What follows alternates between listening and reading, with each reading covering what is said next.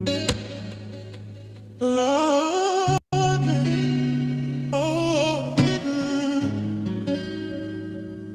brought us to this country as a labor force.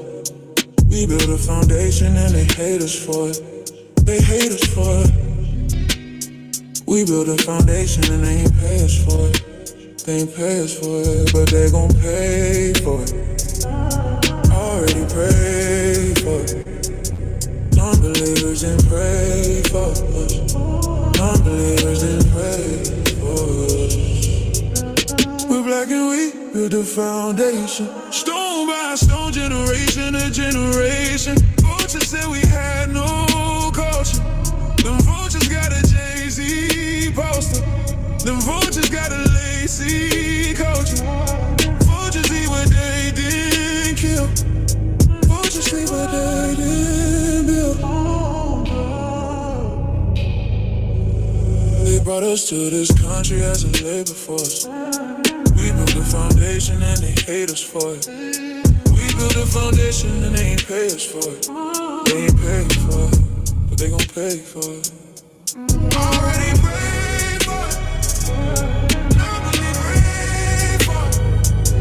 Nobody didn't pray for us. Nobody didn't pray for us. We're black and we built a foundation. Stone by stone, generation to generation. Vultures said we had no culture. And vultures got a Jay-Z poster. Them vultures got a lacy poster.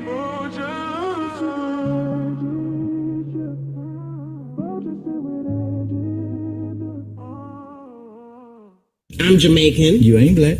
Then what am I? Jamaican. I'm black. You Jamaican. No. You Jamaican. There's a difference. It's a difference. Okay, describe the difference. If I go to your... What color is my skin? What color is my skin? Yellow. Okay, and it derives from? Even white derived from black. Even white derived from black. All colors in the color spectrum come from the black. But y'all have been classified as Jamaicans. When I fill out a paperwork here in the States, it doesn't say Jamaican anywhere. How can you describe me as being black? You have a name. You're Jamaican. And you're American. Well, I'm black American. Okay, I'm black Jamaican. It don't say that. You're making something up now. It don't say that. Our paperwork, we have to check something.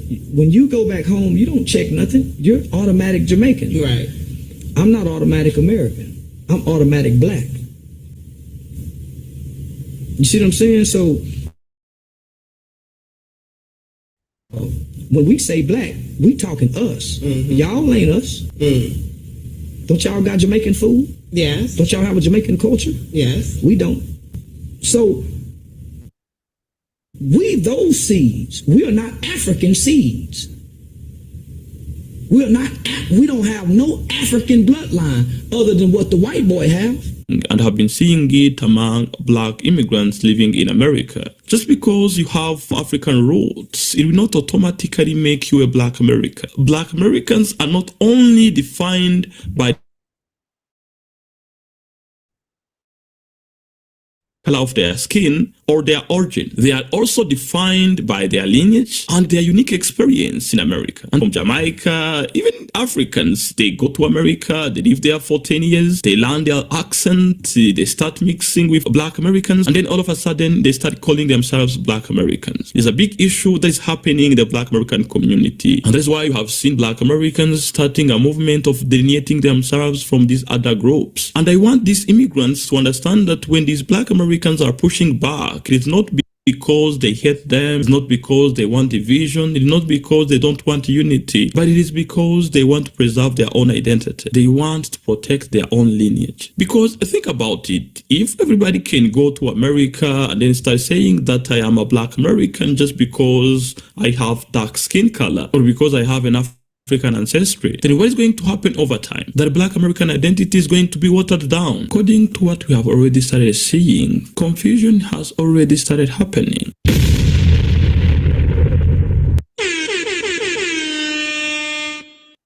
but you could call me the can man, because anybody can get it. Africans, Americans, Dominicans, Mexicans, anybody can get it. I became the can man. Everybody can get it. Dominican, African, Haitian, Jamaican, all you can get it. I'm the damn can man. You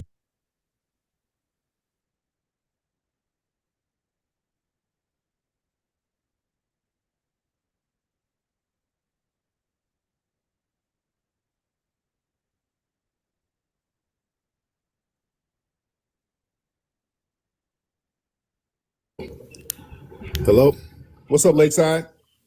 Tariq. How you doing, man? I'm good, man. How are you, man? Man, I'm doing good. I'm out here in Chicago, man. I've been listening to you for years. Oh yeah, Here's- shout out to the shy. Yes, sir. Here's my question, Tariq, because I understand what you're saying. It's a lot of Black history with us, with the 13 colonies, and us even playing through Europe and all of that. But I'm gonna get right to the point, because a lot of miscegenation laws, you had a lot of Native Americans get reclassified as Black. So how do we? Right. So how do we know that? Because I heard you talk about the mounds and stuff. How do we know we're not encapsulating their history with Black history? Because Black is. Go ahead. No, because I mean, you already know this. I've heard you talk about it. Black is just a term that was thrown at a lot of dark-skinned people, but a lot of those Native Americans were just as dark-skinned. Right. And there was a brand new culture formed under Black. That's the thing. That would be us. Some of the Native Americans who were reclassified as Negro Black, and some of the Africans who their tribal affiliations were wiped out and they just became Negro Black. There was a mixture, there was an ethnogenesis, and that became the foundational Black American. So we created an independent culture outside of the tribes from the indigenous folks here and outside of the tribes from Africa. It's a brand new culture that's completely new, completely different. So yes, when we say there's indigenous ancestry, that is true. For many of us, is there African ancestry? That too is true. I have African ancestry. I'm not one of them people who say, I ain't got no African in me. I have African ancestry. I'm not a continental African. I had an ethnogenesis. That's just the reality. That's how ethnogenesis works. Different groups of people, by circumstances, they go to different regions. You come up with different cultures. You come up with different food ways, survival ways. You morph into a different culture. That's how the whole planet evolves. We're no different. We're just not generic Africans. It's just ridiculous. But that's what it is. I understand what you're saying, but you know, a lot of the stuff you talk about, it kind of sounds like the Israelites. I'm not gonna lie. No, hell no. That's a religion. I'm talking Right. about. Yeah, But the Israelites are bloodline first, though, before along with that. But no, that's like you can join or quit the Israelites. yeah, but their clause is that they're a bloodline too, going back to the beginning, like thousands of years ago. So The bloodline of where? they'll say that Black, Latino, and Native Americans all have the same bloodline going back to thousands of years. From where though? From Israel. From But they ain't in Israel, so there it is. where they were kicked out. Yeah, I know. Okay, well, they ain't going back. What's stopping you from going back? You know what I'm saying? Certain things have to happen. That's what they'll say. They believe in prophecy, and I don't know if you don't believe in prophecy. My thing is, when people claim to be from somewhere you ain't there, all right, you ain't standing on it. I'm from here. My family's from here. Been here from the beginning. I'm still here. That's the proof. I can prove I'm from here and my family's from here. I can prove it. Not with a Bible. I can take you to a damn cemetery and show you proof. You understand what I'm saying? I got documented proof that you can put your hand on. Yeah, that ain't no belief system. That's proof, sir. I can take you down to Alabama and show you some tombstones. So yeah, that ain't the same thing. For sure. There you go. My man, but thank you so much. Thank you. All right. Yeah, we ain't on none of that shit. Yeah, our history can't be argued. All right. Our history is foundational Black Americans. When people argue, you just throwing crap on the wall. That's some frustration shit. When somebody say that they came from Israel, can you prove it? Yes. Okay, give me Genesis verse 3, and the word. Okay, that ain't proof. Or I'm sorry. Because a lot of the Israelites, they try to use the Bible as proof. That's interpretation. That's not proof. All right. Their proof is the book of Job said this. All right. No. That's different. And I'm not knocking you. Whatever you float your boat, float your boat. If you want proof of where my family is from, come follow me. I'm going to take you down to Selma. I'm going to take you to Leeds, Alabama. I'm going to take you and show you where they're buried. Going back to the 1700s, I'm going to show you how foundational I am. I can take you to a physical location. Now, can you show me that your bloodline came from Israel? Yes. Okay. Turn to the book of Psalms. Okay. Moses said, the word is. Okay. All right. Okay. All right. Okay. You got to put on an Isley Brother robe and a turban to yell at a nigga about what's in the book of Revelations. Okay. That's all right. Okay. All right. Man. All right. Yeah. Man. And I'm not knocking your religion. All right. I'm not knocking your religion. But no. I don't have to go through Bible interpretations. I can show you where my family is from. All right.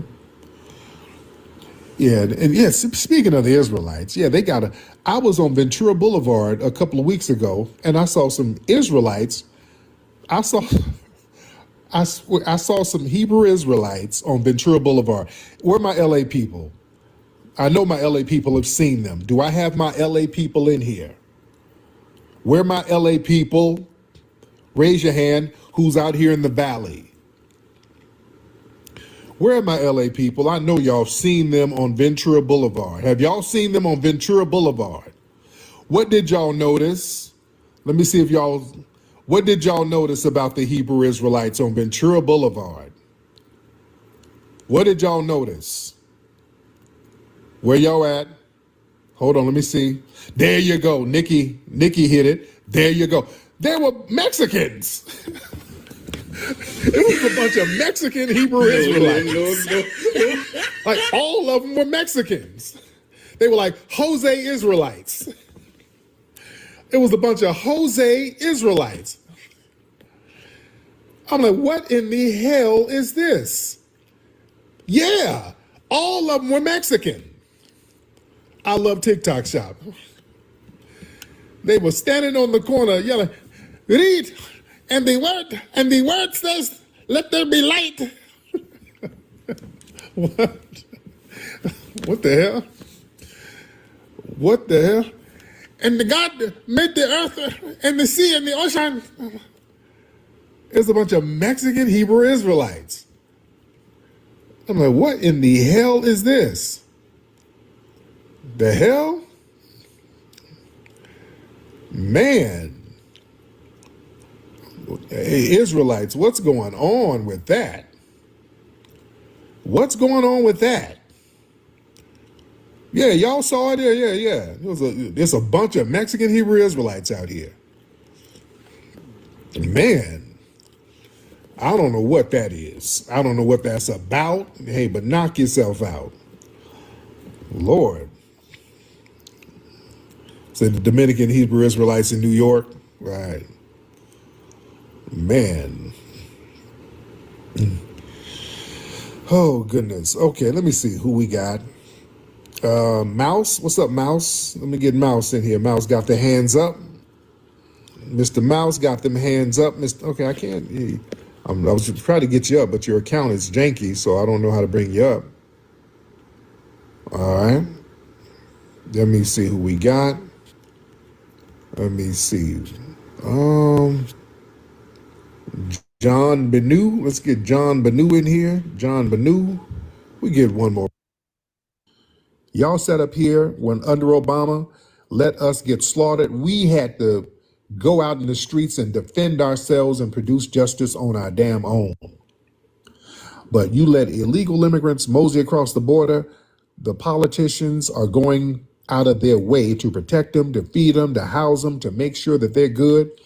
And we're saying, you got the ability to do that. You're going to do it for us if you want us to support you.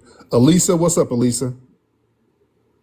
Thether, you got me fired from my job, bro. What the hell was that about? Oh, well, you shouldn't be out here selling bussy. All right, Rohan. Let me see what else we got. Let's see. Who else do we have in here, ladies and gentlemen? All right. Should we get one more? Because I don't like the last one to be no damn sassy ass Rohan. All right. Four Club. What's up, Four Club? Four Club. What's up, brother? What's up, Tariq? Didn't even mean to get on like that, but good to talk to you for sure. Yes, Hey, sir. I'm coming in kind of late, but I really like what you were talking about when you were kind of talking about our lineage and what I kind of believe is most of us, if FBAs, if you look back at it and you just talk to your family, most of us gonna have Native American. And so when you talk about having an ethnogenesis, I Yeah, think it perfectly makes sense. And it just is what it is. So absolutely. yeah, I Yes, it just is. Thank you so much. Yeah, man. Yeah, we've been here too long to not have indigenous ancestry. We've been here way too long. You understand? Yeah, we it's inevitable that we have, because the first people they enslaved were the indigenous population. You understand? They enslaved the indigenous population first. Yeah, we got to really understand the history game here. We got to understand the history. Another thing people don't realize, they didn't start bringing Africans directly here until around 1518 from Africa. You understand? The first black people who were enslaved, and I talk about this in my book, Foundational Black American Race Beta, they were first bringing in basically Moors. They were bringing in people from the Iberian Peninsula, people who were already in Spain, over in that area. Though those are the first people that were bringing over, who were black, and enslaving them with the native populations. All right. Let's get the history clear. All right. Do y'all know that? I want y'all to follow me. Everything I say, I'll talk slow so y'all can look up what I'm saying. They didn't start bringing the Spanish. And remember, people forget that the Spanish were here first. It was illegal for the Spanish to bring people from Africa here. Did y'all know that? The Spanish could not bring people directly from Africa here. All right. That was because the Catholic Church, the Vatican, they had the Treaty of Tordesillas. That was an imaginary line that they put in the Atlantic Ocean based on a map. And they said the west side of that line is Spain. Spain can colonize and take over you. That's your domain. The eastern part, that's Portugal. So everything east of the Tordesillas line is Portugal. Everything west is Spain. So legally, Spain, the Spanish could not go to Africa and bring people directly over here. They couldn't do that. They couldn't do that until around 1518. Look at what I'm saying. Look at what I'm telling you. All right. So when they talk about the slave trade, when the Spanish and all those people were here early, who were they enslaving exactly? It was the indigenous population and some of the Moors that were coming through Spain. This is why they had so many Moors with them. And they had to convert many of the Moors to Christianity. All right. They didn't want Islamized Moors coming over here because they knew that there were Moors who had already traveled here, All right. They knew that Moors been here before. Some of the black folks had been here and traded with the people. Why do you think they knew where gold and shit was? They knew. They heard stories. They heard stories the Moors told them. You understand? That's why they had to bring Moorish translators with them. People like Estevanico and Mateo da Costa and Juan Garillo. People like that. Look up these names I'm telling you, family. So the indigenous population was enslaved, and they just reclassified them as Negro. You think they didn't mix in with some of the Africans that were brought over? They mixed, everybody got mixed in, and then got labeled, all of it got labeled as Negro. Now, some people try to say, well, black, if you use the term black, now black means African. That means you as an African. That don't mean indigenous. No. No. The Spanish and the Portuguese, when they were encountering all of the indigenous populations around the world, they started calling them Negro. And it wasn't because they were African. It was a physical descriptive term. Later on, they tried to redefine what black meant as far as race, well, a person of African descent, but no, that's not what it meant. Initially, they went to Asia, saw black-skinned people and said, oh, these are Negritos, little black people. That's why over in the Philippines, they got people called all the way in the Philippines, they got Negritos. In Thailand, they got Negritos. In Malaysia, they got Negritos. These are not Africans. They're Negro, black. Why? Because that's a descriptive term. You understand? It's a descriptive term. Little black people. See, that's why they don't like talking about the Spanish and the Portuguese, because the Spanish and the Portuguese told you exactly what the hell they saw. Black ass people. When they got here, these are some black ass people. All right? That's what they saw. You understand? Daddy Fat Sacks, we know that's you, Rohan. That's you, Rohan. We know that's you. Rohan, we know that's you. And again, when you look at maps of the Americas from the 1500s, they drew images of what they saw. All right? Black people. Go look at maps from the 1500s. All right, so that part I the don't color like maps. the They drew. interchangeableness in black and dark and African. He's right about African and black are not interchangeable. So what they were describing were dark people. Okay, it wasn't black, because when you say black, I'm telling you, we gotta get away from that word. When you say black Americans, we automatically think ethnogenesis, right? Ethnically, but Tethers, they automatically think racially. So that word, we both embrace it, but for the wrong reasons. All right. We both embrace the term black for the wrong reasons. We embrace it ethnically as talking about us. Tethers embrace it as talking about all people of dark hue.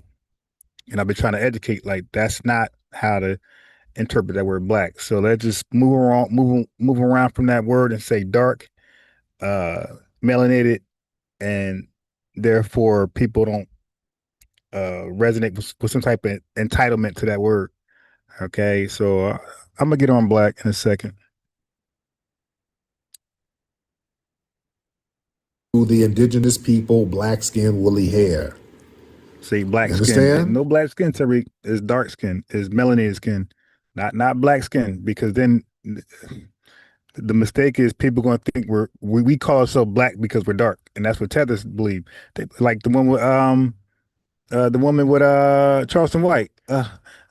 What does yellow derive from? See, no, that's not why we're black. We're not black because our skin derives from dark or blackness. We're black because that's a simple English word, 5-letter word we just chose to describe our ethnogenesis. It could have been red, it could have been white, it could have been gold.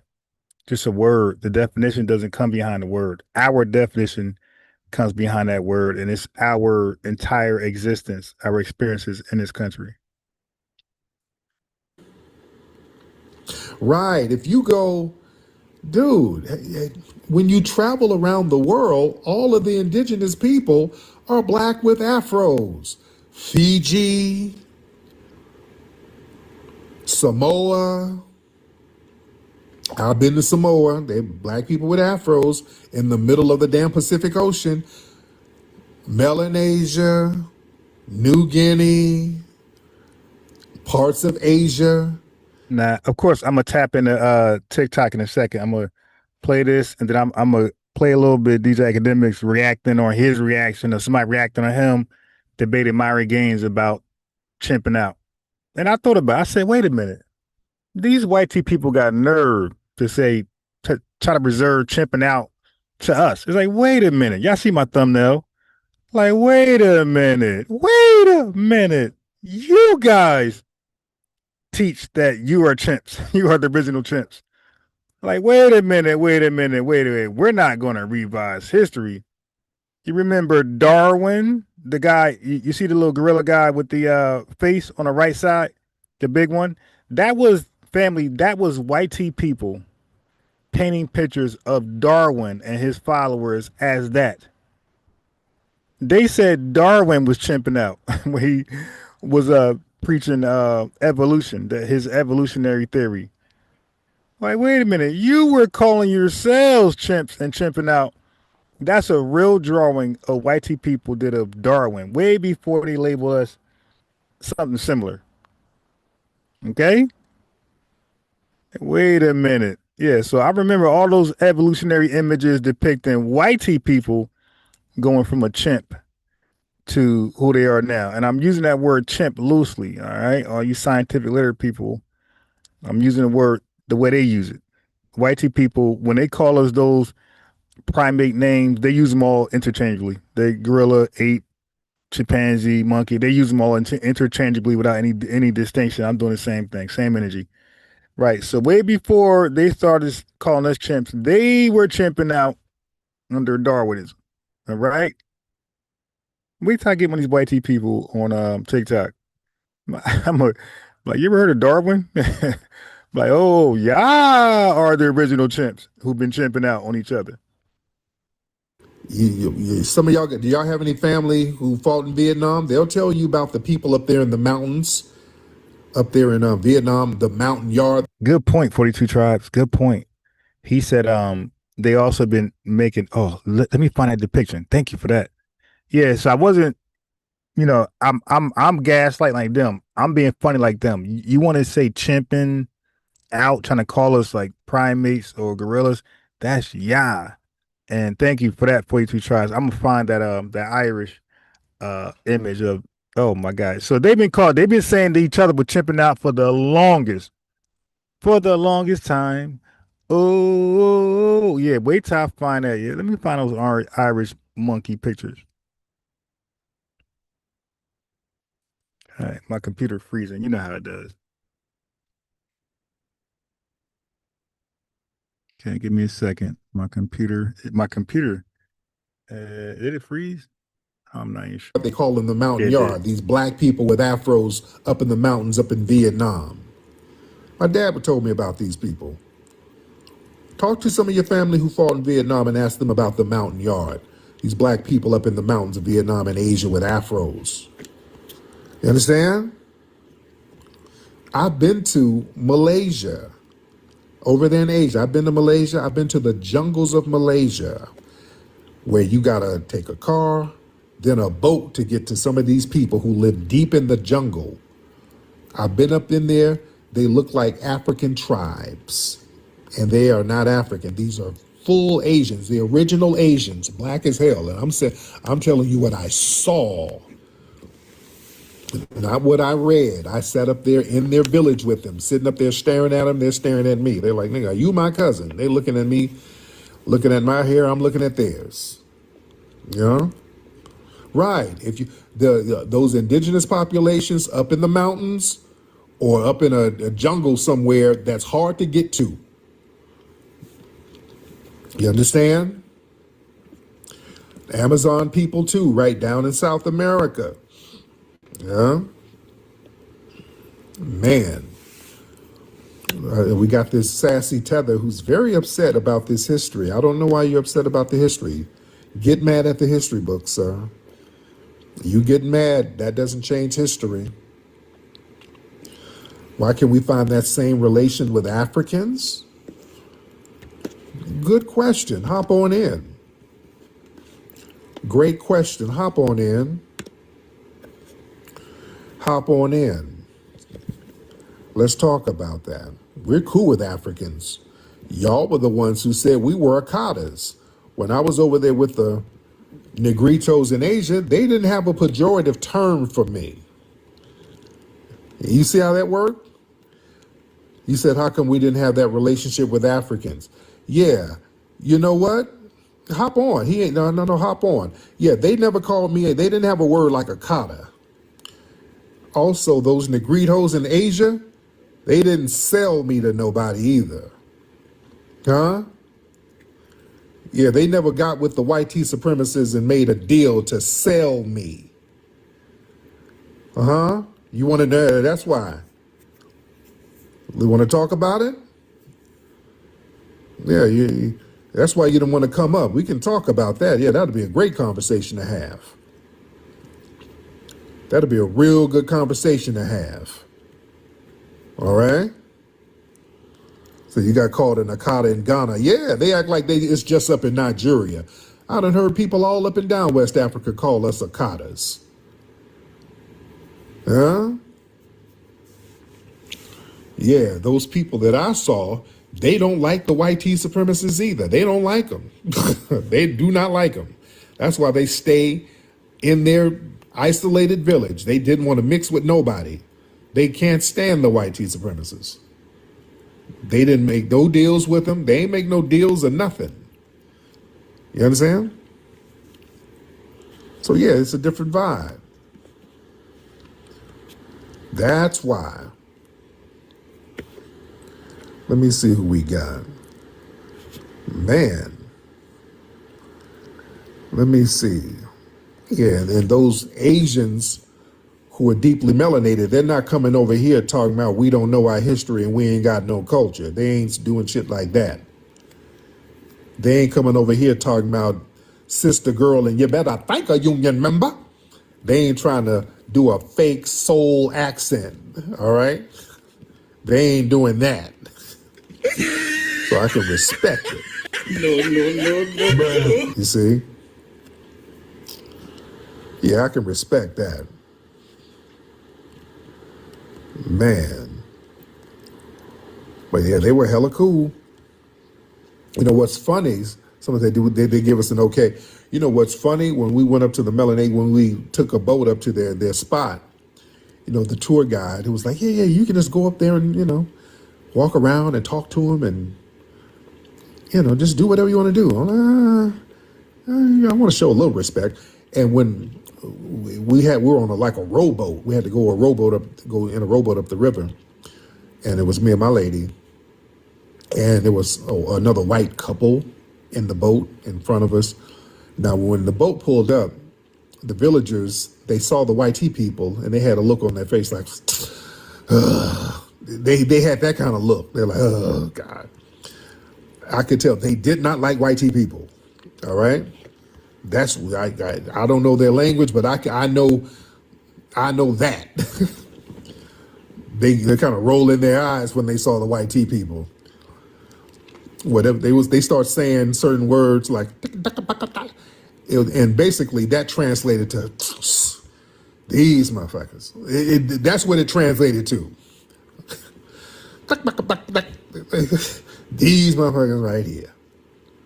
So their body language is they don't like them.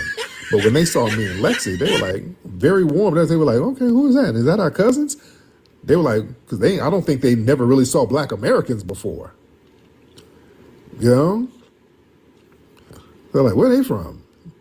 So me and Lexi, we were up there kicking it. Their kids were kicking it with us. We were kicking it with them. They were real friendly with us. You know? They were very, very friendly with us. Very, you know, they liked us, but they did not like them white tea people. You know, so they really liked our vibe. You know? So they were cool, real cool people. You know? And one of the kids had to wipe his nose. The little kids just standing there, their nose just snotty as hell. I'm like, give me that leaf. Let me get that nose, player. I got to get that nose. Y'all nose snotty as hell. Yeah. With real cool people. I'm gonna stop right there because he started having some jokes. I was hollering. All right. Anyway, so I'm gonna play. So if y'all don't know, I played videos the other day. DJ Academics debating his own Goof Troop crew on Chud the Builder. Myron Gaines and Sneeko was defending him, and DJ Academics was so called. There was like good cop, bad cop, but DJ Academics. It just shows that we can never let anybody non-FBA represent us. Even when he was representing the other side, the FBA brother who got pew by Chud the Builder, even when he was representing the winning side, he was struggling. DJ Academics was struggling. I'm like, yo, this is why they can't represent us. Like, this dude was struggling against Myron Gaines and Sneeko, who was taking the stupid arguments. So anyway, so he's going to do a reaction to somebody reacting to him and Myron and Sneeko going at it. So I thought it was interesting enough to bring it here. Hold on. I hate when it makes my browser reset when I don't use it. It's annoying. All right, 1 second, family. All right, check it out. Interesting. Very, very interesting. Okay.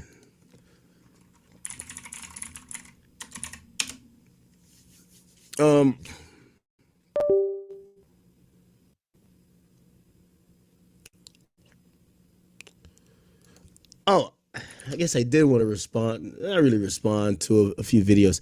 So there is I've seen Abba and Preach. They actually did a video on the conversation that I had with me and Myron Gaines. So last week we had a conversation in regards to the whole Nick Fuentes on the Builder, and apparently somehow he had a more sensible take than Sneeko and many other people. That Chud has. Okay, let me speed through this, and we're gonna go a little bit faster. Here we go. At least one Wignut on his jury and no Grow-Ibers. Free Chud. I say send him to jail. I don't think what he did was defensible. What Yeah, like Chud here I the am bussy. Hey, if you got Nick Fuentes going against you, come on, man.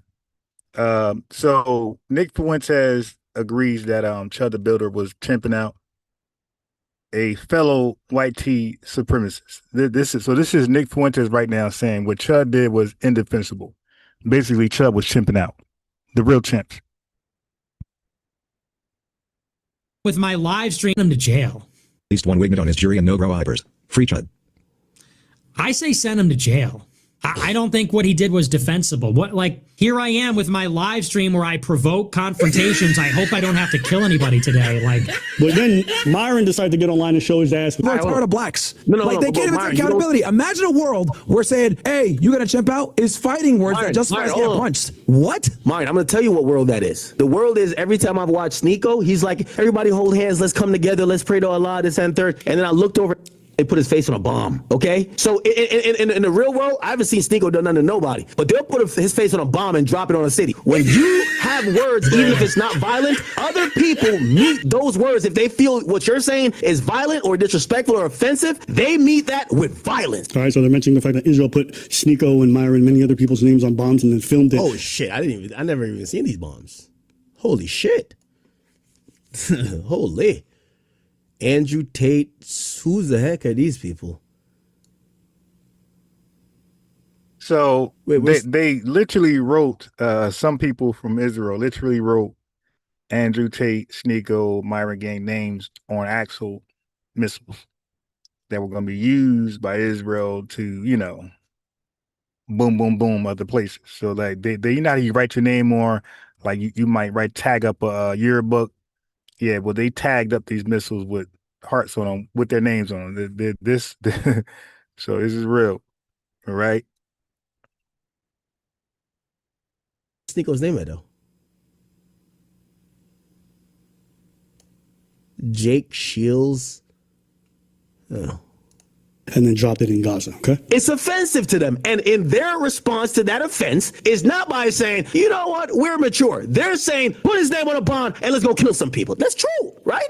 They put my name on a bomb too. They think the same about you. That's what I'm saying. People just think that people are, and they should not be able to do anything when they're offended. But when you offend people, your name is on a bomb. Self-defense case to a geopolitical quagmire in the Middle East? It doesn't start off as a self-defense case. Palestine to this? Whether it's this guy or Sneeko, one thing that they always do is that they don't understand the point the other person's making. So they're like, are you comparing a black person to God? Well, they don't get the point, and then they act like the other person's so stupid. Look at his face. Don't like. It's offensive to them. Put his name on a bond and let's go kill some people. That's true. Let me get this straight. Right, now let's see if he gets the point. What's he going to say? Are you comparing a self-defense case? You're comparing Israel-Palestine to this? Sneeko is a irrelevant commentator. Why are they putting his name on a bomb? Just like how is an irrelevant streamer. But you know why? Their rhetoric matters that much to the offended people that your name is on a bomb. I feel like we're like dragging some of this stuff. Again, I feel like people have sides already. And I don't know, maybe I'm just biased too, but like I don't feel like I have a side because usually these are not the type of even issues that I'm the one that comes out to talk about. I just felt like this was one of the unilateral situations where I think everyone would agree with. So I'm actually even surprised that I'm having even discourse with the people who, you know, I'm actually cool with these people. I'm not even gonna lie to you. Like I'm cool with Myron. I'm cool with Sneeko. I'm actually surprised that these guys who I actually think are really intelligent, when I hear them speak, are actually choosing to die on a really pointless hill. Okay, I see Abin Preach covered it. I seen Myron like respond back to this, which, you know, I guess I'll react to that, which is like a reaction. Everybody reacts to everybody, right? You know, I rather speak directly to people. Oh, I forgot. Myron's beefing with Abba and them. Okay, this is like a beef going on. I like to stay out of it. Even though I want to keep this thing 1, 2. What do you mean you cutting me out? So I texted very common. Okay. Yeah, okay, here we go. These pirate niggas always jealous of me, bro. And you guys are gonna notice a trend here, by the way. Okay, you're gonna notice a trend with these fucking retards. Okay? But anyway, let's go ahead and see what the voodoo retard and the sodomite gotta say. Anus in reach, aka abort and preach. In regards to the whole Nick Fuentes on Charlie the Builder, apparently somehow he had a more sensible take than Sneeko and many other people. Praying that Chud has at least one wigman on his jury and no bro eyebers. Free Chud. I say send him to jail. I don't think what he did was defensible. Here I am with my live stream where I provoke confrontations. I hope I don't have to kill anybody today. But then Myron. So here's the thing. Nick's opinion isn't the end all be all. We're all different people for different opinions with our different backgrounds and expertises. Now, this is what you don't realize, you stupid Canadian fuck. In our country, we have the Second Amendment. We can have guns. We also have states that have something called a stand your ground, which means we don't have to retreat like you stupid Canadian niggas. And you guys are French Canadian. Myron hates these guys. Hates them. Which is even worse. Canada's lost almost every war since Napoleon, bro. Okay? So these two are Canadians. I think he's from like Montreal. So you guys are extra cucked. Not only are you Canadian, but you're a French Canadian in Montreal. That's fucking embarrassing. Okay? So of course, cuckolds like you would not understand the concept of self-defense, no duty to retreat, having a gun, shooting motherfuckers, and defending yourself. This is a foreign concept to you guys. So we're already, as you guys can see here, we're already on uneven playing ground. Okay?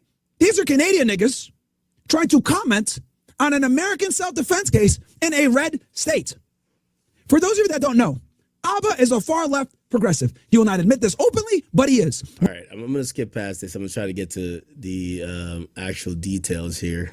Because that's what both these sussy niggas are, by the way. Okay? His move a little too weird. But anyway, so Israel, Palestine, and then use of force. Okay, here we go. You're a fucking quarterback thinking they know what the fuck. Search warrants and criminal complaints all the fucking time, and you're a rock star agent like in America. Okay? But let's go ahead and see what academics has to say in these two retarded Canadians. Let's go ahead. And I love that they brought up this fucking clip. Time to bake these motherfuckers, okay? Can't even take accountability. Imagine a world where saying, hey, you gonna chimp out is fighting words that justifies getting punched. What? Mine, I'm gonna tell you what world that is. The world is every time I've watched Sneeko, he's like, everybody hold hands, let's come together, let's pray to Allah, this and third. And then I looked over, they put his face on a bomb. Niggas blurt out Israel. Pussies. Okay? So in the real world, I haven't seen Sneeko do nothing to nobody. But they'll put his face on a bomb and drop it on a city. When you have words, even if it's not violent, other people meet those words. If they feel what you're saying is violent or disrespectful or offensive, they meet that. Now, this is what I'm going to do, guys. I'm going to make this completely fair. I'm going to let academics say everything. Let them give their dumbass commentary. Then I will respond. Fair? Let's. I'm not going to stop it and all this other shit. Let me play from the beginning. I want you guys to pay a lot of attention to what's going to happen here.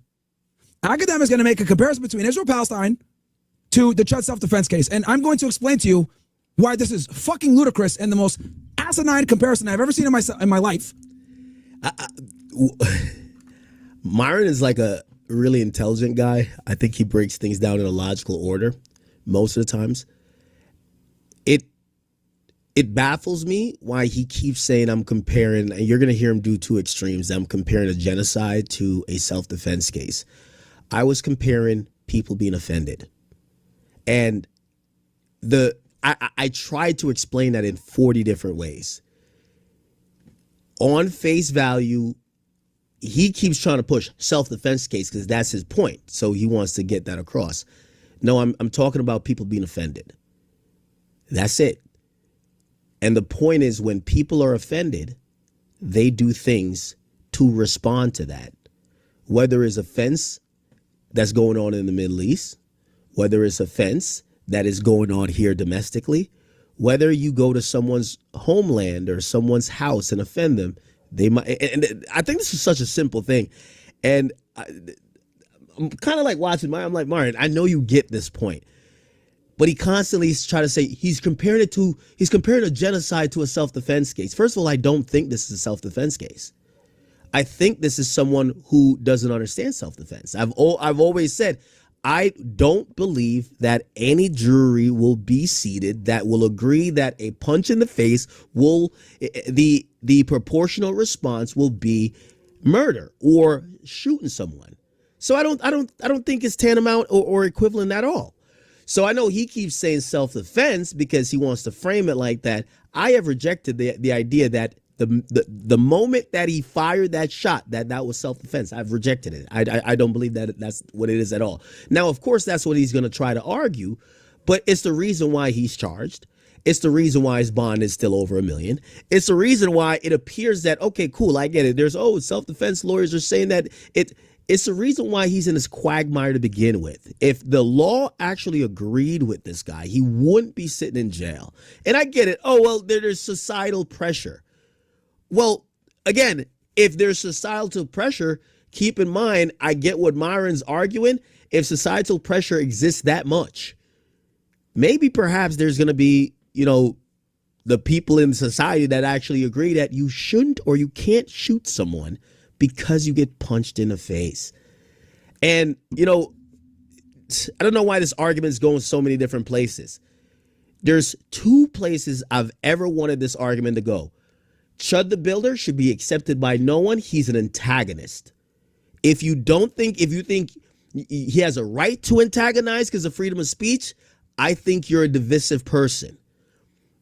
Arguing for freedom of speech and that people should be able to say whatever and not without consequences. First of all, freedom of speech is a argument that's usually meant to aim at the government. If you say the N-word, you cannot get incarcerated for that. But it doesn't mean socially you can't get punched in the face. There is no, I got freedom of speech. Let me say what I want, but nothing could happen. Freedom of speech is something that protects you from the government oppression or government trying to control what you could say. So this argument that this is a freedom of speech thing, I'm still baffled. I'm like, what are we talking about? Just say that you think that this guy should be able to disrespect people and nothing happens.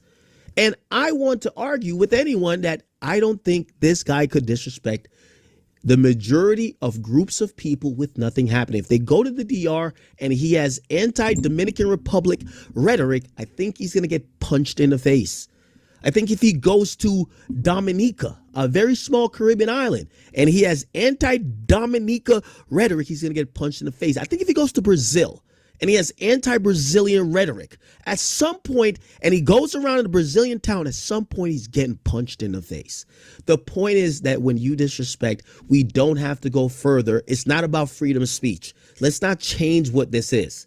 The government didn't say that this guy is banned from talking. And by the way, him being arrested and there being a gag order being put in place, anything to do with bail is not actually defended by the constitutional right. You don't have right to freedom when you're on bail. That's not what it is. It's a discretionary thing that's made by the judge. So your rights are not being infringed upon. So this idea of freedom of speech, I still don't know how his freedom of speech is being infringed upon. You could say what you want, but you might get punched in the face if you keep offending people, especially in public. The subsequent idea of, oh, black people don't know how to act, that is something that is a reflection of your already negative thoughts about black people. If you have that thought, this is not a cultural thing. This is not an inner city thing. This is not a gun violence thing. This is not a where you could kind of isolate black people to maybe where you're like, oh, there's a lot of crime. This guy is indiscriminately approaching people with the skin color black. It could have been me, Myron. It could have been anybody else.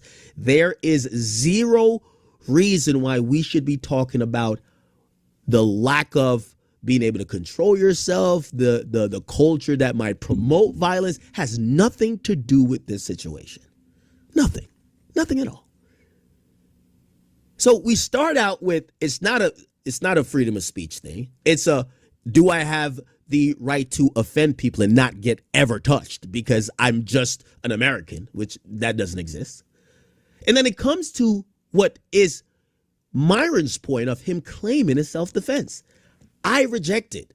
And I want to, and again, he has said, and he keeps saying, I want his supporters shoot somebody the next time you get punched in the face and watch your ass be behind jail too.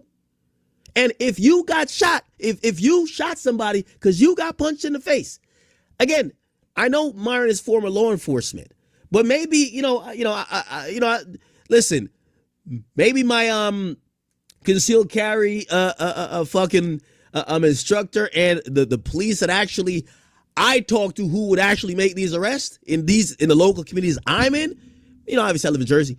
Maybe they're like, hey, listen, maybe in Jersey you can't shoot somebody if they punch you in the face. But I think that's a incorrect thing to tell people. Now, is there few times that maybe it would be permissible? It would be actually legally allowed? Yes. Is it a possibility? Yes. But there's many things that are possibilities. On face value, and I try to have this conversation with Myron a bunch of times, but he likes Chud. It's clear. He just likes Chud. I wanted him to make a blanket statement. Would you give a blanket advice to people who got punched in the face to shoot the person if they are armed with a gun? So if you get punched and you're armed with a gun, would you advise your followers or anyone to shoot someone? He kept saying, well, what if you're like, well, it depends if you're like you're a woman and you're like, imagine if stop it. Let's get hypotheticals out of the way. Think about what normally happens. We're talking about, and I watch Myron a lot on his show. He does an amazing job at, like these women he's debating with, they're fucking retarded, right? So it's like, a lot of times he's like, hey, we're talking generalities. We're not talking to 10%. We're not talking your anecdotal story. I'm talking to Myron. Myron's kind of using a lot of anecdotal shit. There is no woman getting punched by like a 6-foot man. We're talking about generally when someone gets punched in the face, generally, it's usually someone that is approximate size and weight. It's also usually approximately you're not in fear of your life. On a range of probabilities, you're not dying from a punch. Could you die from a punch? Of course. But if the idea is let's kill the person or shoot the person and then try to figure it out how to justify that I was in fear of my life or I was stunned or whatever else. And I see the bringing up of, what's the guy's name? George Zimmerman. If you think George Zimmerman's situation is anything close to what happened with Chud, you have a misunderstanding of this whole situation. First of all, the whole thing with Chud is caught on camera. With George Zimmerman, he had actually a decent case to make to the court that he was stunned to the point where he felt he was going to pass out. Now, granted, I guess what Myron Sport is trying to say is like, well, you know what? Anybody could make that point. Well, anybody could make that point except George Zimmerman had some physical damages, and also that story made sense based on the audio and a few other things. The point is this: you can't shoot somebody. Like, it's not even a Chud thing. Like, remove Chud. You can't shoot. Like, that's the problem with the people that like Chud. They want to really, and this is why I'm like, I can't tell if it's race to do with it. Y'all could have defended Chud's idea. If Chud beat the dude to a bloody pulp, I wouldn't even say nothing. The dude punched Chud first. I wouldn't even say nothing. The thing is that y'all trying to sanction murder for a racist guy who basically had planned to commit murder to basically appease his racist fans. And you're trying to sanction murder, and I'm saying murder, but shooting somebody, when in any other case, everybody would say, we don't approve of people shooting unarmed people, whether it's cops shooting unarmed people, or if you have a gun, it doesn't give you a license to commit murder if someone touches you. That's my thing. And trying to rewrite the book for this Chud guy, I'm like, these guys are dying on the wrong hill. Right? You have Sneeko who's arguing people shouldn't get offended by words. He's the most sensitive person when it comes to his religion. He's been talking about it for weeks now. You get what I'm saying? Okay, get him out of there. Then Myron is like, no, well, I'm arguing self-defense. This is a self-defense case. Okay. I've said this would be a self-defense situation if it was proportional. On a range of probabilities, generally, you cannot shoot someone if you get punched in the face. That is not self-defense. And that's where our disagreement lies. Myron argues these other points that I'm like, I don't even care about. And that's where, like, I think this whole argument has an impasse. Right? Now, Myron claims that, hey, listen, based on the people he's talked to, he has a understanding that the gunshots were validated. I'll put up a friendly bet with him because that's the only thing I care about. Him shooting that man was not validated. And that does not negate the fact that, yes, I agree that the dude probably was violent with Chud first, but punching someone does not mean you could shoot them. And doesn't mean you could try to execute them. That's my point. I'll try to play a little bit more of this, but I think I've restated my point. If it was too long and convoluted, I get also we're kind of in a debate, so there's a lot of interruptions, but hope you guys understood. Let me play a little bit of this and then we'll move on. And it's not analogous whatsoever. And I'm going to explain it line by fucking line because they literally picked the worst person to take Israel-Palestine and then a self-defense case and tried to combine the two. So I'm going to play this from the beginning to give full charitability to academics and these two fucking bozos. And you guys are going to see the intelligence gap here in a second. Because these niggas really think they're smart and they're not. And it's fucking painful that they think they're so smart. What's the fucking hubris and the pompousness and the way they deliver their stupid fucking commentary? All right? I'm going to play it all the way through for you guys. Blacks. They can't even take accountability. Imagine a world where saying, hey, you got... All right. Anything to say about you? All right, I want to get to what he's saying. Go is a irrelevant commentator. Why are they putting his name?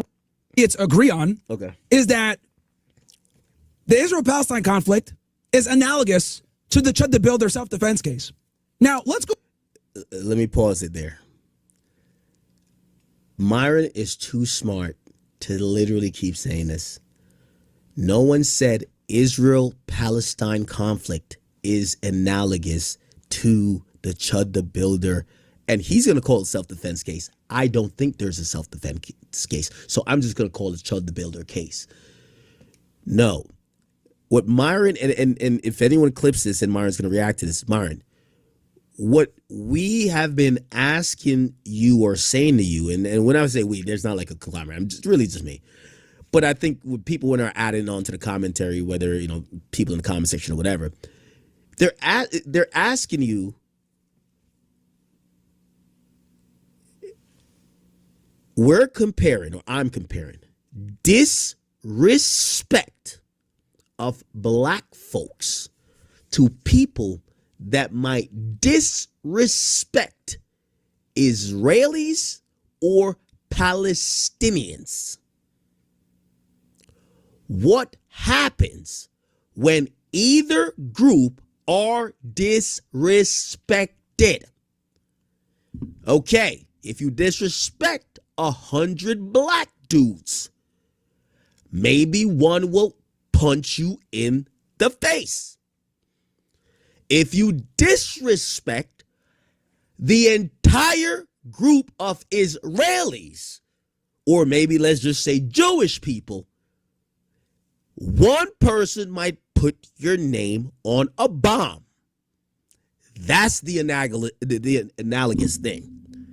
Not the conflict and not this make-believe self-defense case. Disrespect. Basically, if we want to really bring it back, maybe these situations are avoided, not the conflict, but your name on a bomb and you getting punched in the face, right? Two different incidents.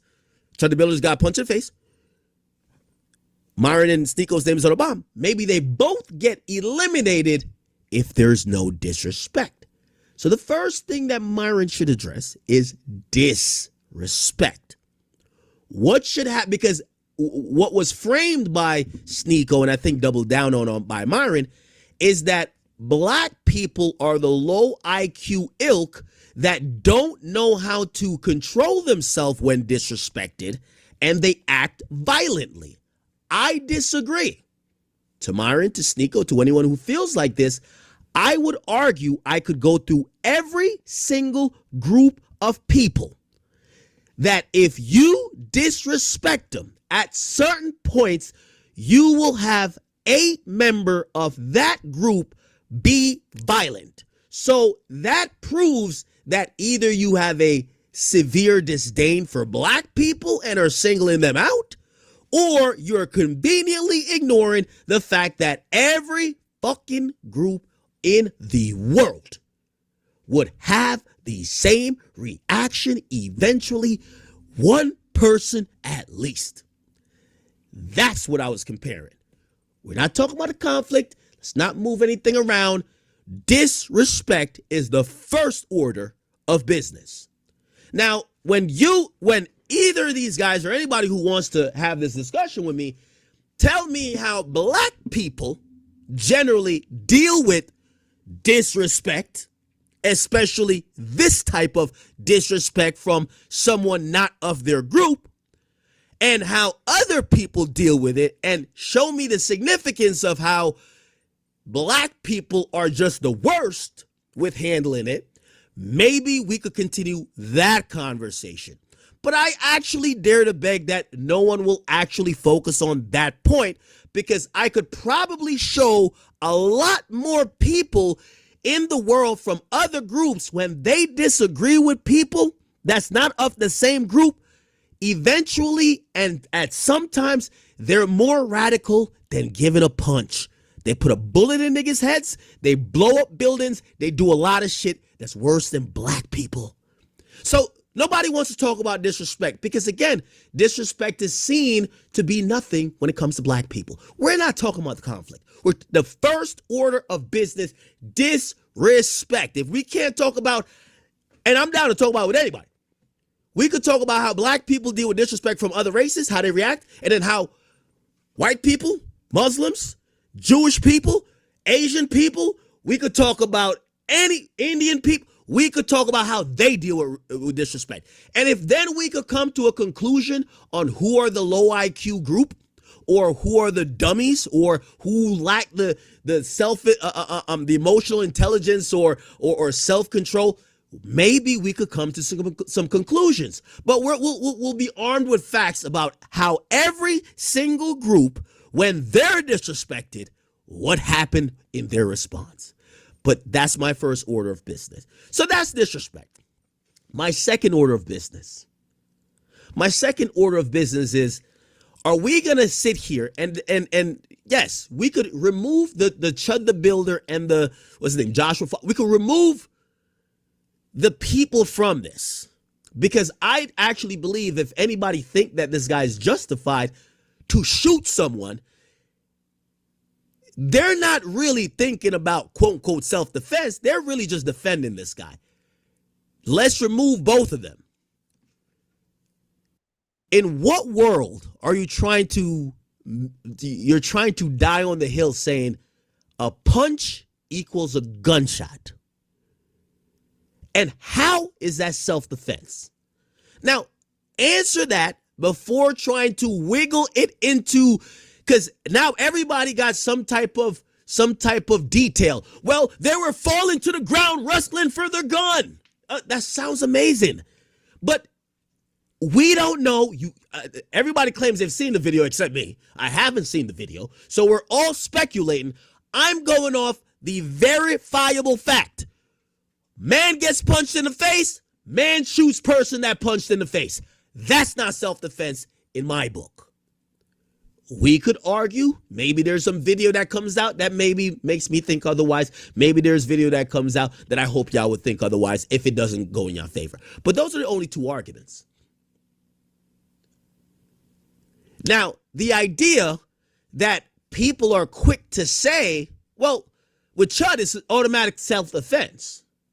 However, when we think about, what was the other guy, the black kid, was it Carmelo Anthony? Does he get the same benefit of the doubt? Why does Chud get the automatic benefit of the doubt?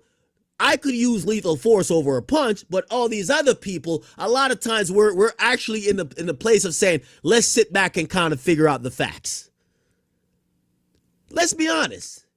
There's an agenda to actually embolden people like Chud the Builder, and it's for no other reason than the fact that the group that he's disrespected, people feel it's free lunch disrespecting. So Chud is doing what people been wanted to do. They just didn't want the consequences them damn self. So now when he's in trouble, they feel like, oh, we gotta try to make it. No. The boy got put in jail for doing that, and to be honest, he lucky ain't catch a hot one. He's a divisive person, and trying to figure out a way to justify his actions under the law, when on face value, I don't think people would agree. If you get punched, you could shoot. Forget the people. You get punched, you could shoot. That's not what most people I think believe. So after that, I'm like, why does this Chud guy mean so much to y'all? Why?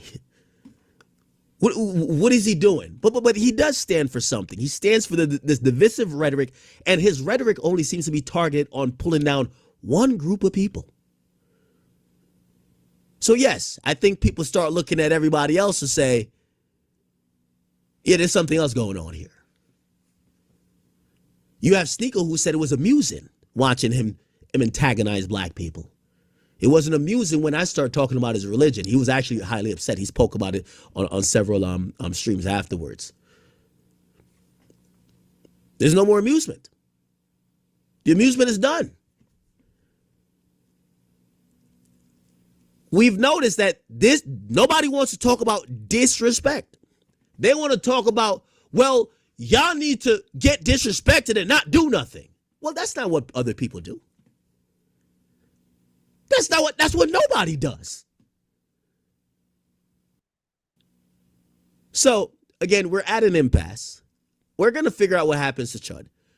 But if we had to simplify my viewpoints, if anyone does want to respond to this, all of this other stuff, your relationship with this weird guy, Chud the Builder, if you want to hang your hat on his position and live and die on it, cool. I have two positions.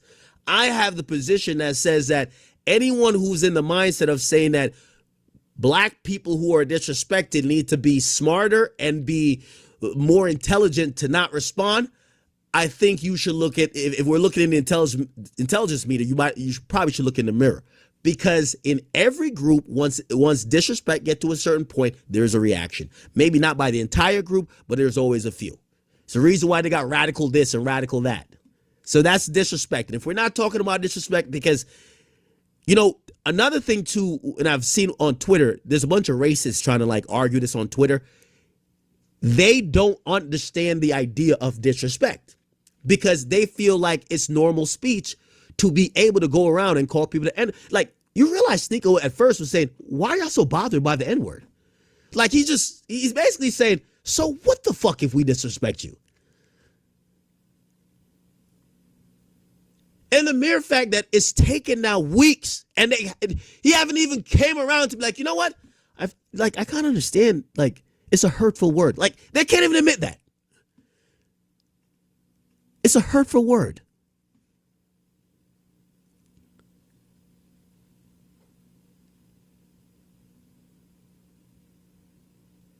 What their argument is, so if someone says it don't mean you can do nothing. You missed the point again. You think that disrespect should have zero ramifications when we're saying that disrespect is penalized by every single group when someone outside that group does it. And we could show many examples. But listen, hopefully this conversation doesn't pull, the majority of people more apart. I always said from the get-go, as much as whatever you might think, I saw this Chud guy as a divider. Right now, I wouldn't say black and white people relationship are the best, but it's better than it's been in some years. And most topics, people could identify with it rather than going down racial lines. And this guy was trying to bring us back to the fucking 60s, man. Like, this guy was trying to bring us back to more of a racially tense time. And, me hoping that he was, get this nigga out of the way is because he was trying to reduce progress. And anyone who was supporting him saying, nah, he should be this, that, and third, it's clearly you're not into racial unity. Like, shit, there's nothing wrong with black people. There ain't nothing wrong with white people, Hispanic people. Ain't nothing wrong with people who are Asian, Indian. Like, bruv, like, you know what I mean? Like, but also, the last thing I'll say is, y'all are doing too much and expecting too much disrespect to be accepted by black people when even I gotta speak up. Come on now, bro. Come on, man.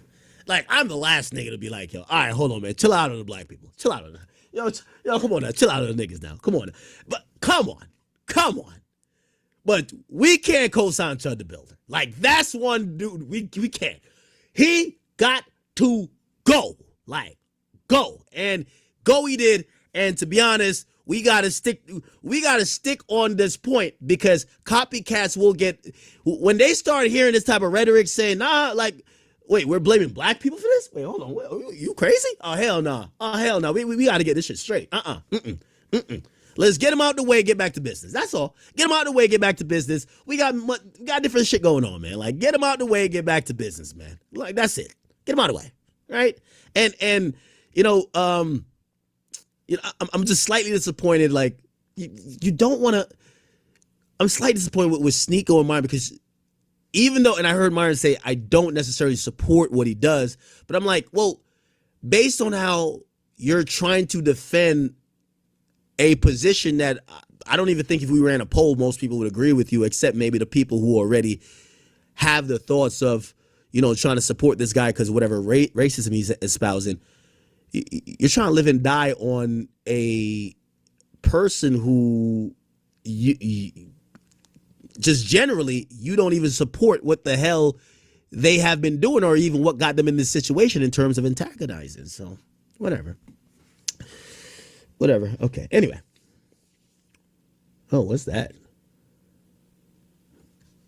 Ex-CIA officer arrested with 40 million in gold bars and what?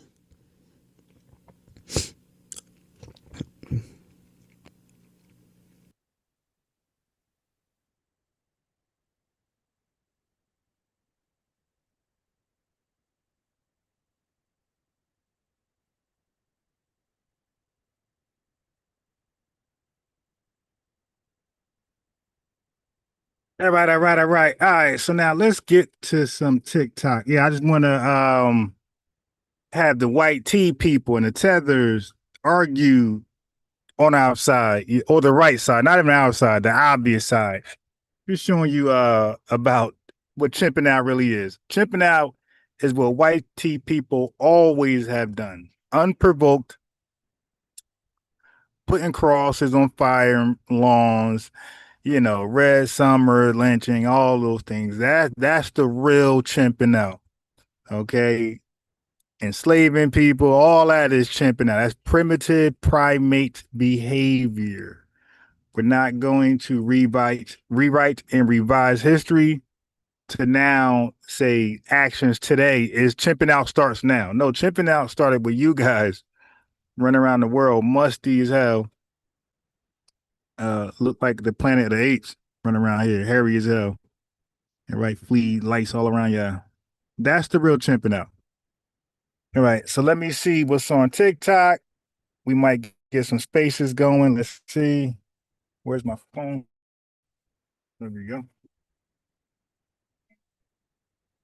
Let's see what TikTok got to offer us today. It is.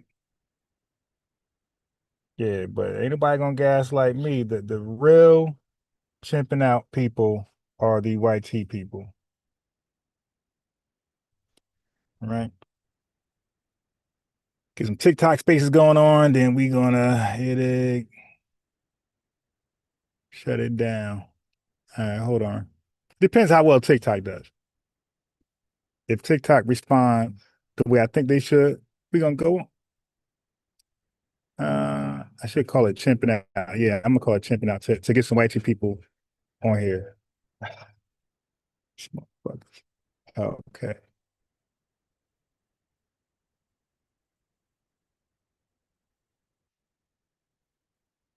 All right, hold on. Let me get some.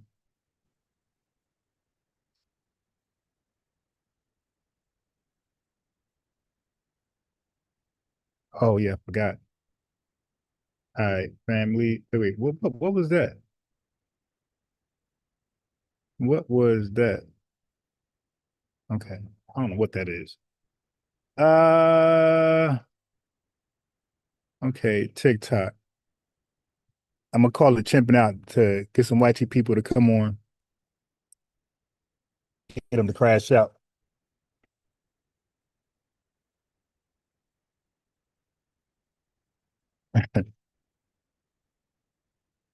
All right.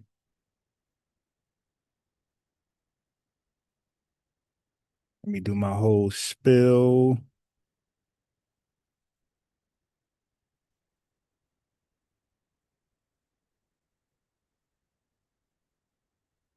Come on.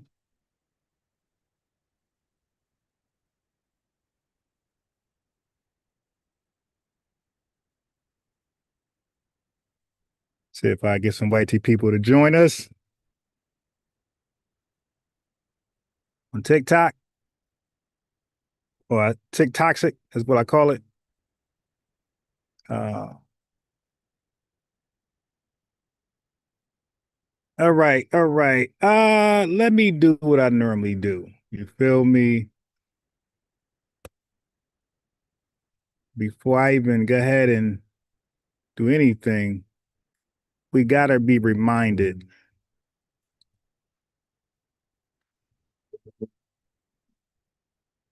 We gotta be reminded that I'll be trying to get you guys to rewire your brain. When you hear the word black, do not automatically assume it's speaking about you. Okay, when you hear black, I'm trying to get you to rewire your brain that you are most likely dealing with non-FBAs, right? Black has been hijacked by white tea people and it's been repackaged and reused as a racial term. Okay, nobody on earth goes by a racial term. Everybody goes by a nationality, a tribal name, ethnicity, cultural name, language name, like Spanish. Nobody goes ever in life went by a racial term, all right, except for Tethers. Tethers want to now embrace a racial term that they always rejected, all right? But racial terms are not real identifiers. So they like to now try to act like they're black in any sense. And we're just here to remind them, hey, you can't be black as an identifier, as a ethnic identifier. That's impossible. White people came up with a census on how to keep track of melanated people across the world. Okay. And they did it with Negro. They did it with colored Negroes. You feel me? They always came up with names to try to track people across the world globally. All right. Did you mean to come on? Okay, again, yeah. Okay, so yeah, let me see. White people always found ways to group people up that had nothing to do with each other, but for their own convenience. And nobody ever takes these grouping up words seriously except for Tethers. Okay, you're not supposed to take these words, these group category words that white people come up with. You're not supposed to take these words as literal. I mean, as like they hold any weight. Okay. All right. So that's the problem that we're having right now. Tethers, they cling on to white people words a bit too often, and they hold too much value to them.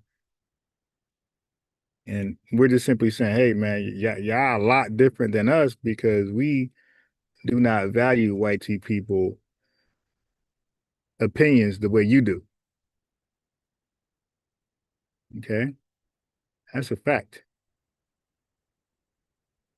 We don't value white people opinions and thoughts the way you guys do. And that's going to continuously be a disconnect between us and other melanated people across the world. Trying to find a video. Oh, I'm trying to find a Dr. King video when he said he was black and beautiful. Because I think it's important to understand the context in which he said such a phrase. Give me a second. And you can't talk about race and racial categories without mentioning Walter Plecker, who abused that. And then you got Edward Blum, who's fattening his pockets on such actions. So it was a clever move by white supremacy. They had hijacked our ethnicity, black, neutralized it by making it a racial term, therefore inclusive to all people of melanin or African ancestry globally, include them. So when they hop into the black race box, nobody can get something done as a quote unquote black person, right? Because you're including the world. And so our government is like, okay, why do the world receive what you believe you should receive?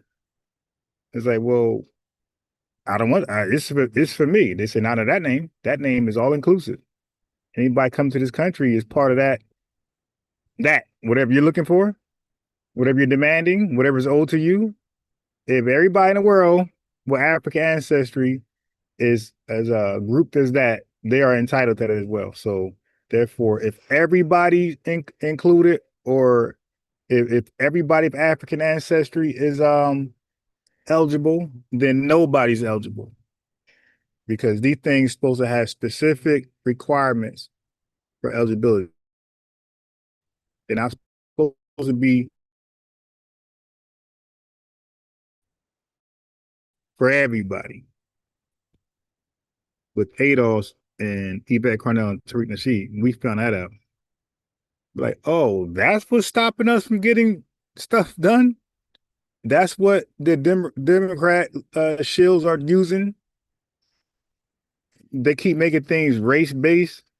So they act like they're fighting on behalf, but really they're fighting losing battles on purpose, maybe intentionally. So we like, oh hell.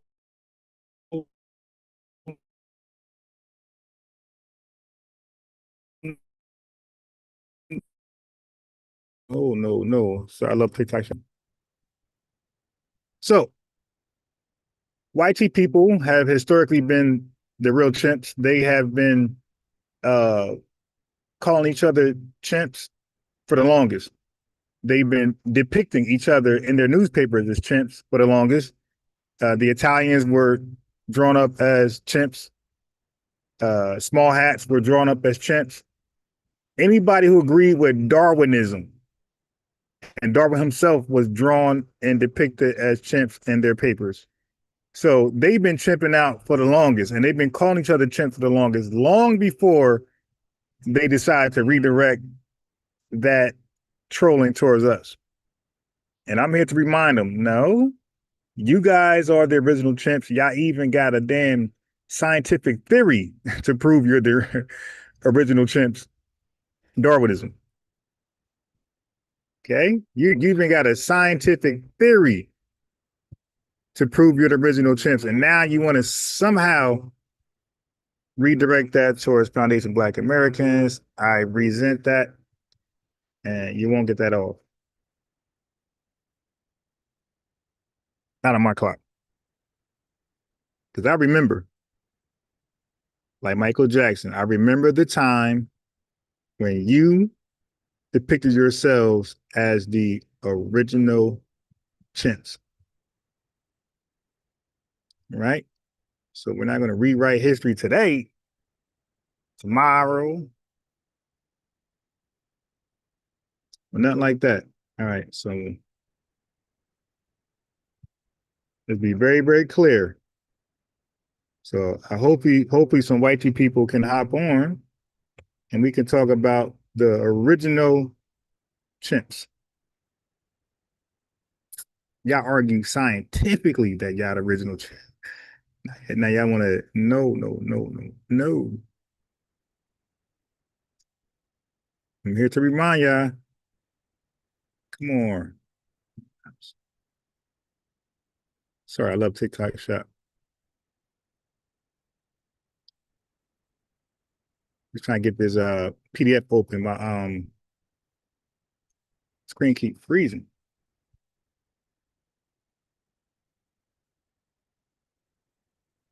All right, got that out the way. I got these illegals out here blowing the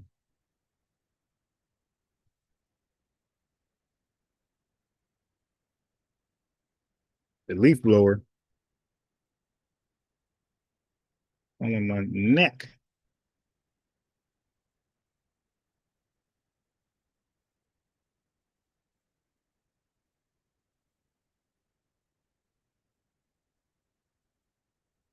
And I'm here to remind white people that they are the original chimps. Remember all those maulings of those chimps attacking people? Who was that? Who was those folks getting attacked by the chimp?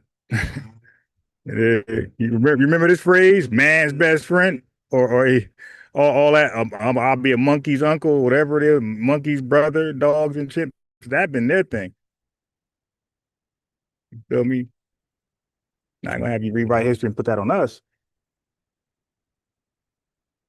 Hold the L. Hold that L. All right.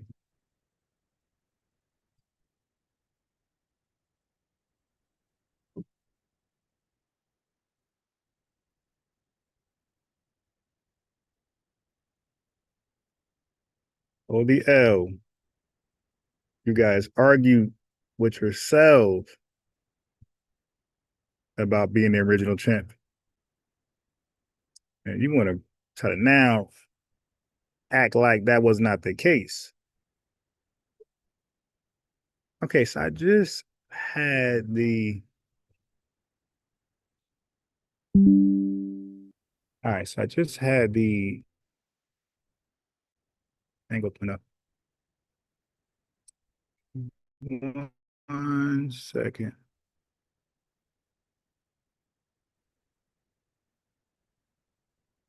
So the original chimps, white people, the original black people of the world, black Americans. All right. So we're gonna touch on both.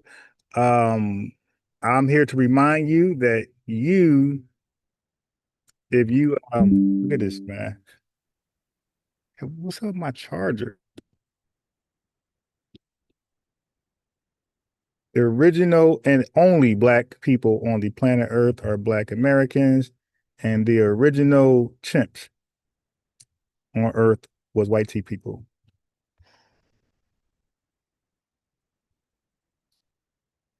Okay. Okay, so I had it over there.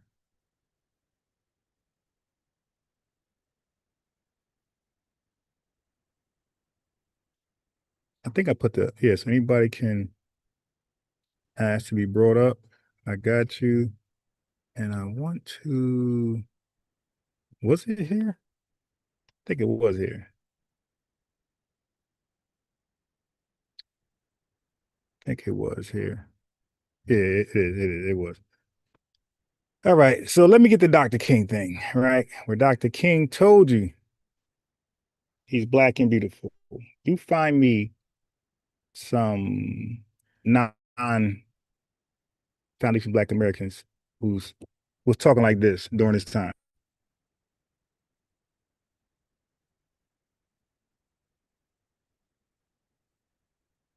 Don't let anybody take your manhood.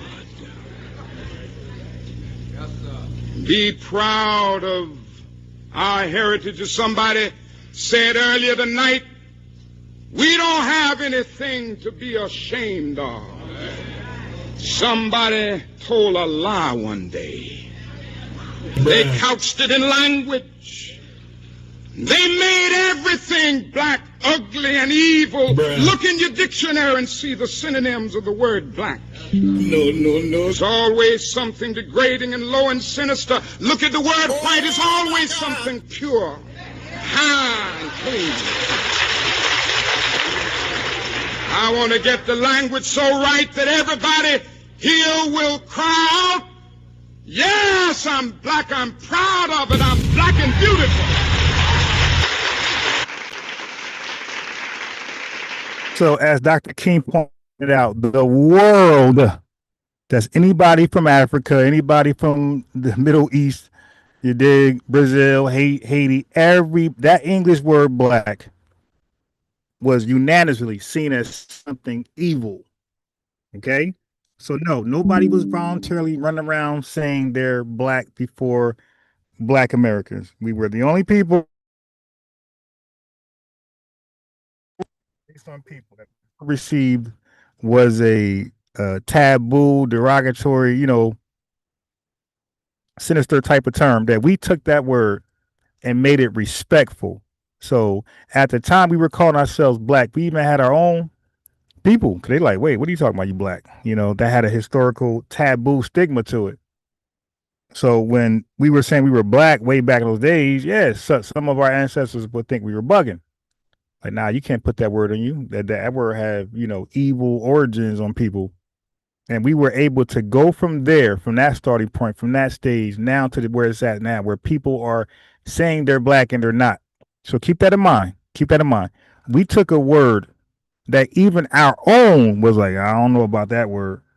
That word was taboo to put on anybody. So we know nobody's running around saying they were black. 5 English letters, BLACK. Nobody was doing that. You know what I mean? Like that was like pretty much cursing yourself. So we did the unthinkable.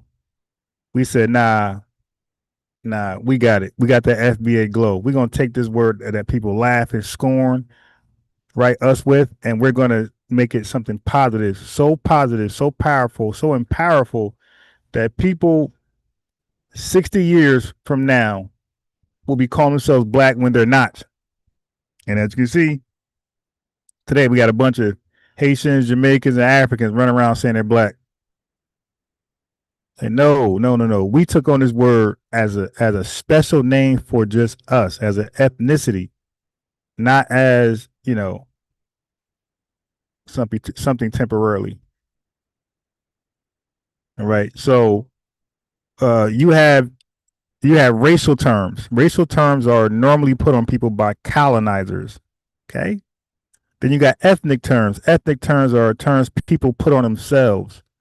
Like Dessalini said, hey, we're the Haitians going forward. We're no longer Negroes. We're Haitians going forward. That is a ethnic term. That's an ethnonym. When you call yourself something, black is just as an ethnic term as Haitian, right? How they are the only Haitians on the planet. We are the only blacks on the planet. You can't join the Haitian ethnic group. You can't quit the Haitian ethnic group. You're born into it, and your lineage should have a shared history as those people there of the land, right? They are native. They are the natives of Haiti. We are the natives of America, right? So you can't join black. You can't quit black. Your lineage either goes to U.S. chattel slavery or it doesn't. And if it doesn't, you ain't black. Okay. Then you got national terms. So national terms are mixed. Colonizers sometimes give you your national term like Jamaica or Sudan or Nigeria, and other times you come up with your own national term, right? So when people who are not FBA, and they're not FBA, when they just randomly say they're black, ask them how are they black and give them three choices. Are you black ethnically? That means you were that from the beginning and nothing else. Are you black nationally? Right? That means you got a country that's recognized as, and you're recognized as black people in your, like the only black people in your country. Or are you black racially? That means white people created a census and put you on there and said you're black, whether you like it or not. Debo you to be black racially. So if non-FBA say they are black, ask them, are they black ethnically, nationally, racially? They'll get choked up and confused. You seen revenue over here about to pass out. Can't answer that question. Okay, so just know originally that white people, before they repackaged our word, our ethnonym black, and made it a racial all-inclusive term to Negroes of the world, before black, it was Negro, right? Negro was a term they would run around calling everybody as the racial category. And Negro did not have positive connotations. It was pure negative. And when they replaced that with black, when they hijacked our black and replaced Negro with that, and they went around calling Africans all over the world black, it had the same negative connotations as Negro. Okay. So, but this is the way they keep track on people. They got to come up with a racial term and keep stats and things behind that term. This is how they racial profile you. Okay. So we black Americans eventually rejected Negro and color coming into the early 50s, mid 1960s, and we chose black as our ethnic identity, right? As our ethnonym. And that was that. We were known as the black people in the world. So the only thing changed was Haitians still were known as Haitians. Jamaicans were still known as Haitians. Jamaicans were known as still Jamaicans. So after we called ourselves black in the 1950s, 1960s, Jamaicans were still Jamaicans. Haitians were still Haitians, and Zimbabweans were still Zimbabweans. Nothing changed. Nobody identities left. Nobody said, okay, yeah, let me drop my identity. I'm now black. That never happened. Kwame Nkrumah had renamed his country. And he came from HBCU here in America. And he was linked up with Kwame Ture, who was out there cosplaying as one of us, yelling Black Power. So he was inspired by us. And he still named his country Ghana. He ain't named it the Black country. You dig? The nation of black. He called it Ghana. Because he understood we were the only black people. All right? So before modern Western racial systems, right? So before that, and especially before our Black empowerment era, Africans around the world did not self-identify using the English racial endonym Black. If anybody say that, they're capping. People throughout Africa and the world who had any African ancestry, they instead identified through their tribes, their nations, their kingdoms, their language, their ethnicity, and their religion. And that's why you have names like this around the world. Yoruba people, Igbo people, Akan people, the Haitian people, the Jamaican people, the Ashanti people, the Wolof people, etc. All right, because that's how they name themselves. There's no black people in those regions. So can we get an agreement on that? So I said the word exonym. Exonym is a name given to you by outsiders, normally your colonizers, because nobody goes around the world naming people except for white people, right? So an example of an exonym would be Negro colored, Negro and colored. Those are exonyms. Those given to you by European people who did not believe you were their equal. Okay, so those labels, Negro and color, were imposed administratively, racially, commercially, and colonially, right? White people. Then you got the word, so that's exonym. Then you got the word endonym, and now that's a self-chosen name by yourself, right? Again, Haitian, it was chosen by the Haitians. A lot of African tribal names were chosen by Africans. And Black was chosen by Black Americans. So those are all endonyms. Nobody named this. All right. So our Black Power era intentionally reframed, as you heard Dr. King, Black from a stigma into pride, solidarity, collective identity. Any questions? So you heard Dr. King say, I'm Black and beautiful, right? You heard James Brown say, we are Black and proud. And right. And we've been called our power Black Power. And we have a Black flag called the Black American Heritage Flag. So everything about us was Black. Black dollar, Black economics, Black love, Black, we say Black love. There's no Black love in Africa. There's no Black love in the islands. They have Jamaican love. They have Nigerian love. They have African love. They have West Indian or Caribbean love. All right. So now after the 1960s and 70s, after white people started to shop around our new ethnicity to other people across the world to undermine us, they shopped around in Britain, the Caribbean, Brazil, Africa, France, all throughout Latin America, trying to dilute us. What they did was they essentially end up replacing Negro, like their racial category word Negro, to Black as an undermining gesture towards us. So in Britain, before all these Black Brits that's made up, those folks were just Jamaican, Trinidadian, and African. All those folks that was in Britain before our 1960 Black empowerment movement, those folks in Britain were just Jamaicans living in Britain. They were Trinidadians or Africans living in Britain. They ain't take on no Black Brit title. They were influenced by us 30, 40 years later because they all rejected Black as a taboo word, as Dr. King already articulated. So nobody was in a rush to take on Black. So this whole Black Brit stuff, stop the cat. You're Jamaican, you're African, you're something like that. No Black Brit. Yeah, nah. Now, Black wasn't something placed on us, Black Americans, as a racialized word. No, we culturally redefined it into a positive collective identity. And that's what Tethers don't understand. It's like, I know why you're called Black. You're called Black racially by white people who don't respect you. They didn't call us Black that way. Like, that's not why we're called Black. We're called Black because we called ourselves Black in the endonymic sense, right? Y'all black became formalized largely through state classification, white people, colonial administration, white people, and census categories, white people. Okay, so that's what happened. So they came up with government forms to track you guys, but you didn't walk through society or talking about you black.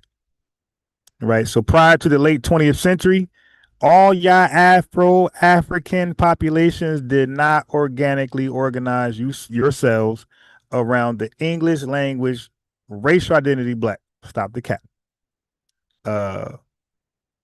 You didn't use that as your ethnonym or your nationality or tribal name.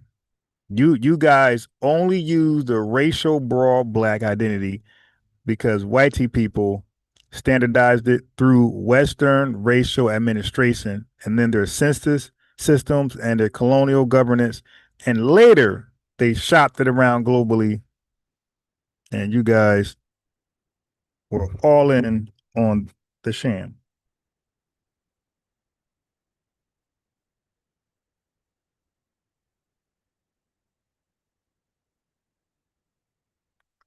Yes, Kathy.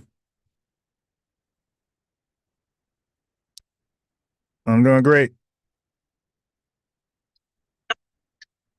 Just wanted to say hello. Yes, hello. Yeah, no, we're just talking about the word black, the origins of black being used as a positive identifier placed on people. Yeah, so that started with the black empowerment movement in America. We are the ones who said we're not taking on Negro any longer. We're not taking on colored any longer. We're the black people, right? The Haitians are the Haitian people. The Jamaicans are the Jamaican people, and the African are the African people. Where we're separate too. We are the black people. Okay, right. So you can't be Jamaican and black. Hold on, let me end it with this. So just like we can't be black and Jamaican, you can't be Jamaican and black. Like that's your ethnicity. This is ours. There's no trading places. There's no black Africans. There's no African blacks. We're black. They're African. They're West Indian, and there's nothing wrong with that. There's nothing wrong with having separate identities.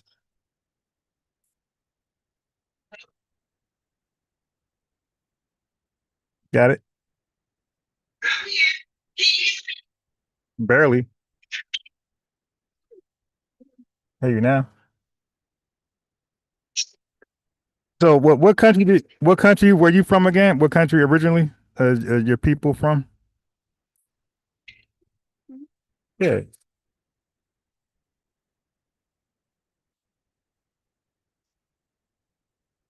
Okay. Like when you say originally Africa, you said like centuries ago, like 400, like 400 years ago, 4 centuries ago.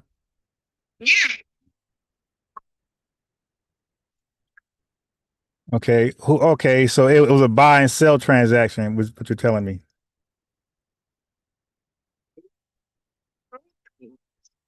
Are you familiar with the buyers and sellers? Who were they? You said a slave trade, and I said that sounds transactionary. You said yes. I said okay. Who were it? Were the Yeah? If you were part of a slave trade, that means somebody sold you. No, no. I'm asking you, dumbass. I'm asking you. You're talking to me about your history. I'm asking you about your history. I said who bought you and who sold you. Why are you asking me about you? I'm asking about you. I don't know about you. No, but you turned me up. I'm asking you about you. You asked me about you. I don't know you. So who are the buyers and sellers in your slave trade transaction? No, it's okay. Who were the buyers and sellers? Real simple. We're having a conversation. You, the buyers and sellers were white people. The buyers and sellers. Wait, hold on. Wait. So how did? Wait, hold on. How? Why? How did that? Kathy, Kathy, Kathy, Kathy, you're chimping out. You gotta hold yourself together. Yeah, that tether chimped out. Kathy, keep it. Thank you, E Quarrels. Kathy, you got to keep it together. You chimping out. What's going on? Next guy. See.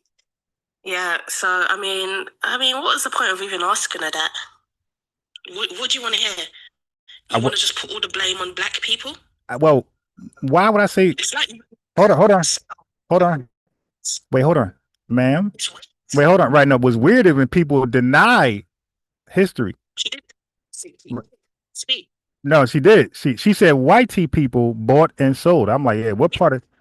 Okay, okay. So there was no African selling people. So that's what you want to hear. No. I want to hear. IT daddies. You're chimping. Yeah, ma'am, you're chimping out. You're chimping out. Yes.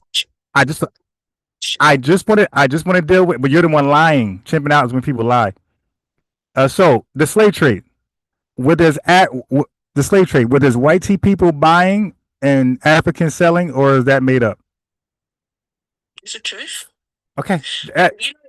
Since people were stolen, not even No, but okay, I don't believe that, but let's move on from there, right? Because that was she brought that up. That was not part of what I'm talking about today. She brought that up. She said my people were here 400 years ago, and I said, well, how did they get here? She said slave trade. I said, okay.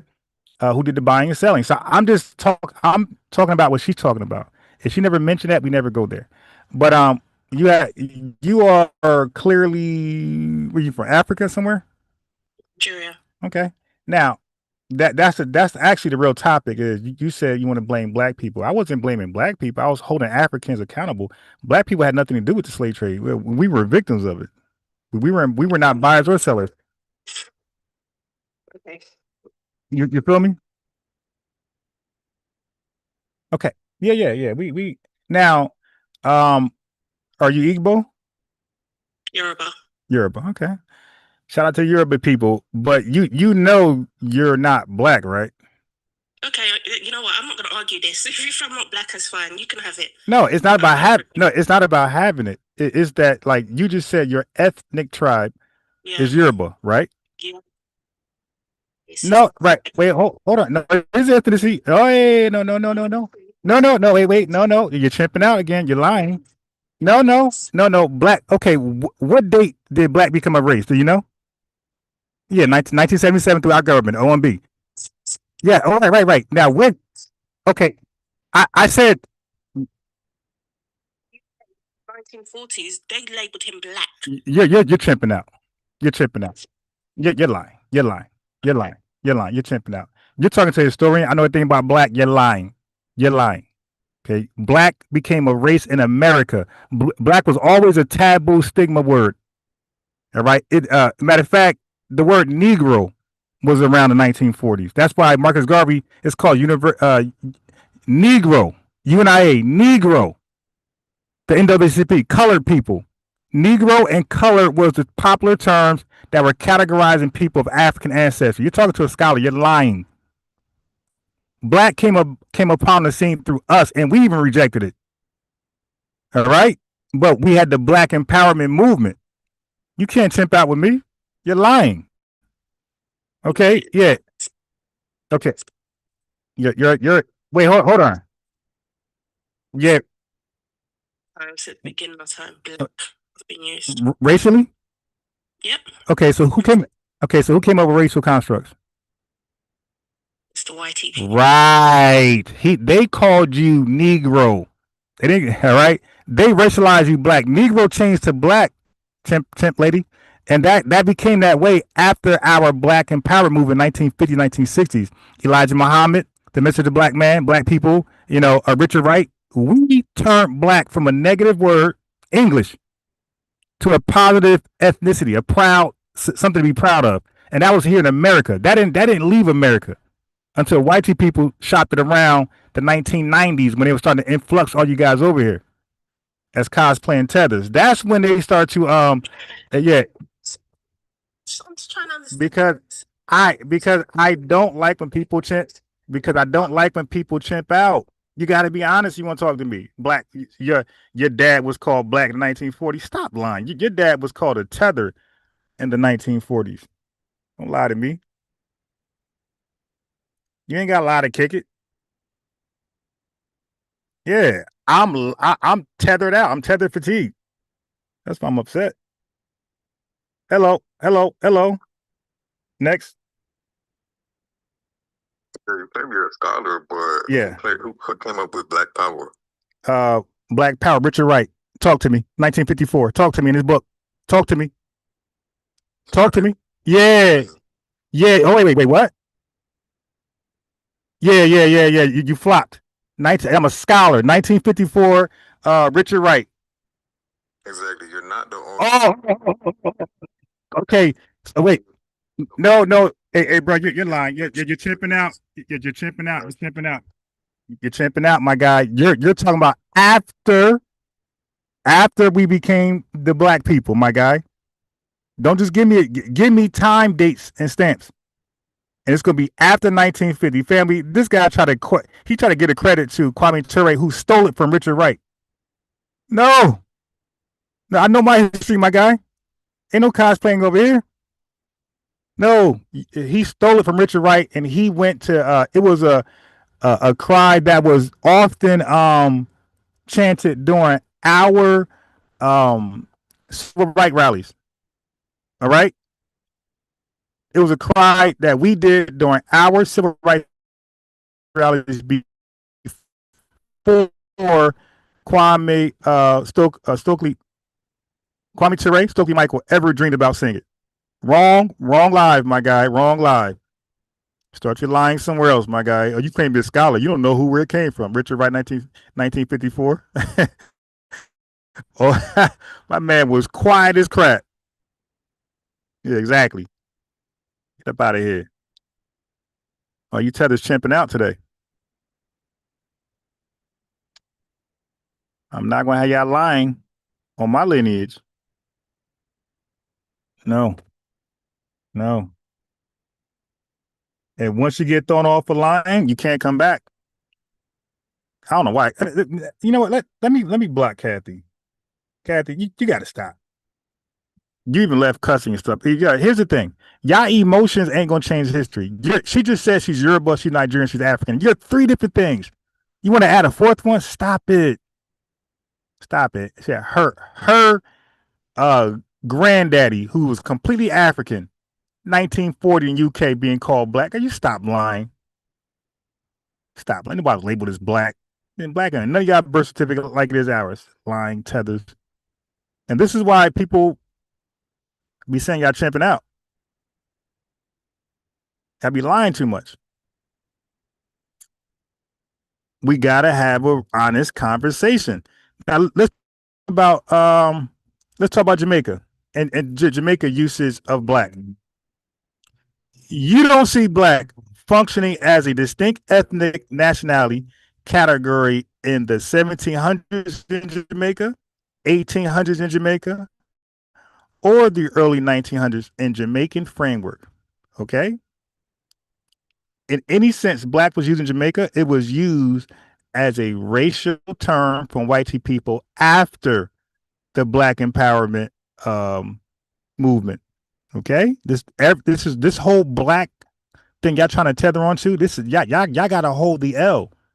This came about after 1950s, 1960s, 1970s, even after I think 1990s. Okay? We know when you guys started to use it, when it was invited to you, when you guys started coming over here in large influxes. Our government, OMB, had decided to make it a racial term and include you guys, preparing for a massive influx for data synthesis, right, on form. So when you guys come over here, you check a box. You don't become it. You just check a box. You don't become what you check. You just check a box in order to get tangibles. That's all. You don't become what you check. They make it sure because they say, hey, these tangibles are really just deserving to foundation Black Americans. So for you to get some of these tangibles, you have to go down as this. So you got to type Black African American. You got to fill it out. So that's why. So Black was not a formal ethnicity ever in Jamaica, right? Yeah.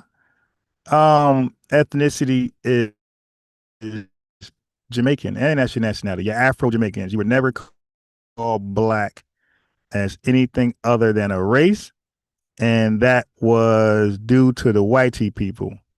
Whitey people racially called you black, and before that, they racially called you Negroes. So were you Negro too? Yeah, y'all gotta learn how to stand on 10 and reject. Tell the devil, get thee behind me, Satan. Tell the devil, loose here, devil. The whitey man call you something, that don't mean you're it. You can empower yourself like we did. Right. You can have your Jamaican power movement, where you no longer respect what whitey people call you in a disrespectful fashion. You guys in Jamaica, the nationality, everybody's Jamaican, right? But then there's ethnic subgroups amongst that the nationality. You got Afro-Jamaicans, you got Indo-Jamaicans, you got Chinese Jamaicans, you got Maroon Jamaicans, etc. But no black. There's no black Jamaicans, right? They came up with the racial term later, but that's not an identifier. Your identifier is never racially. That's for your census. They have you listed down for census purposes only. That's when you become black, for census purposes only, to collect surveillance on you, to collect data on you. All right? Not because that's your new ethnicity. You don't have a black flag. You don't have black people. You don't have you have Jamaican beaches. You don't have black beaches, do you? Don't you got Jamaican food? Do you got black food or Jamaican food? I'm just trying to figure this out. Your money, is it black money? Is it called the black economy in Jamaica, or is it called the Jamaican economy? Help me out. I'm trying to just learn you. Hold on 1 second, family. Yeah, I'm just trying to learn you.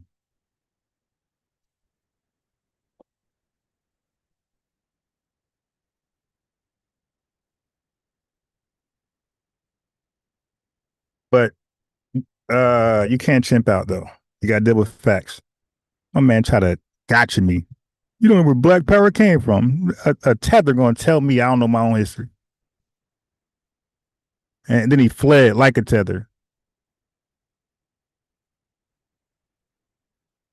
Yeah, so it's very, very important to gatekeep family, because we can't get nothing done under race because because everybody's included. Because everybody's included in black, nobody can get anything done in black in the name of black. Because it ain't supposed to be a name of many nations. It's supposed to be a name of one ethnic group in America who been here for 400 years. That's who it's for. That's why nothing can be done under that name, because there's no name for many nations that something can be done exclusive for. That's why the need to gatekeep. The thing is, we know our history. Like, we know what type of damage this had caused. You dig? We already know. We know what type of damage this has caused and what it can cause today if it goes unchecked. If we allow people just to say they're just one of us. Like, no, you're not one of us. It's okay to be you. It's okay to be you. You ain't gotta be one of us. What is when? Okay. So now, no, Stokely Carmichael did not come up with Black Power. Then he tried to move the goalpost and say, well, who popularized it, bro? What you mean popularize it, man? A damn Latino popularized, born. I mean, isn't Bruce Springsteen a Mexican? Born in the USA. Dig? You popularized something, bro. You didn't popularize that amongst Black Americans. We don't go around yelling Black Power. That's a tether Pan-African, UNIA salute.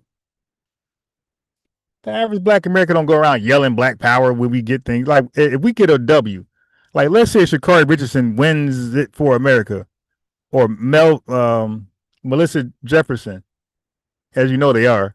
let's say, or Noah Lyles win it again. We don't yell out Black Power, man. Yo, y'all watch too much Dave Chappelle, Clayton Bigsby. We don't yell out Black Power when we're doing our thing. You dig? You knock that off. So, bro, you failed, and y'all stay taking L. Y'all stay taking L's over here. Before there was a such thing as Stokely Carmichael, Richard Wright used it in 1945. Actually, 1945. It's 54 and 45. So he had a book called Black Boy, 1945, Black Boy American, and Black Power in 1954. Okay. The Nation of Islam, my guy, 1930s, 40s. We're saying black man, black woman, black people, specifically talking to black Americans. Okay. So black was already common in the NOI newspapers in the 1940s and 50s before Stokely Carmichael tried to tether on to, and even Malcolm. Well, another name, my guy. How about Willie Ricks? So if you're still there, Tether, Willie Ricks. Willie Ricks was another one who used to go around saying Black Power, as they was to give marches and speeches. Stokely Carmichael was running with that crowd. So Stokely Carmichael had a family. Stokely Carmichael, he went behind, because he was running behind Malcolm X and Willie Ricks and Richard Wright. And he decided to use it when he got on the bigger stage, like a Tether, he yelled out Black Power. Family, that's what happened. So we got 1954, Richard Wright. We got early 60s, we got Willie Ricks using Black Power. And then when Stokely Carmichael was on a bigger stage, he yelled out Black Power. That's what happened. That's the story. And so that's why he got credited for it. He yelled it out on a bigger platform,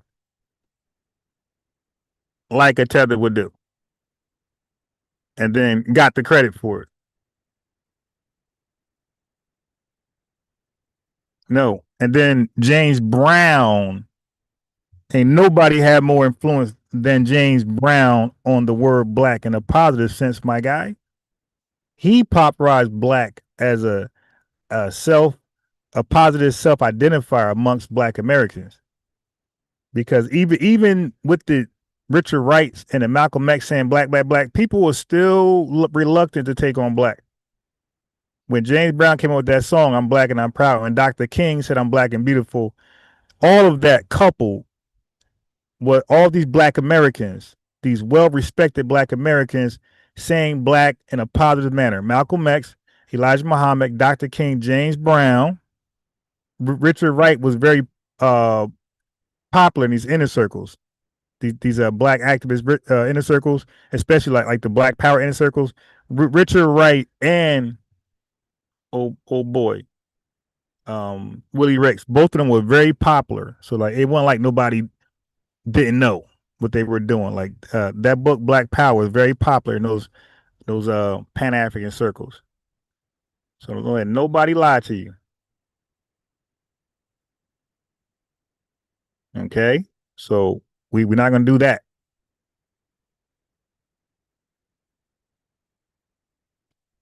You can try again another time.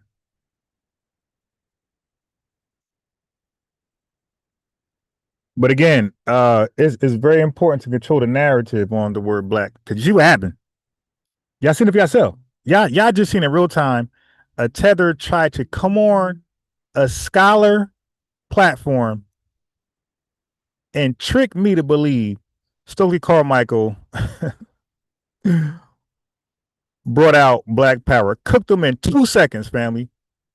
2 seconds. He didn't get the question out. Well, who came up with the Richard Wright? 1954, Black Power. 1945, Black Boy. Get up out of here, Tether. Chimp'n out. Chimp'n out.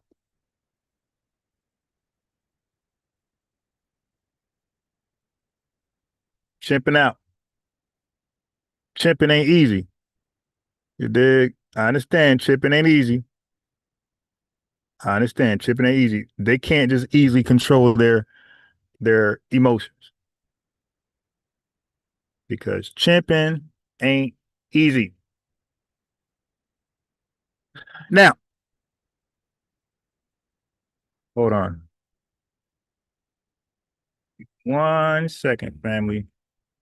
Yeah, so it's very important for us to gatekeep and protect Black, as you see just now. He tried to give Black to a tether. And by the way, did you know Stokely Carmichael came back in the early 1990s, late 1980s, and reject Black power? Did you know that? Bet you ain't know that. Bet you ain't know that.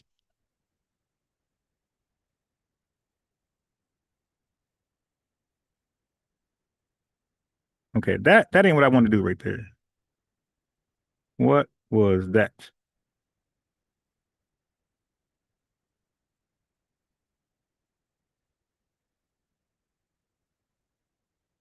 Bet you ain't know that. Oh, okay.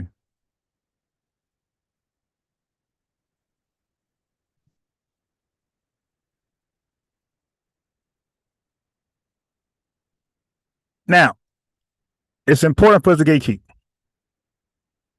because of a guy named Edward Blum. Edward Blum, white T, Republican conservative, goes around and sue organizations, institutions, funds, whoever who use Black as a racial term to be all inclusive of people who categorize themselves as Black and to be all exclusive to people who doesn't categorize themselves as Black. When you do that, Edward Blum is on you. So all these fake Pan-African organizations that be running their mouth and they're out for Black people, they can't do a damn thing under that title, Black people. It has to be for all. It has to be for all. Or they're facing litigation issues by a top lawyer, Edward Blum, who founded his organization, I think, in 2021. Who's Edward Blum? Edward Blum, we call him Ed Blum. Ed Blum is the activist who was behind the Students for Fair Admissions, right? The affirmative action Supreme Court case, if y'all don't remember. And he has an organization called the American Alliance for Equal Rights, right? The AAER. Okay, so what do? They bring lawsuits that are part of the broader anti-DEI legal movement tied to organizations that challenge race-conscious programs under civil rights law and other conservative legal activist organizations challenging race-specific initiatives. You want reparations on the race? Edward Blum is on you. And he sues and take your money. Yeah, FBA 999 super chat. Thank you. Said thank you, Ron, for what you do. Appreciate you. Appreciate you. Okay, so there was something said earlier. Hey, 200,000 Black women were fired, blah, blah, blah, blah. Stop. You're not going to gaslight me.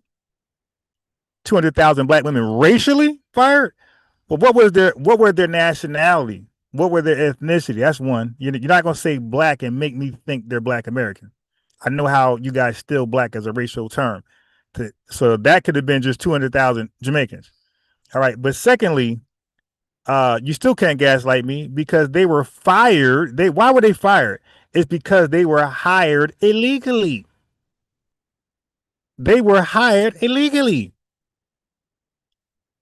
Edward Blum takes the task and he has strategies attacking race conscious policies, DEI hirings of 200,000 foreigners, also directories, Black directories. He is going to sue those race specific access exits for one group. because he argues it violates equal protection or anti-discrimination law. All right? That's what he argues. He says you cannot organize opportunities, DI hired. Okay? He argues you cannot organize opportunities, directories, grants, or benefits. That means those 200,000 DEI hirees around race. He says that creates a racial preference or violates anti-discrimination statutes if access opportunity is restricted by race. Those DEI hirees that was let go, 200,000 deep, they were hired restricted by race. Edward Blum whistle blew. He blew the whistle. Like Too Short, he blew the whistle. You dig? He blew the whistle. So, because when you say black, this is for black people, you're not saying anything. You got Nigerian immigrants in there, Jamaicans, Ethiopians, Haitians, Afro-Latinos, thick black Brits. You got Foundation Black Americans in there, and any recent tether, basically. So, when that's the case, because it's not specific, it doesn't narrow out people, it doesn't filter out people. When you leave it that broad, legally and administratively, black becomes an extremely broad racial category. So, family, they made our ethnicity illegal. They made black illegal. So we're trying to kick y'all out the damn group, the racial group.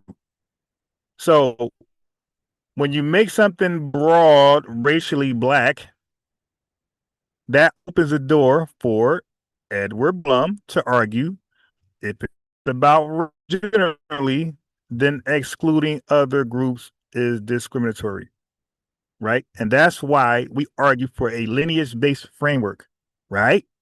Because lineage-based frameworks attempt to focus on historical community continuity, specific healthcare disparities, culturally rooted experiences unique to us, Black Americans, who descended from U.S. chattel slavery. All right, we get away from the broad blackness because that combines many unrelated populations into our lineage-based thing. Lineage-based got to be lineage-based. Lineage-based can't be race-based. Okay?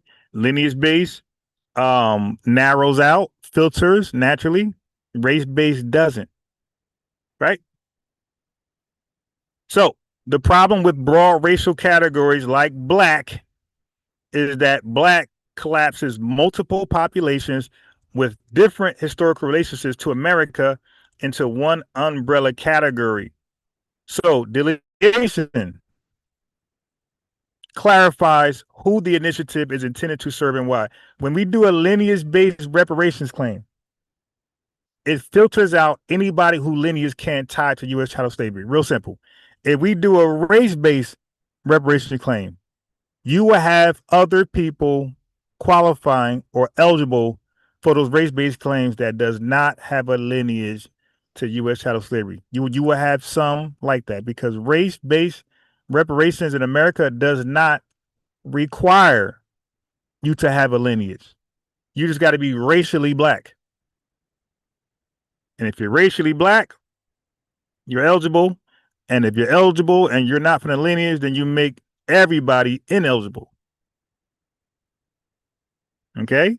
So as I said it before, Edward Blum, Arian Simone, the co-founder of Fearless Fund, she was going to do something for black women in 2024 or 23. And Edward Blum said, what you going to do? Who is for? Black people. Okay. He sued her for everything she had. She tapped out. She tapped out in court. Reached a settlement. So my man is getting fat pockets. My man's getting a bag on looking for race-based college admissions, race-based grants, race-based black directories. He's suing all of them for money and getting shut down legally. So he ain't doing this for free. He getting a bag out of it. So she found out the wrong way about lineage based versus race based things. So he said that her race exclusive contest violated Section 1981 of the Civil Rights Act of 1866. He came with that. Okay, and that law prohibits racial discrimination when making and enforcing private contracts. She didn't know no better. But she paid. She literally paid out of her pockets. My man got a bag.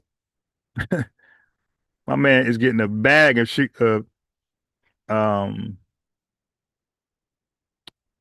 knocking down these race-based programs. You dig? All right.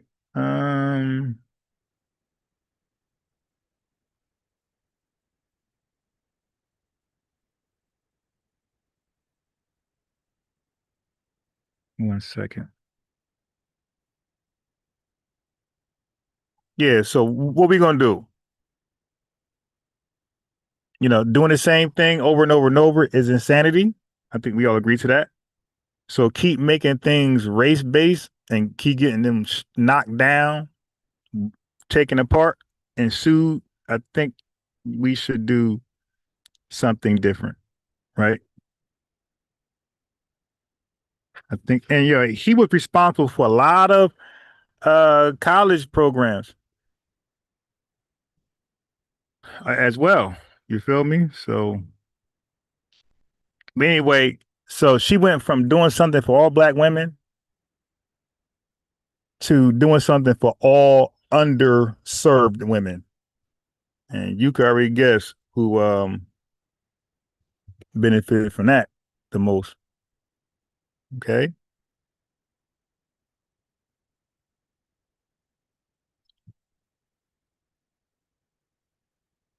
You can already guess who benefited from that the most. Once she moved it that way, she tapped out and said, all right, I'm going to do it for all women. And y'all know historically how that works. When you do something for all, everybody benefits from it but us. When it's for all. Okay.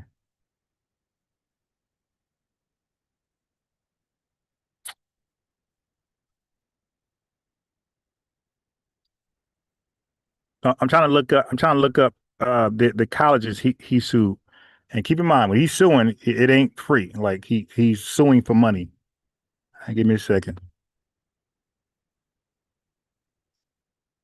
We had 3 chimps, hop on and chimp out. You dig? Kathy got a disgusting mouth, man. That woman like 90 years old, cussing like that. That woman, Kathy, like 90 years old, cussing like that. No shame at all.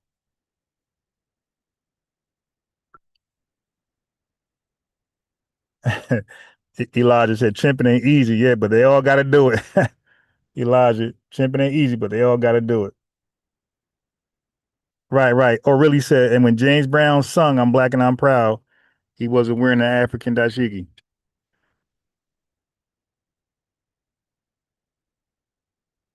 Okay. Let me try to find.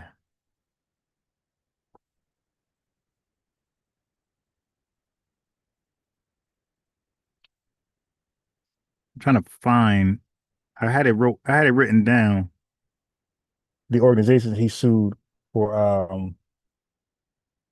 for practicing DEI illegal practices. Yeah, family. I ran the Tethers off TikTok, and look, I wanted to have like a dialogue with them, but I already sensed their energy. They were not coming to learn or go back and forth with scholarship. They were not. They were not. And you can see, yeah, look how they translated when I said, hey, who did the buying and selling? Look how they just can't say it. Yeah, they just can't say it, family. I told you, this is one of my pat downs for cosplayers when they try to act like they with us. All right, let's find out who sold and bought us.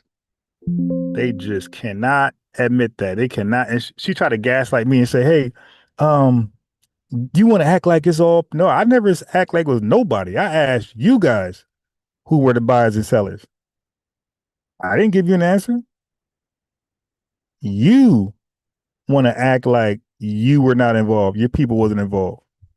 And she actually said it. She said white people bought and sold. Family. I heard that a lot. A lot of them would say white people did the buying and selling. It's like, how? Wait, what? So they had a slave auction in Africa? Like, y'all don't think nothing amongst yourselves. So Africans were just always weak, huh? They were never strong, according to her. Like, come on, man. All right.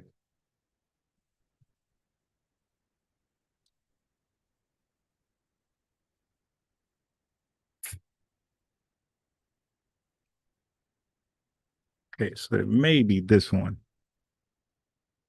I'm trying to find. Okay, I think I'm gonna find who he sued.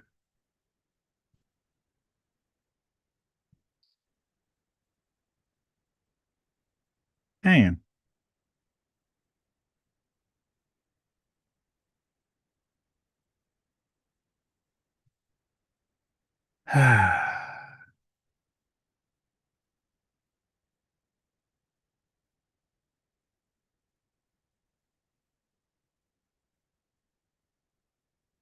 Yeah, I might have to look at this later. I'll look at it later. We could easily just Google that, see who Edward Blum sued. Yeah, man. So what I'm doing, family, I'm giving wrenches out. I took wrenches and I gave them back to people who actually supports, like on a consistent basis. I ain't saying every day of the week, but if I go live 5 times, at least 3 times, you gotta show support. People are picking and choosing when they come over here. They only come over when it's a rah title. If I say Tariq cooks a tether, everybody's here. 300 people is in the chat. But if I have a title like the etymology of black, right? 50 people. So I'm like, listen, I want those people that's interested in the etymology of black, the origin, but I want them. I'm going to make them, those are my mods. Those are my mods, not the other 300 people who only show up on a rah-rah topic, a toxic topic. Like, these are toxic people, old as crap, 90 years old, but only supports us when we're toxic. So that means that they ain't gonna lift a finger when it comes to activism and whatever we gotta do to signal boost our causes. They ain't gonna lift a finger. You dig? So that's why. So right now, I'm sitting at one point, nobody had a wrench. All the wrench was gone. So everybody with a wrench today that you're seeing, because I was watching my chat, I go live, they're there. Or they're there a lot. On a week day-to-day, weekly basis. I'm like, okay, these are my mods right here. So names that without a wrench today, if I see your names tomorrow and whatever, I'm gonna start wrenching people back up. But it's gonna be a wrench, it's gonna be an earned thing now. Because we already know skin folk ain't kinfolk, right? Just because they got our skin, that don't mean they are kin. Well, guess what? I added to that. Well, we got actual kinfolk. We got people of the lineage, but kinfolk ain't winfolk.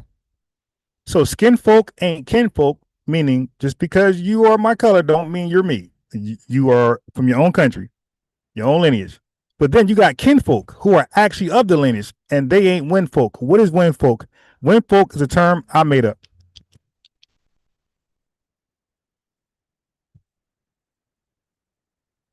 Winfolk is a term I made up. Winfolk stands for winners. People with a winning mentality. people who likes to represent black excellence as best as they can and as often as they can. So skinfolk ain't kinfolk and kinfolk ain't winfolk. Just because you're my lineage don't mean you are willing to win with me. You're mostly, some of y'all want to lose. You don't mind losing. So you got skinfolk, that's other people from different nationalities who might look like us. You got kinfolks who are actually of the lineage, but then you got winfolk who want to win together. So those who want to win together, I'm gonna salute y'all, give y'all lineage wrenches, and we're gonna win together, right? And we go. I want to separate y'all from the other FBAs who just kinfolk. So that's what we're doing. I'm delineating. I'm delineating from the FBAs with the loser mentality, with the toxic mentality. I'm delineating from y'all. I only want to be around winners, people with the winning mindset.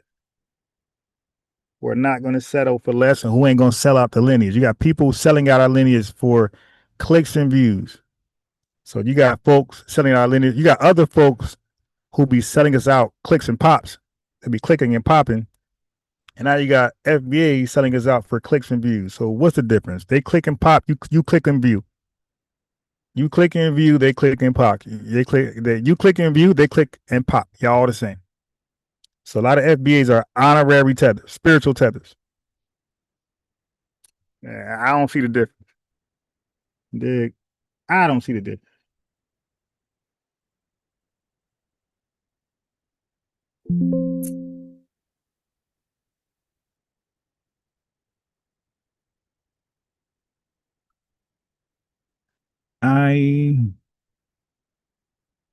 Where is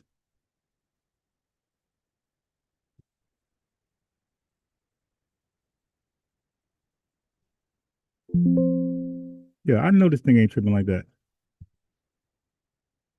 Yeah, TikTokers, hop on. If you are able to have a conversation without chimping out, and then they like to do the passive aggressive. Why are you emotional? Because I'm a human being.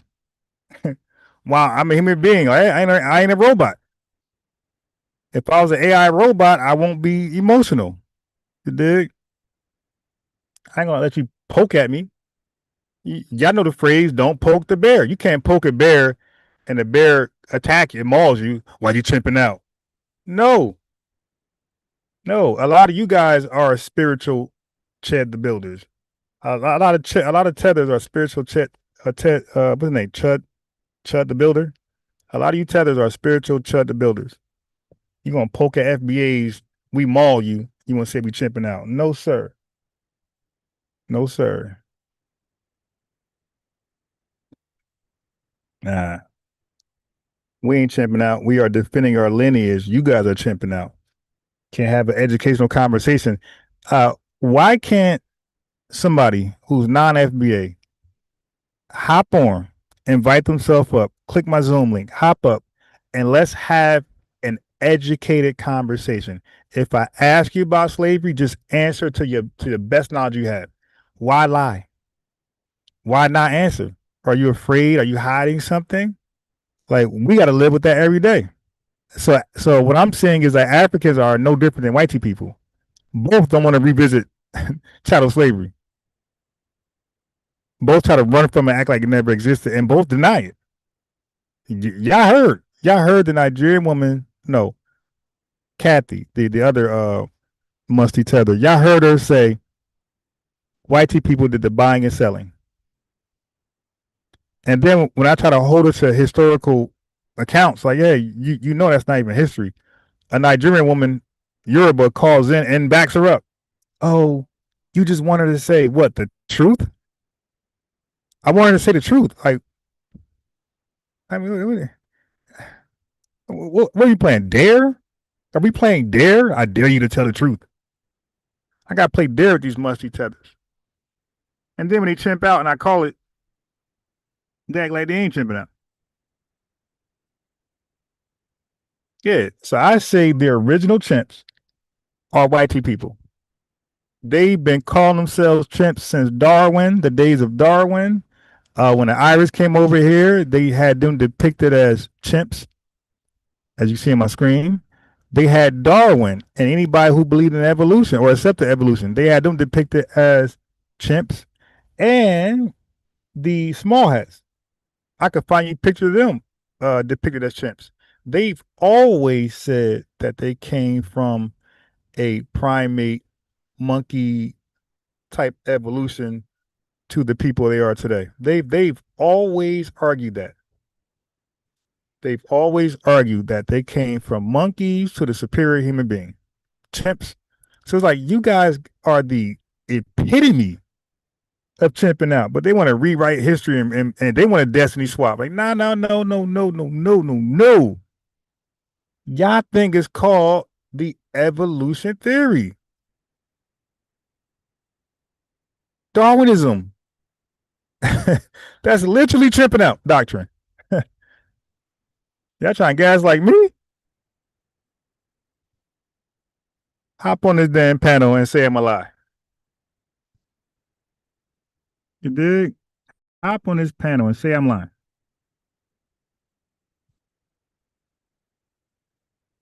Y'all got a whole scientific doctrine on chimping out.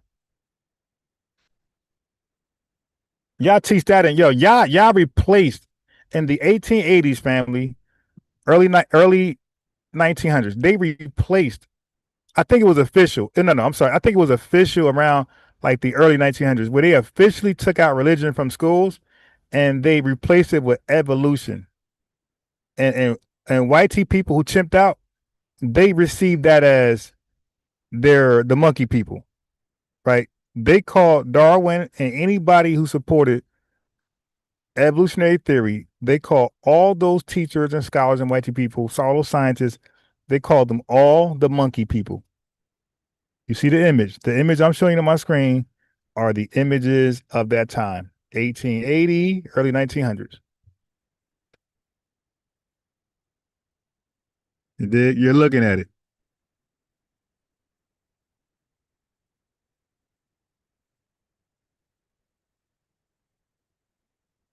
Okay. All right. So where is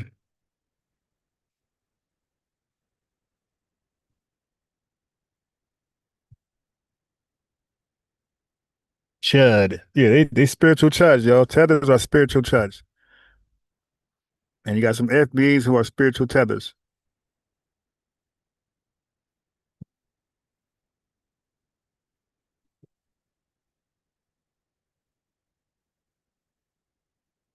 We got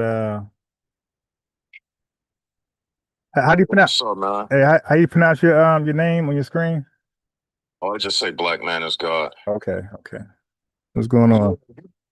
You the dude that you beat that dude Tazariak in that debate. Your voice sound familiar. Yeah, I knew that was you.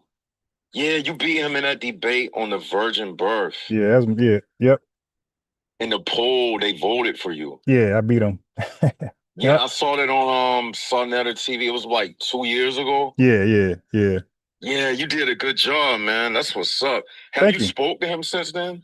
We were communicating on Facebook afterwards, really, for a while, and then we're supposed to do something else, but he decided to move on, so that was it. Yeah, I don't like that dude, man. He has a way of Lying. He's very arrogant, and he's a liar. Yeah. Like he loves to one thing he does, like in a lot of debates, he'll start laughing or switch the conversation. He'll do the switcheroo. Yeah. And start talking about something else. Then he try to manipulate the opponent. Like some manipulative thing he does. He try to befriend you. Right. So you don't go hard, because it almost worked with me. Yeah, I noticed that, but you didn't fall for it. Nah. Yeah. Right. You're right. You stood your ground. That was good, man. I appreciate you. I appreciate that. Definitely appreciate that. Yeah. Do you ever debate those Black Hebrews on this app? No, I haven't debated nobody here just yet, but nobody is off limits. Anybody can get it. I'm the can man. Yeah, nobody's off limits, so Maybe I debate some religion, some more, some politics, some more. Yeah, but nobody's off limits. But the dude was supposed to, Tazariak was supposed to do something with me. I forgot, and he kind of like reneged because what he was doing was he was acting like he won after he lost. He was acting like he won, and we are supposed to do something else, but he decided to like run, like basically flee. So so I left him alone because I feel like I was bullying him. I feel like I was bullying him, so I left him alone. He didn't want no more smoke after that. Nah. That's what it was. Yeah. Yeah. But it wasn't just him. Wait, it wasn't him. Question. Yeah, I debated that entire year. I got like about 300 recorded debates. So it wasn't just him. I like smoked about 300 people. Black Hebrew Yeah. debates? Yeah, 300. That 1 year. Are they accessible anywhere on the Yeah, internet? so I made a lot of them unlisted on my channel. But some might be still there. Keep It Real Israel. Your channel is Keep It Real Israel? Yeah. How you spell it? KEEP? IT Real REAL Israel. Is it on YouTube? Yeah. So what I'll do is you should be able to see something, but what I'll do is I will unlist some of those things because I actually unlisted them. I put them back public. I made them unlisted because I really felt bad for a lot of those guys. So I really did because it looked bad. But what I'll do is I will go over there now and make some of them public. About 5 public, so you have something to watch. You about to do it now? Yeah. And let me ask you a question. Yeah. What is the best argument for a novice person that can easily debunk the virgin birth disclaimer when they try to say that Mary was not when they try to say that Joseph was the father? Was the biological? Yeah. What's the best? Matthew's 1:16. Like they all DIE'd in Matthew's 1:16. Just can we go? Just ask them. All right, I'll do that for you real fast. Yeah, so you. I'm excited. That's all. Yeah, I got you. Yeah. So now the key to cooking people and debating is ask questions. Like you want to pull answers from them, because especially when you know they're lying. So like a lie of lies. Think about it. Liars don't want to talk, right? They don't want to. That's why interrogation room. They try to like speak less as possible. All right.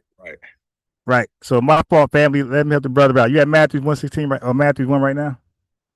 Let me get my Bible. I got you. The thing I don't like about this app, it don't allow you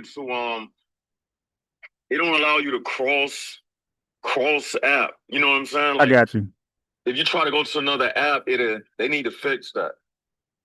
Yeah, I got you. I also like learning Greek. So like when you watch my videos, like you're gonna learn Greek. That's very imperative when you're debating this.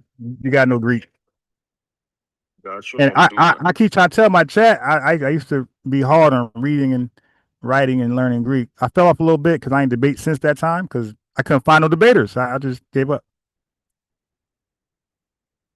Okay, I got my Bible. So Matthew 1:16. All right, so all the way from verse 2 to 15, all the way to verse 2 to 15, you got a lot of dads begetting children, right?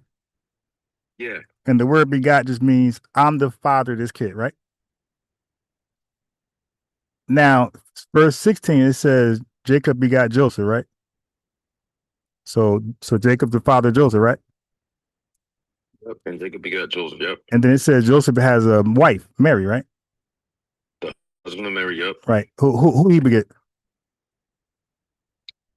It don't say anybody that Joseph begot. But he has a wife though, right? Right. Now Jesus is born of who? It says, well, he was born. No. Right. So Mary got a kid. So everybody got a kid, but Joseph basically. So Jesus was born of Mary, and every dad begot somebody. So everybody literally got a kid, but Joseph. That's it. Mary got a son. Okay. Jacob got a son, Joseph. Everybody got a kid by the words. Men beget, and the women are born. The women born children, right? Aren't you born of your mother?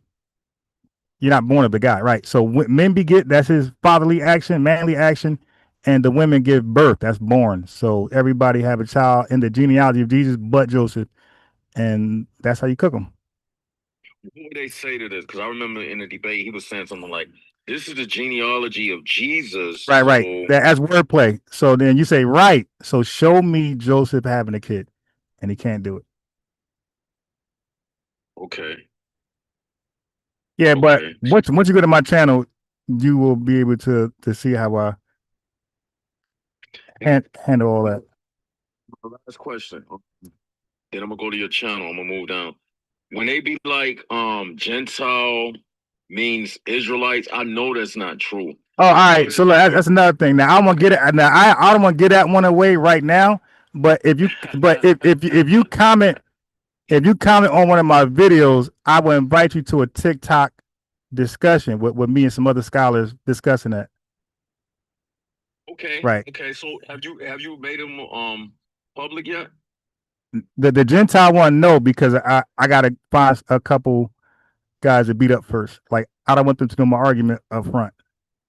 I'm talking about the Keep It Israel. Oh yeah. You said the other ones. Yeah. So I'm making it public now.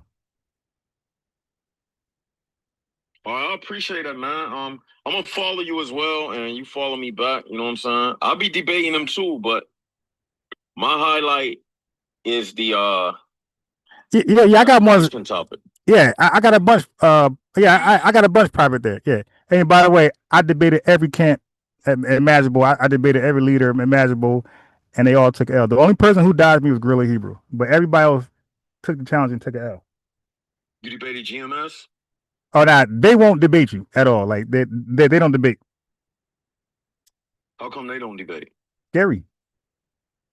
Oh wow. Yeah, they don't believe in like what they say. That's all. But oh wow. But everybody, bro, every major camp besides them, I got them all on my videos. How come you think they haven't gave that stuff up after that false prophecy of that Jesus supposed to come back 1999? All right, so last thing, so everybody don't run off, but nah, it wasn't because of religion, bro. When you're religious, like facts don't matter no more. It's now just what you believe in. Like look at so when people believe in a thing and they put their stock behind it, they can't see the fall. Right. All right, but anyway. Yeah, man. All right, so I think you need to get more proactive, like on them Hebrew Israelites, man. You was like the best. You was the best one I seen like ever. I appreciate that. Yeah. You gave that dude memory for a lifetime. He ain't gonna never forget that. I think, you really demolished that dude. So look. So check out my videos. If you comment and just say I'm the guy from TikTok, and we'll link up. No doubt, man. All right. All right. Peace. Shalom. All right. Yeah, but I try to tell you, I've been debating for like some of these 17 years on different topics, and I don't lose on nothing I debate. So debating on behalf of my lineage, I'm not surprised. I'm still undefeated. And so it don't matter which. Like if I take an argument, I'm usually on the right side. So I trust my scholarship and research. The brother recognized my voice, but yeah, I debated old boy on Sunday TV, and they had a poll, and tore him up on the polls. Okay, so for anybody else who wants to hop on to talk about said topic, I was trying to look for the Edward Blum, I was trying to look for. All right, let me do it right now. Hold on.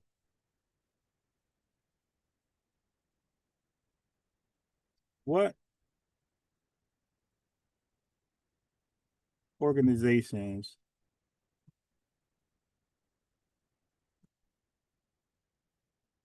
did it? All right, so I'm just doing it from scratch. Well, who Ed Blum sued and why, and Okay, so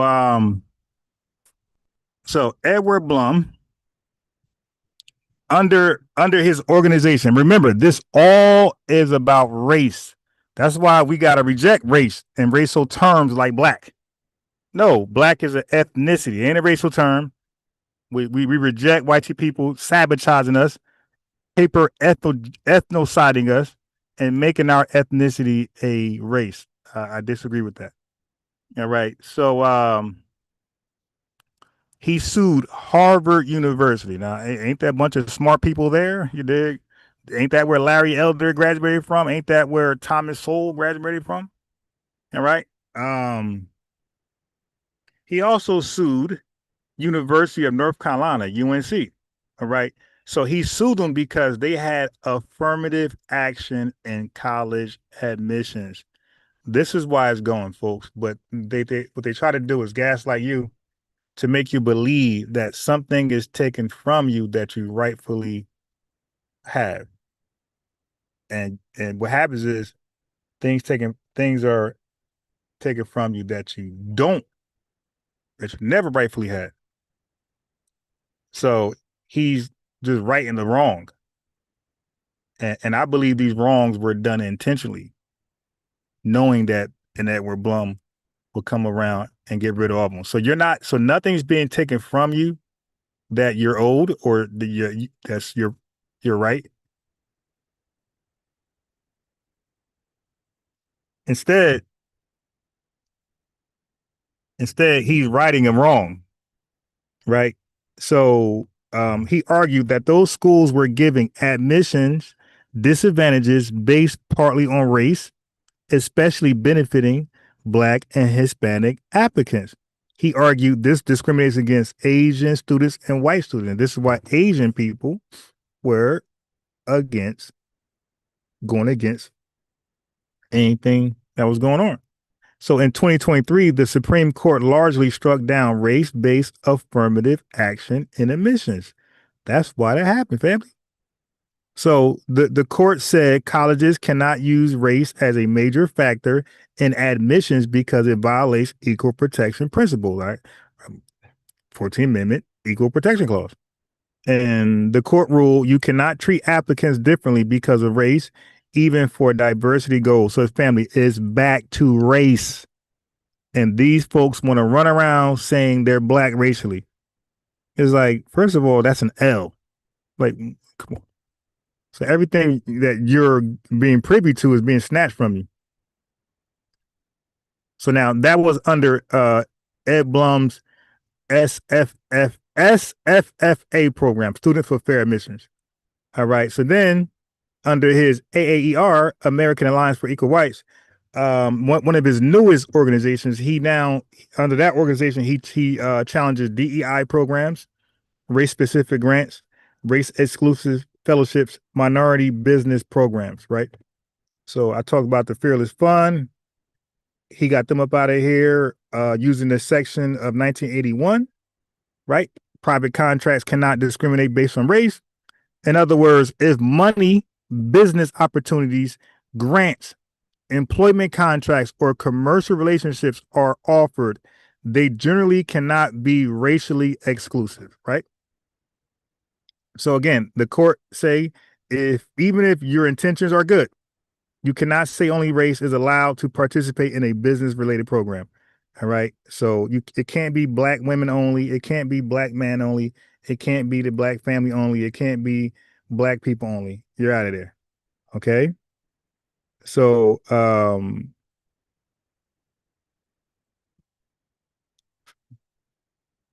they did their thing. So race exclusive internship fellowship pipelines violate federal civil rights law, right?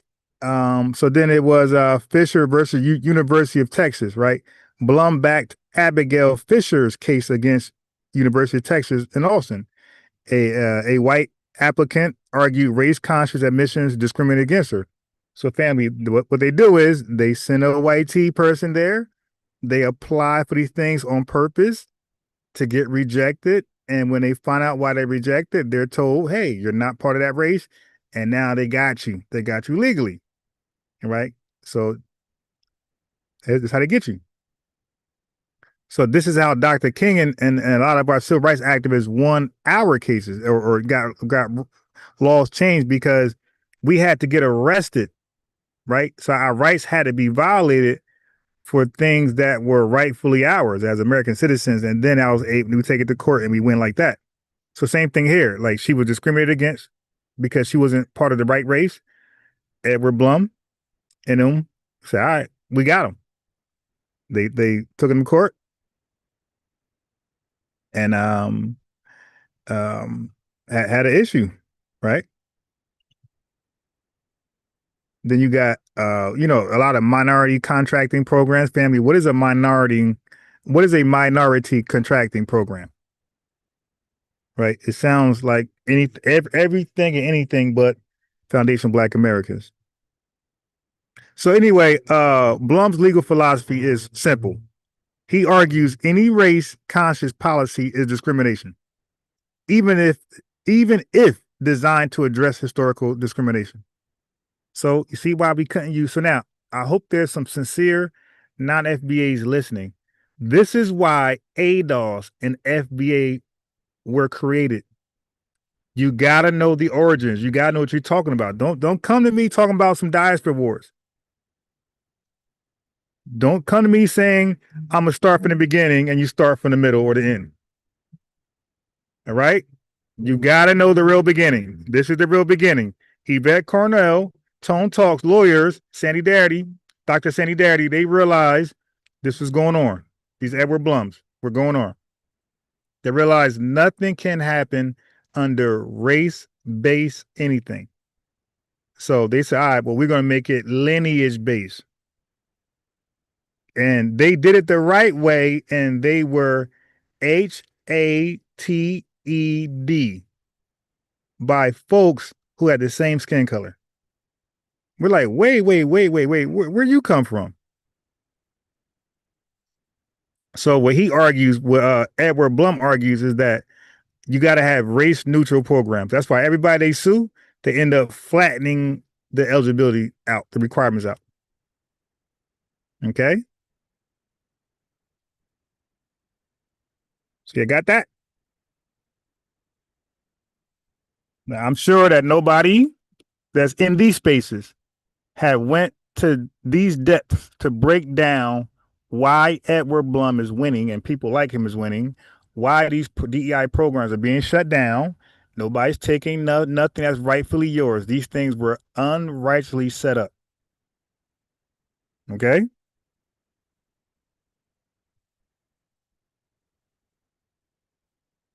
Yeah, Israel, $10 super sticker. So these people are trying to take black like they did with Essence, Jet, etc. Exactly. Oh, that's another thing. Thank you for that. Black was also in Jet magazines. I forgot about that.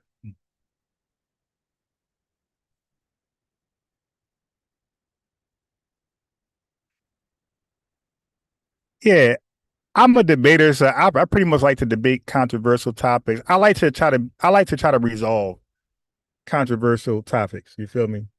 So I felt like the religious world, there's a lot of controversy, back and forth, back and forth, back and forth, and again, a lot of hostility, a lot of people in their feelings, bad faith, people there as well. And what did I do? I argue in the best manners, like I do now. Then, and I debated politics. I debate a lot of controversial things because I like to present like the best argument that I think can be had. Because what I do is I sit back and watch debates, and I'm like, wow, maybe if he said this, I think he would have won. So then I say, all right, well, let me put it to practice. Let me do it. It's easier said than done, right? I said, all right, well, let me go show them how to do it. And that's what I did. I felt like it could be one had he said this. I went out there and did this, that, and I became known as that guy. You feel me? In those worlds. But yeah, man, we're taking black back. I just gave you Edward Blum, his racial plans to to sabotage anything under race.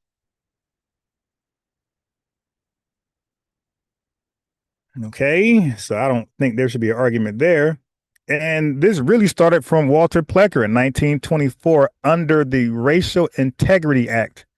Okay, that was administration to take advantage of people by using race categories. 1924. Walter Plecker. Maxwell Jenkins, $5 super chat in the building. The Democrats have been writing unconstitutional bills on purpose. They're lawyers. They are lawyers. They know better, and I believe that too. I believe they were purposely giving us nothing burgers, but it was actually a something burger. It was just a scam, you dig?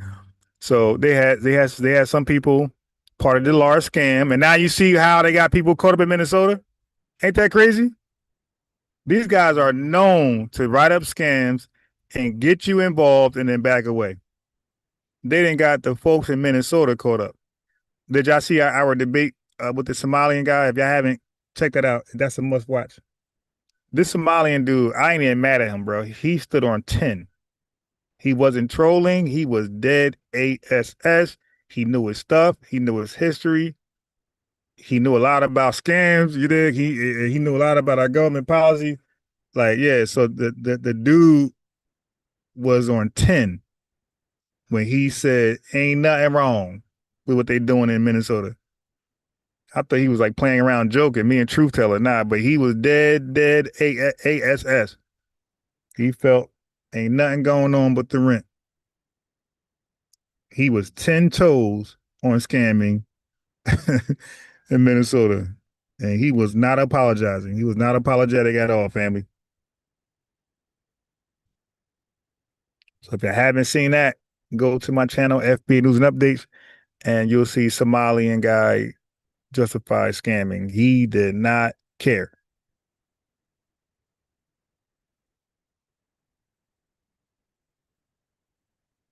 He was 10 toes. But yeah, man, like this whole play, this whole racial thing started with white people. Are you surprised? When racist people come with racial categories and racial profiling and racial discrimination? Like when you're racist, you're gonna make things race-based. It's common sense to me. Okay, so let me do this.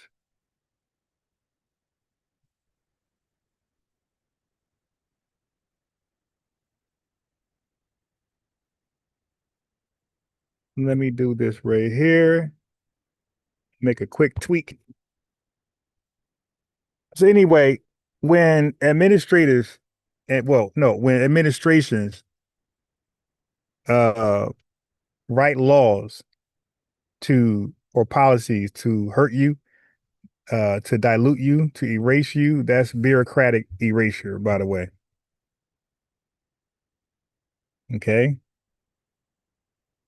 That is called bureaucratic erasure.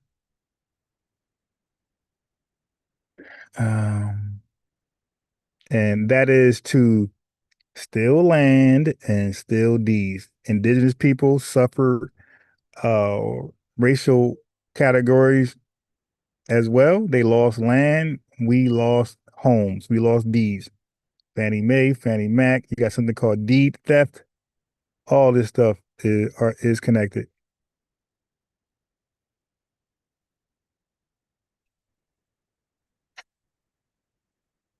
Okay.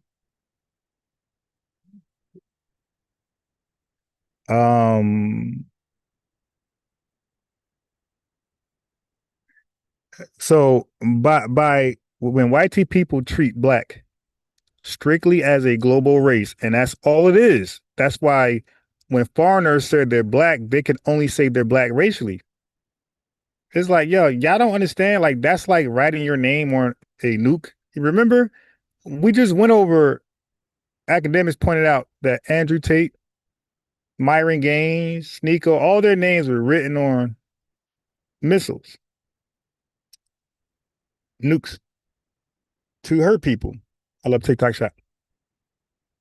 Well, when you say you're black racially, and you know that race has been weaponized against darker people of the world, and when you're voluntarily playing that game, you're writing your name on that nuke. You dig? You're writing your name on that nuke. And keep in mind, that nuke is used to hurt us. It's not used to, to help us out in any way, shape, or form.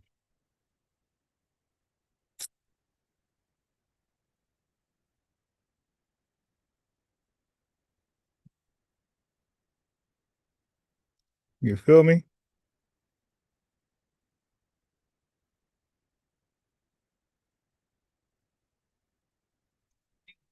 That racial system, family, is designed to hurt us, to strip us, to neutralize us. It's not designed to empower us. So when y'all foreigners talk about y'all black racially, it's like, yo, y'all got to stop. That is op behavior.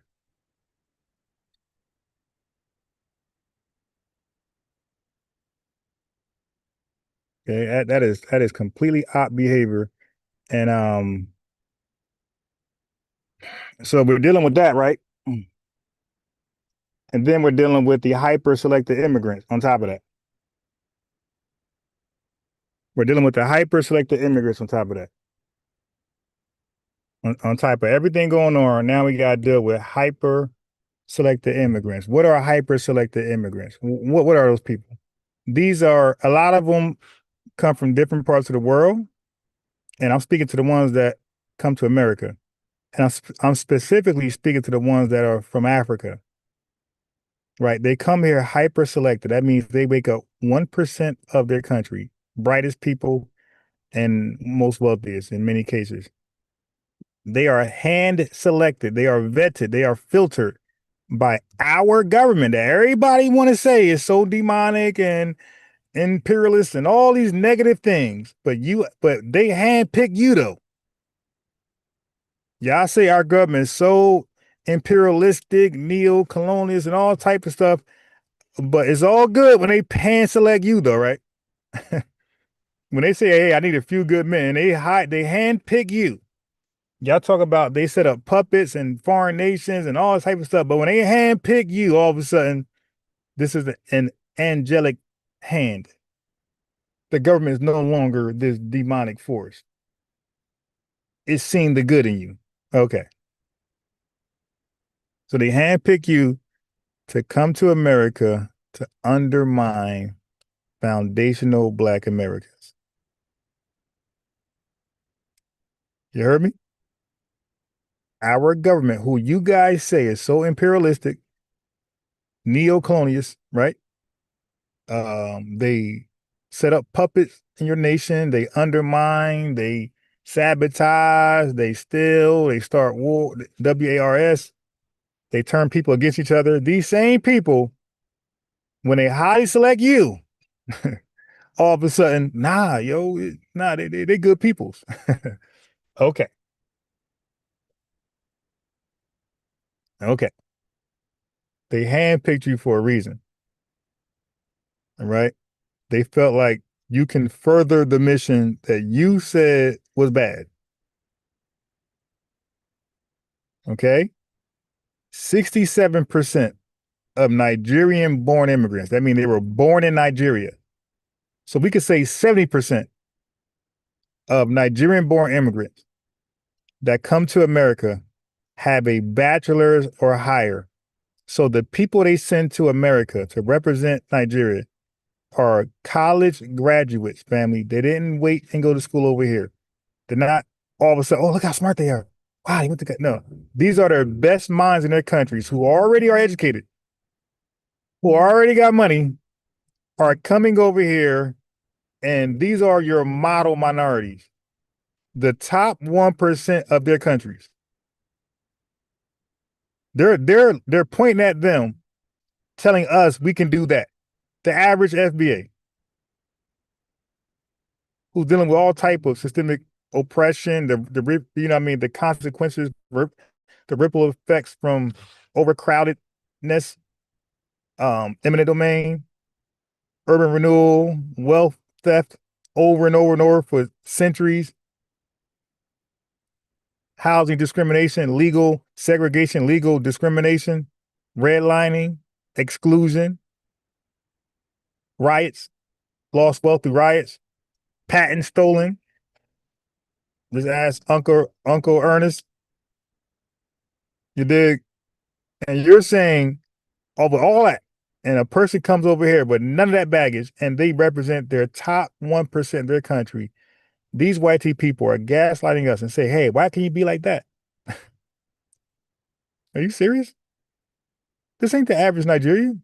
This is their best of the best. This is their cream of the crop. Why don't you compare their best to the best with ours? And look, the same goes with Asian people, Chinese people, family. As a result, I want y'all to hear me out. As a result of hyper selectivity, that's what it's called. They handpicked the brightest Chinese people in China and brought them over here and then told us that Chinese people are smart. Family, they took the brightest Chinese people, the brightest Nigerians, and the brightest East Indians. They brought them over here in America and said, this is the representation of the whole. This is the representation of their whole. Like, they're all like this. So now Chinese people got this crazy, they're just so smart reputation.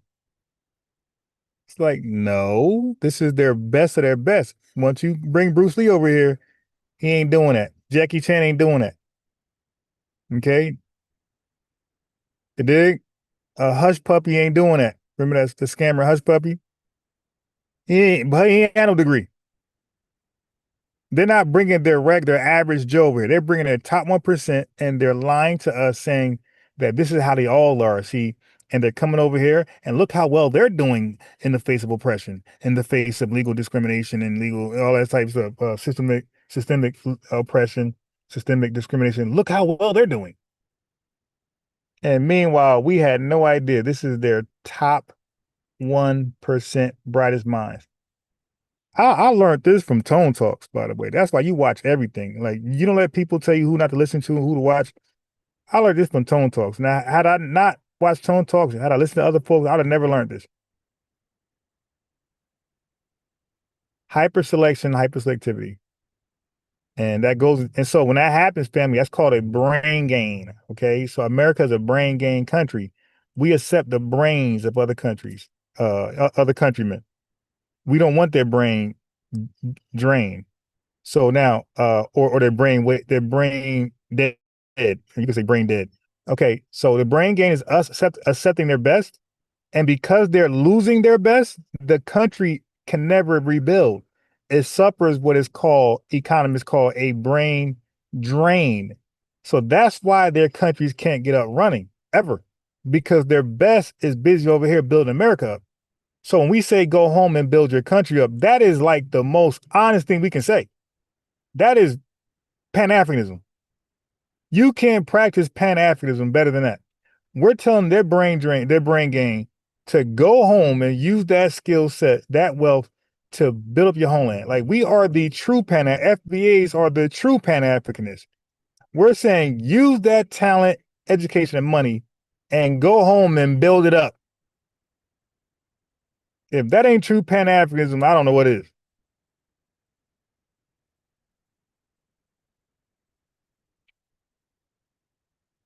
But they won't do it. They won't do it. They will rather see their country fall apart. They will rather see their country fall apart.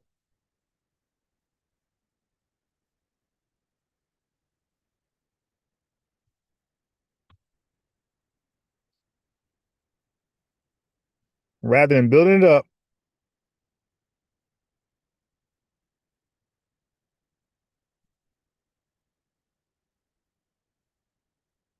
you feel me? So you can't practice Pan-Africanism better than the FBA. We're saying, okay, you got a little job, little jobby job. Now go home and build your country up. I just don't know better advice than that. I just don't know.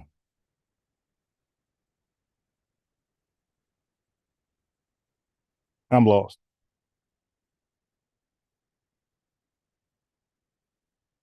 They act like that's a bad thing. That's like you at my house. Like I just pay you. You run a cleaning service. I just pay you to clean my home. You did a great job. My home is sparkling. Pine, soul, pine smell everywhere. Pine scent everywhere. My bathroom, immaculate. But then on social media, I see your home and it's like disgusting, like a hoarder's house. And I hire you again. At some point, I'm gonna say, hey, why don't you clean your home? Like that, because I'm concerned. Like, yo, that's legitimate, like concern. Like, yo, thank you, Miss Parker, for cleaning my home, man. You got it looking immaculate and spotless. I'm on social media bragging, showing it off. But why not clean your home? You got 8 kids. Like, what? Why not? Why not clean your home? Y'all practicing polygamy. You got 9,000 kids. Why not just like? But they'll tell us that's bad. They'll tell us that we shouldn't encourage them to build their home, to clean your own home. They'll tell us that's bad. You're being xenophobic. Because I said clean your home. Because I said go home and rebuild. Like thank you for helping us be great. Okay. Some of us genuinely want to see how Africa looks as a rebuilt nation. Like some of us really want to see. But we're like Stevie Wonder because I don't think we're ever going to see it.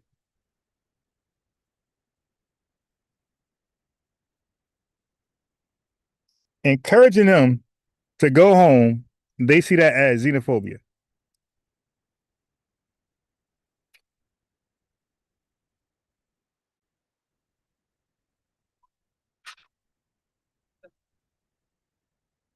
Oh my God.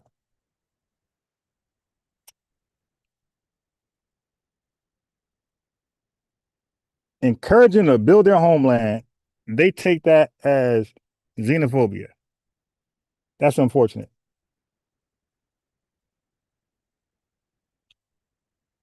That's unfortunate.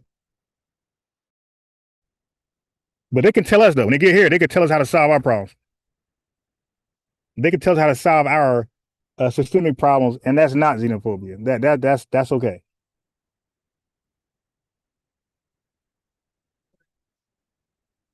The gaslight is on fleek, family.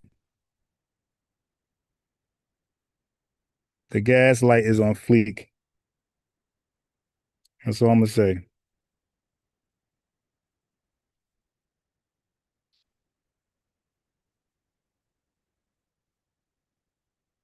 Lena, Hey, Ron. how you doing? Hey, Great.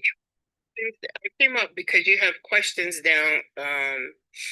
Can you see the questions down here on TikTok? Okay. No. Well, I can see now. Say who asked a question.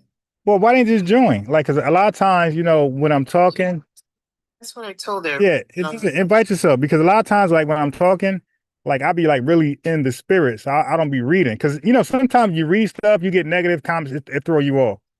Yes. Right. So I'd rather you guys just join, invite yourself up. I'll allow you up, ask the question. I think it's more genuine that way because when you just take any questions from the chat, a lot of it be bad faith. Is she still in here? Yeah. To be honest, did you see it? No, I ain't see it. It says that why do you think that ADOs lost their steam? No, I think they were never they didn't lose anything. Like ADOS was never equipped to do what FBA has done. It was never equipped. ADOS was more of what they said they are. They're an advocacy. They're more of an organization, right? They're organization who represent Foundation of Black Americans when it comes to like legality and tangible thing like that. But they were never really equipped to go viral, to really cause a huge signal boost.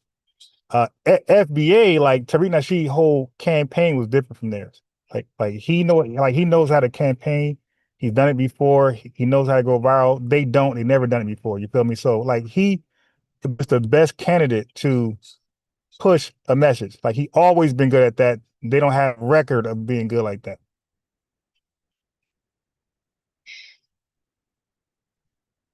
Okay, and then her second question, or her first question was, why has ADOS lost motion in the movement? But she said something about why did they take the initiative to set up DEI? Now, I don't believe they did that. No, they didn't do that. They don't set up DEIs. They don't forget, ADOS had the same topic. I don't think she's saying ADOS set up DEI, but I think she's asking if, well, I can't speak for her, so I'm just going. Yeah, I told her to request if she's still in the room. Yeah, ADOS got the same talking points as us. Like we're both saying lineage based. Matter of fact, they said it first. They were the first. Okay, she's back in the room. He said to request up Sewell. Yeah, just request that. Because I don't understand your second question about the why did they set up DEI? Or you could type it and I can read it for him. Okay, Ron, you were asking, you were saying about ADOS? ADOS had the original talking points about lineage based. Like the whole concept of lineage based tangibles is through ADOS framing. So you can't have that specific framing and be for DEI. The DEI is anybody and their mother in this country can qualify for that. DEI is for minorities or people of color. Like that's a nothing burger. Mm-hmm. Yvette Tone Talk, Dr. Sandy Daddy, they all knew that.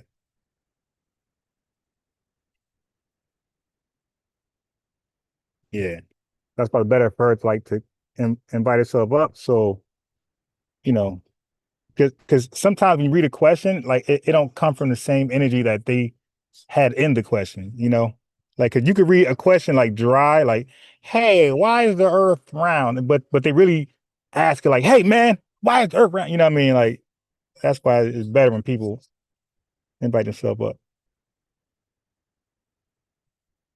But did she ask her next question? She said that she's at work, but I told her to write the question and then I'll write the question and then I'll read it for you. Okay. You're on YouTube too, right? Yeah. Okay, got it.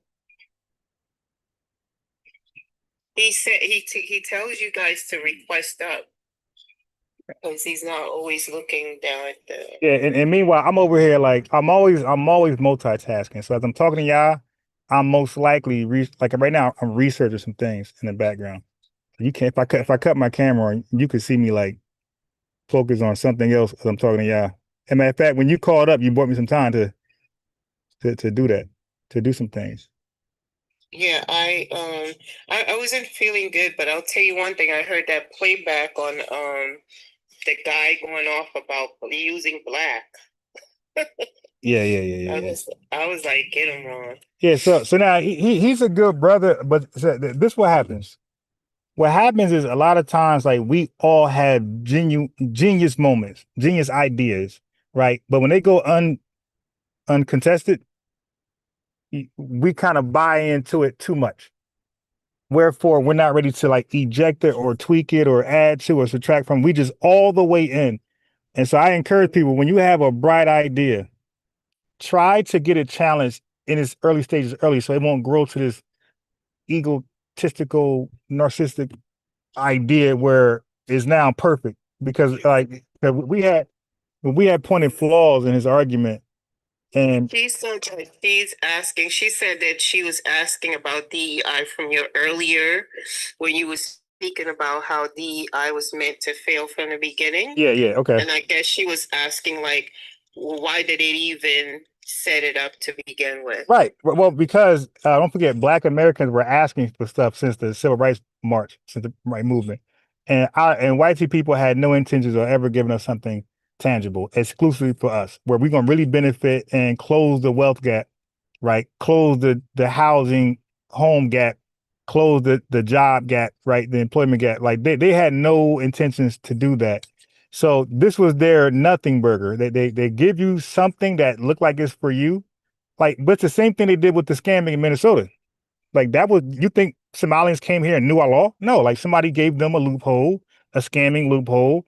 They ran with it. It was going well until that young white T guy exposed them, and it all went to HELL. So people do things for you as a facade to make you. It's like, hey, you wanted it, I gave it to you. Now shut up, and now we're quiet because we think it's for us, and then we found out white women are benefiting from it. But it's to get shot down later. It's to discourage you from keep demanding stuff. So it's a pacifier, and then when it gets shot, I love TikTok shot. Then when they get knocked down, it's a discouraging defeat. So it makes you don't want to demand something else. Because like, dang, see, it kind of reminds us of Black Wall Street. So like they're playing on our psyche. They're playing on when we do something great, it just get knocked down. So why even do something great? Thank you very much for the answer. Okay, Ron, I have a question as well. So for me, I don't see why they wouldn't give reparation, because it would wouldn't that stimulate the economy here? Yeah, I would think so. I haven't really put a lot of thought into that, and I guess I can like put some thought into that to see how that can work out. So maybe I can give like a good case for the country of how it can possibly stimulate the economy, right? Right, because I would think so, because the money that we would get, it stays here. Like there's no remittance. There's no large remittance outside the country. Like a lot of those Somalian scammers, they bought land in Kenya and did a whole bunch of stuff with the money. Like our money stays here. So even our scammers uh stimulate the economy to some degree, because the money stays here. It doesn't leave out the country. It doesn't go to a offshore bank account. You just made me think of something when with that question though. It's like they probably don't want to close the wealth gap. Yeah, I would think. Yeah, I like some people really believe that our rise is their demise. Like some white people really believe if we rise, then we're going to have more influence on maybe WAR. So now this country won't be so quick to go to WAR. So many things being passed or knocked down or overruled. Like they really believe, hey man, this country's gonna be honest and fair for the first time. And maybe they're insecure. Maybe they don't believe that they can be a world superpower with a fair country. Right. They think that it has to be unfair, take advantage of people to rule. Like maybe that's in their psyche. Like they don't believe they can see that. They don't believe they can rule or be in power by being fair.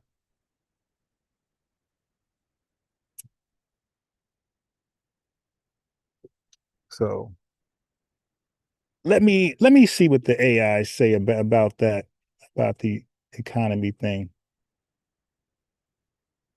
I have an important call, Ron. I'll come up just to ask the questions. But I gotta take this call. I'll be back. Okay. Okay. Yep. All right. Yeah. Now I'm curious to see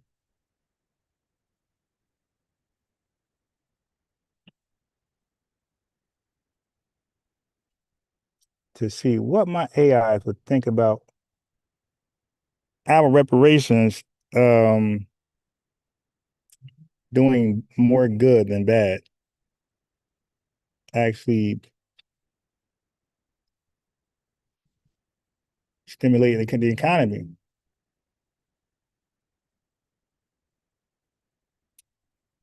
Let me just see about that.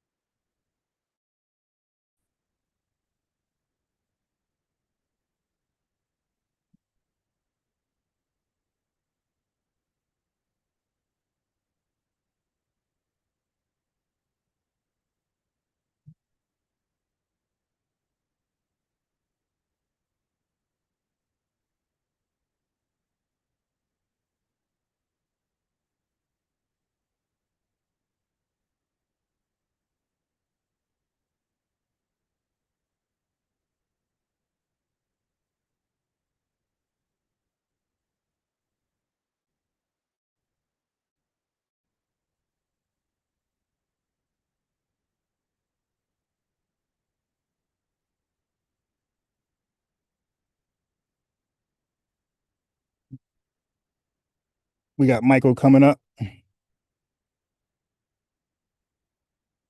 Hello, Michael.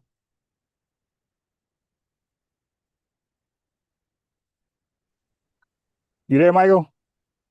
Can you hear me? Yeah, I hear you.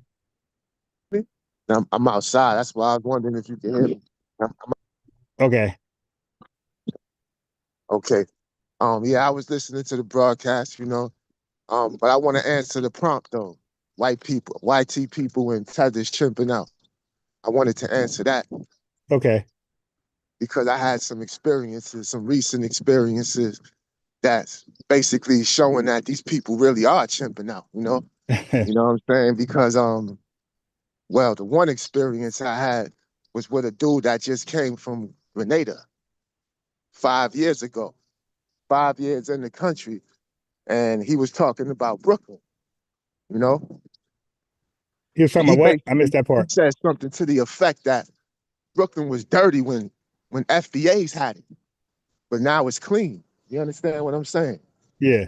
And he was talking about Flatbush specifically.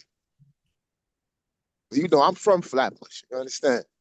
So I Right. basically broke it down to him like, Caribbean folk been here since the 70s, you know? It's always been Caribbean people there. Right. So you saying that y'all dirty too? You know what I'm saying? Like, Right. Yeah, you yeah. don't even know what you're talking about. 5 years here. Understand what I'm saying? I did more Mm-hmm. time in the pen. You feel me? Like, you 5 years in. What do you know about this country? Somebody be teaching them this shit. You feel what I'm saying? Like, Yeah. all of this anti-black rhetoric, somebody's teaching them that. Well, of course. You know Of what course. I'm saying? Now it's like white people. The veil is being lifted. That's all it is. With them, the veil's being lifted. Yeah, I They believe know that. that. Yeah, that's not something that they're just coming up with because it was crazy is that they charged us with an echo chamber. It's like, nah, you guys are literally saying the same thing. Then that's why we know somebody's giving you your talking point. Oh, if a police officer pulls us all over, so all y'all make that analogy? Like, come on. That's an echo chamber. Yeah, somebody's teaching them this. I don't know where they're getting it from. You know what I'm saying? But another situation. This is the Guyanese dude.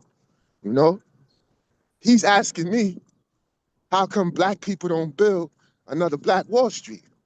He was training me at a job. So I just met this dude. And this is how he come at me. I'm like, what? I'm like, yo, where'd that come from? Right. Like, You don't even know me. But yeah, you about to get to know me. Let me yeah, explain something to you. he Like says it Black Wall so Street. so Black people had nonchalant as plenty though of like Black we Wall Street. never thought of that. Huh? I said he says so nonchalantly, like as though we never thought about that. We need Yeah, him to like to get us to. You ever thought about another Black Wall Street? He's a weird guy. that's why I told him. I was like, first of all, we had plenty Black Wall Street. You know, Greenwood, which is the name of the place that you're referring to, Greenwood is just one of them. That wasn't even our city. That was a part of a city. You understand what I'm saying? Blew his mind. I started breaking things down to him. Blew his mind. Like, listen, you gotta understand that you came to a battleground. This is a place of refuge for you. This is a battleground for us. You gotta stay in your place, fam. Right. For real. You gotta stay in your place.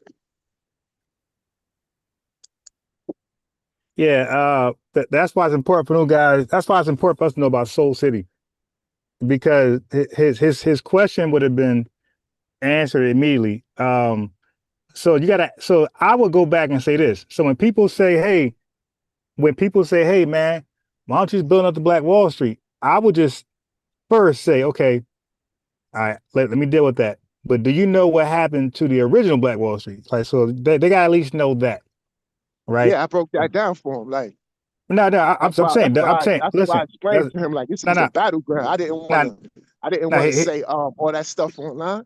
But yeah, yeah, but I told him what happened. but I didn't want you to do that. I'm saying Okay. don't do that. I'm saying make them qualify their questions. Ask him what happened. See what happens is, like I told my boy um Demetrius, I said, bro, when we're debating, let's stop educating them and let's pull education from them. Let's see what they know and don't know. So he mentioned Black Wall Street. He just said it. Ask him what happened to it. Like, why it's not longer there? Like, why all the Black Wall Street are out of existence, right? Because sometimes in order to receive the answer, you got to know about the question. So sometimes they just say stuff for no reason. Now, if he was able to tell you about Black Wall Street and what happened to it, then you could say, okay, so how do you know that didn't keep happening in all of the attempts afterwards? Got you. You got it? So why do you believe, I would ask him this, why do you believe this is the only time they stopped it? How about other Black Wall Streets were emerging and they kept doing this? That's how I would have got him. Like, because absolutely, that's the best way to do it. Because we had plenty of attempts after that, and Soul City is a case in point. Soul City is a case in point of an attempt of a Black Wall Street and white tea people. This is 1980 basically, and white tea people came in there sabotaging, using their propaganda to speak ill of it, bad propaganda. You know what I mean? Then they did what they normally do. Yeah. So that's what I did. Like, you know about Black Wall Street? Do you know about Soul City? So They know Soul what we City have done, and they know what we're going through. I just believe they're being disingenuous because somebody's putting them up to it. But if you're gonna have a conversation, then have you know what I mean, you gotta have the conversation. But if you don't play, like for example, I had 3 tethers chimping out on TikTok. I kicked them off, right? Because once I realized that they were not gonna have a genuine conversation, I just kicked them off. Yeah, once they chimp out, I'm kicking them off. Their whole thing, see, this is what I told her. This is what I told the Guyanese dude. You know what I'm saying? It was more of a better conversation with the Guyanese dude than the Grenada dude. Because the person from Grenada is not really, what can I say? They real green. You know what I'm saying? So they don't really know nothing. You know what I'm saying? They an adult that just came to the country. So you understand, like they're real green. So it's like I can't really have a conversation with them. I'm about to turn this off because I got you on the TV too. You know what I'm saying? So what it was the dude from Guyana was more traveled, more experienced. You know what I'm saying? So the conversation was able to be more balanced than the one with the Grenadian guy. You know what I'm saying? Yeah. The Grenadian guy was really being disrespectful. You feel me? Which is why I said, like, yo, who's putting them up to this? You know? Being that they just came to the country. But the dude from Guyana was basically saying he knows that we could do it. You know what I'm saying? He didn't know about the other Black Wall Streets, though. Didn't know that Oklahoma was filled with Black towns. You understand what I'm saying? But he knew that we got the potential to do better, so why we not doing it?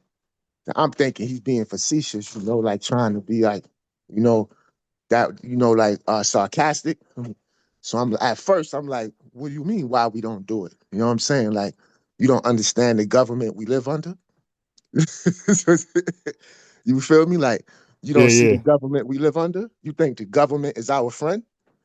That's why I had to explain to him, like, yo, you came to a place of refuge, but this is a battleground for us. So you gotta stay in your place, you feel me? You gotta stay in your place as an immigrant. You understand? Because you don't understand what's going on.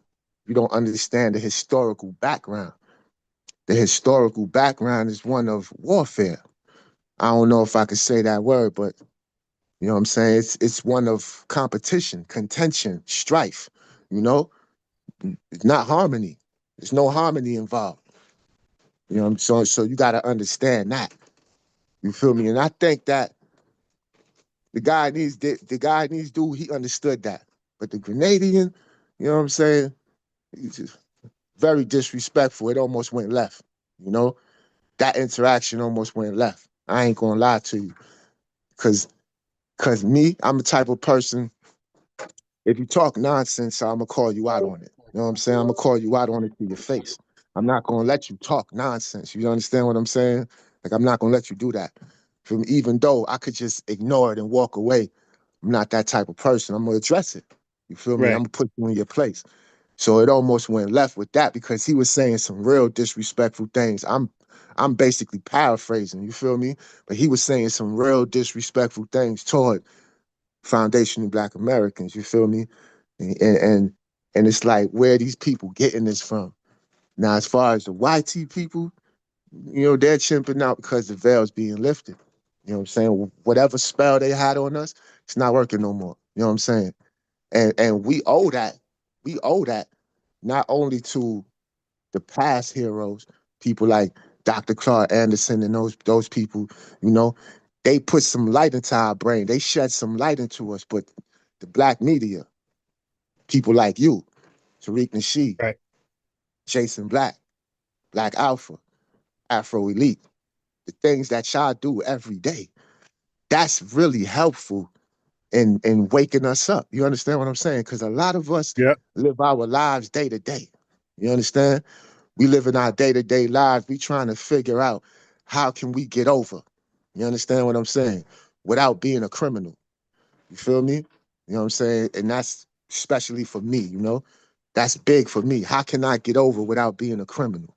You know what I'm saying? I don't want to do that no more. You understand what I'm saying?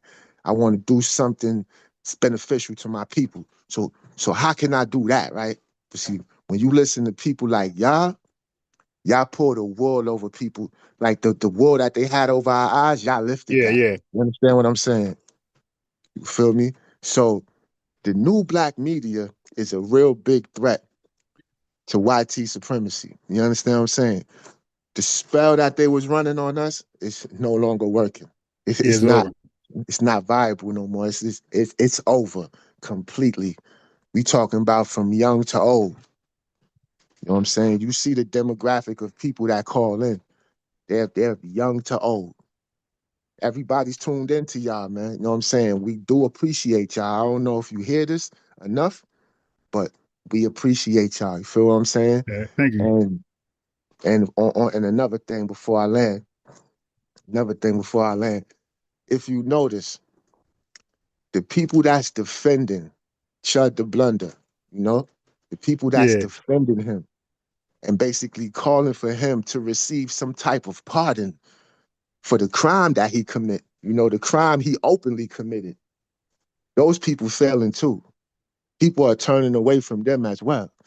You understand what I'm saying? So we know that it's not just Black people that's hearing the message. It's other people too. It's like the whole world's hearing the message. You understand what I'm saying? The whole country is hearing the message. Like, yo, these guys are clowns. You understand what I'm saying? They're the real savages. They're the real evil ones. You understand? they're the agents of destruction. All of them. That's why you see the thumbnail. They are the real ones chimping out. That's part of the history. Yeah, facts. They are the real ones. They are the real savages. Right. And they want to project their identity onto us. And for a second, it did work. You know, a lot of us wanted to identify with their mobsters. You understand what I'm saying? Savages. A lot of us wanted to identify with their heroes, you know? But really and truthfully, that was only street people. That's not all Black people. That was just only street people. You understand what I'm saying? But still, that was us. You know what I'm saying? We still wanted to identify with their debauchery. You understand what I'm saying? That's not us, man. We don't get down like that. You feel me? When you get off into the history of our people, we never did what they did. You know what I'm saying? We never even went that far at all. We're nothing like them. You know what I'm saying? And reading and listening to good brothers like yourself, that keeps our eyes open. You know what I mean? And that's why they're chimping out. They know that. They always been chimping out over us being successful. But even like the Black Wall Street demises, right? That's chimping out. No reason. Like, could think about a real chimpanzee. It's whitey people who have them as pets, right?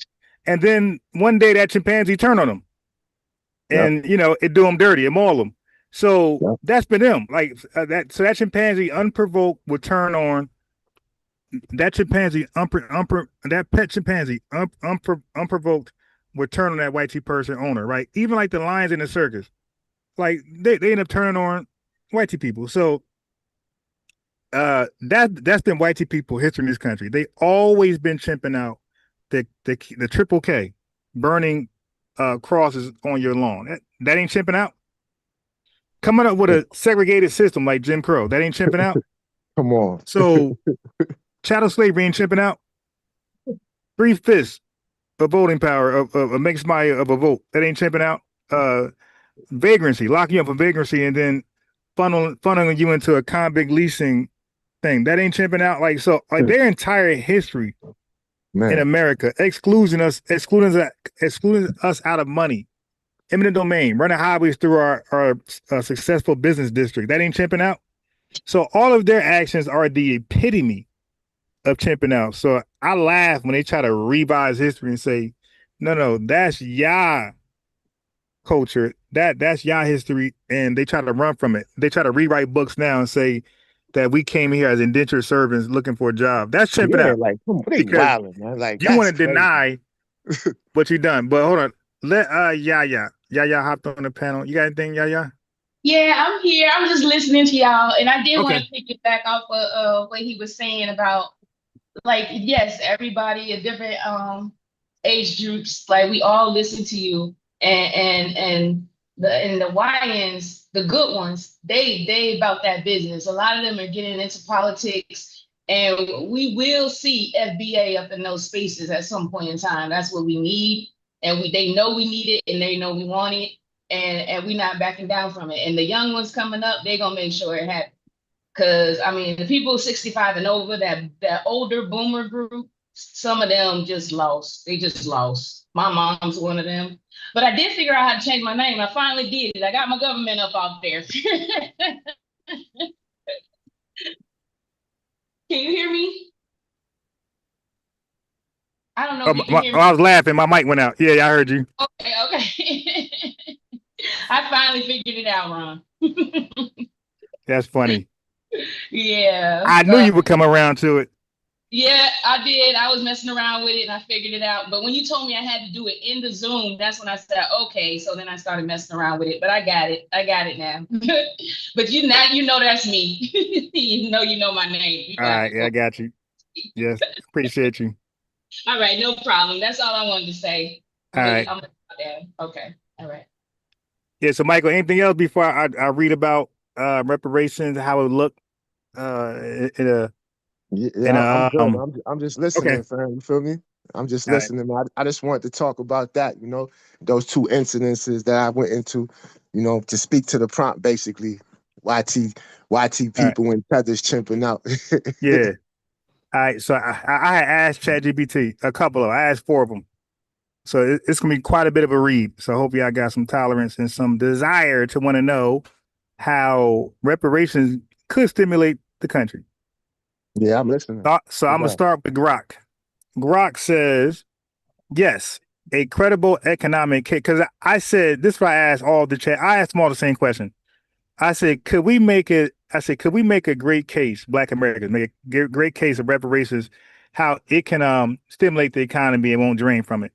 And it said, yes, this is Grok. Yes, a credible economic case can be made that reparations payments to Black Americans will primarily circulate within and stimulate the U.S. economy. Unlike many immigrant groups with strong ties abroad, Black Americans, descendants of U.S. chattel slavery, have deep roots here, with spending, investment, and consumption patterns that are overwhelmingly domestic. Here's a structured evidence-based argument. It says, number one, Black American spending is heavily domestic and consumption driven. It says, hold on, I got a big 16-foot Bigfoot truck coming near me.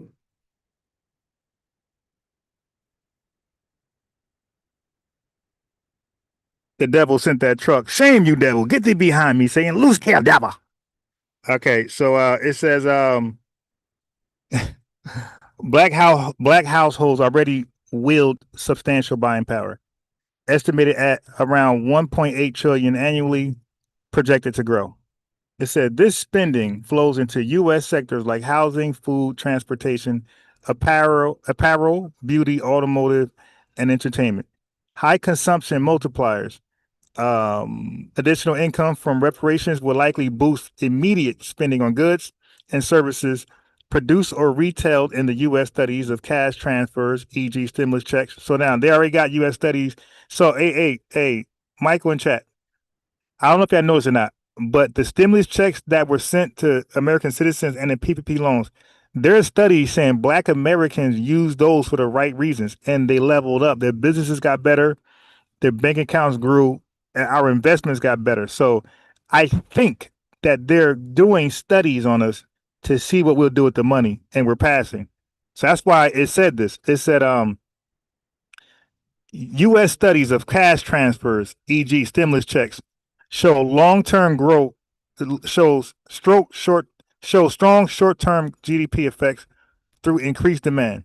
Reparations will act similarly as additional income, raising consumption and providing a net economic boost. It says Black families allocate a large share of wealth to home ownership, often 30 to 50% of assets.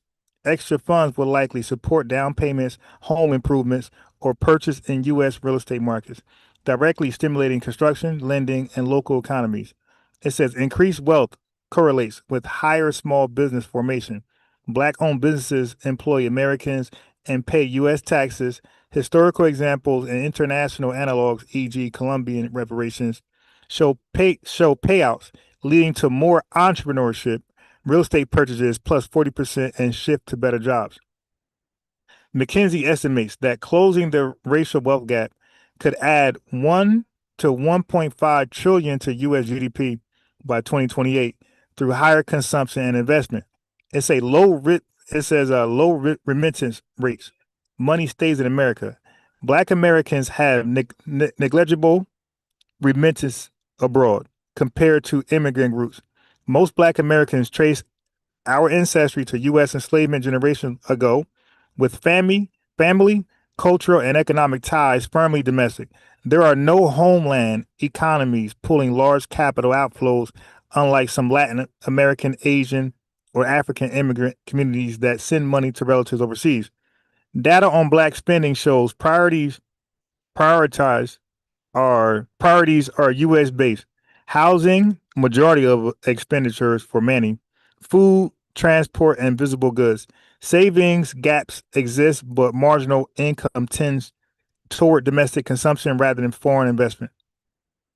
Contrast with hyper-selected African immigrants, higher education income often pairs with remittance flows back to origin countries.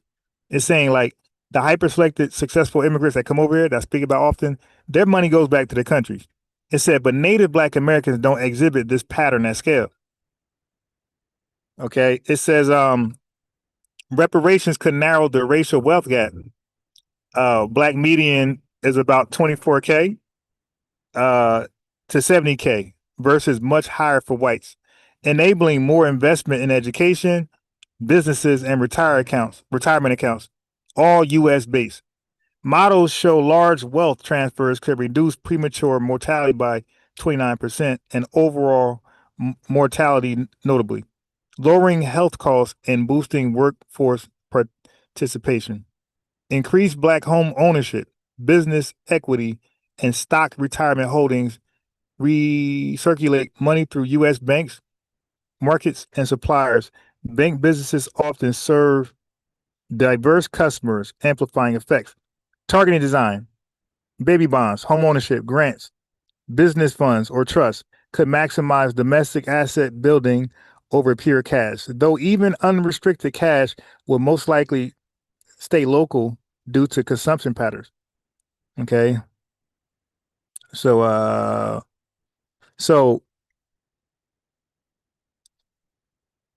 in summary, Black Americans are not a transient or a diaspora population sending earnings abroad. Our economic activity is embedded in the U.S. Consumer base, labor force, and housing market. Reparations would overwhelmingly be spent, saved, or invested here, driving demand, entrepreneurship, health, productivity gains, and GDP growth while addressing a documented drag on national output. The strongest case pairs payments with policies that channel funds into productive domestic asset. This isn't an economic argument only. It does not. Okay, so yeah, and we talking about the other stuff they gotta do. But that was that was Grok. Okay. So now I'm gonna go into Venice. Venice says, yes, I can make that case. It says immediate wait. Hold on, let me get my water. Let me get my water. My throat. 1 second, let me get my water.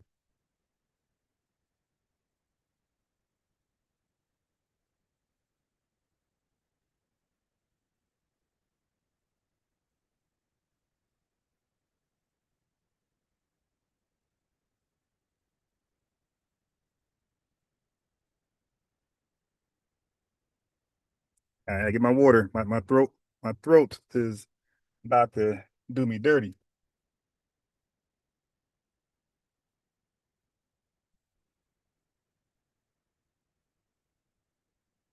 All right, here we go.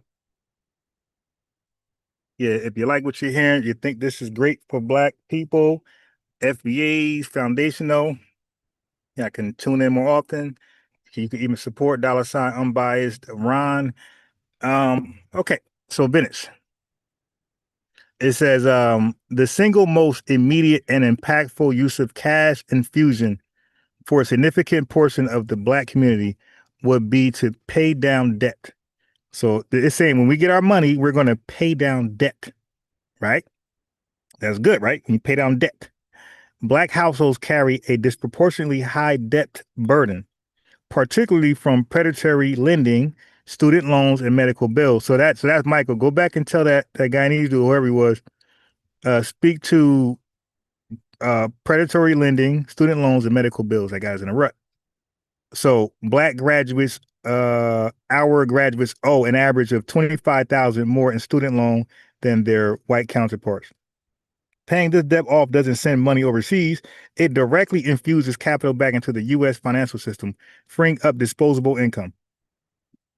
High interest credit card and payday loan debt is rampant. Repaying these debts would be a direct transfer from the reparations fund to U.S.-based financial institutions, immediately improving household balance sheets and credit scores, which in turn unlocks further economic potential. Okay, so with debt cleared and savings built, the next logical step is increased consumption. Black Americans, like all Americans, are deeply integrated into the U.S. consumer economy. The money would be spent on goods and services provided by American businesses. A primary goal for many would be achieving home ownership, right? We're going to buy homes. You know that, right? We're going to buy homes. You dig? So, and improving our existing homes. So those of us who already got sentimental values in our homes, we're going to add to it, right? So it stays in the country.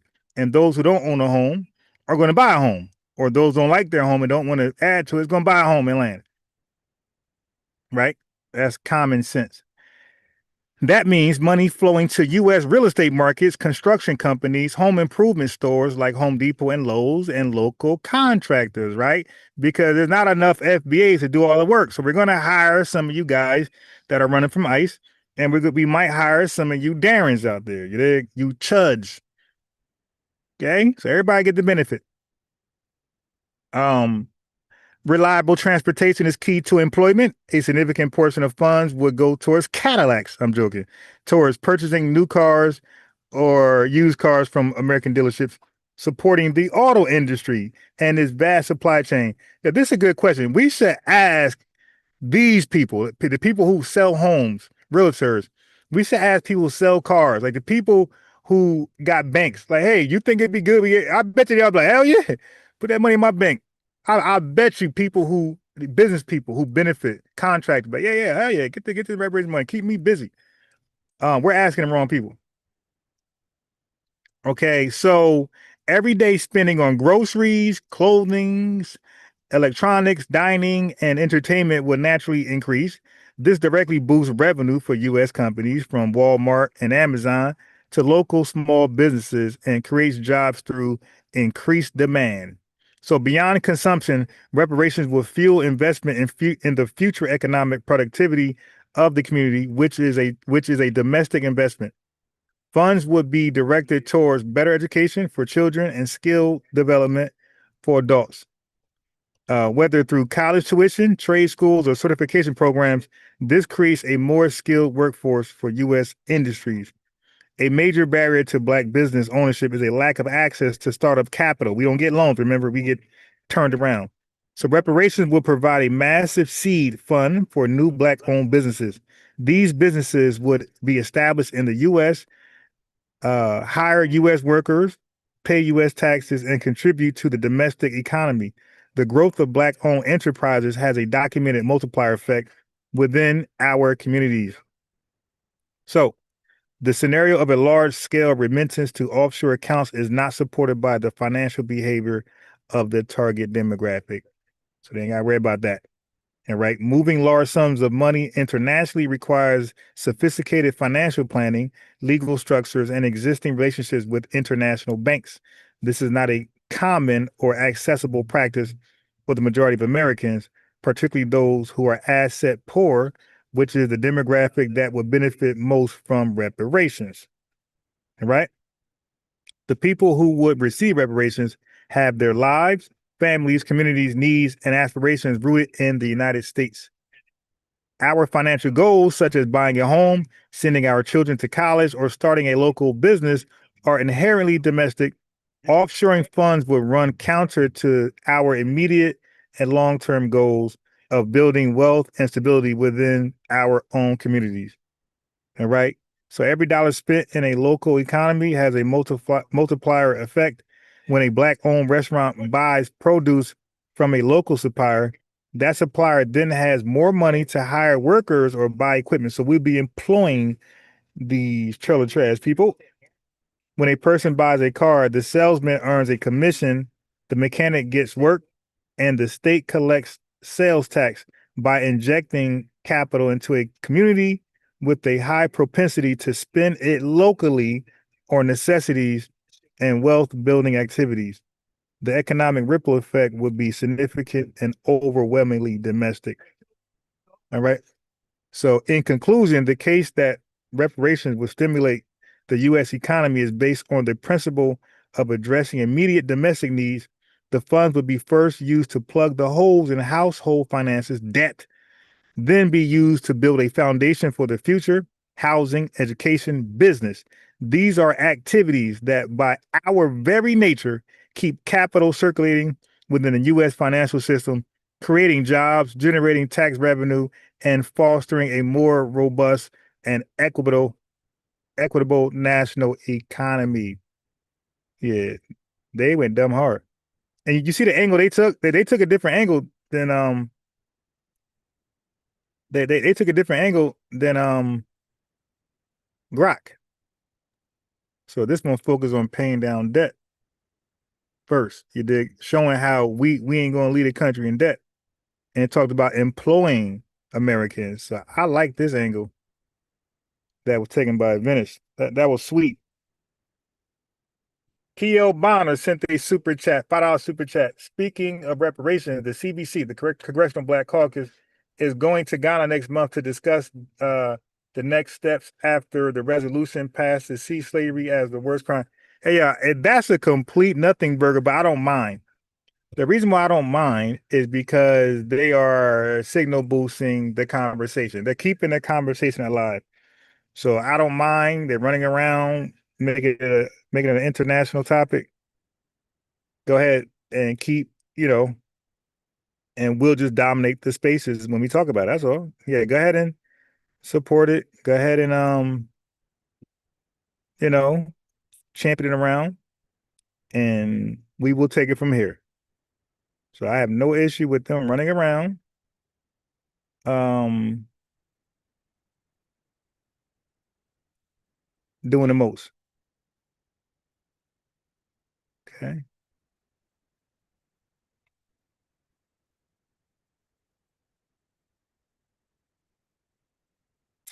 Yeah, so I have no issue with that because I know and you know that ain't going nowhere. And you ain't gonna lie to you can lie to yourself, but you ain't gonna lie to the world. Act like you were innocent. Oh, it's white tea people selling white tea people. Okay. Yeah, y'all think the world gonna believe that? You guys are crazy. You dig? If y'all think the world is gonna fall for it was white tea people buying white tea people, there was no Africans involved in the slave trade.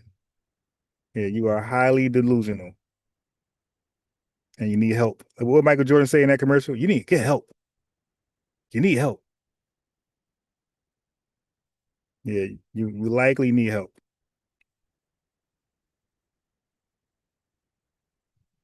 If you believe that. 1 second. You need help.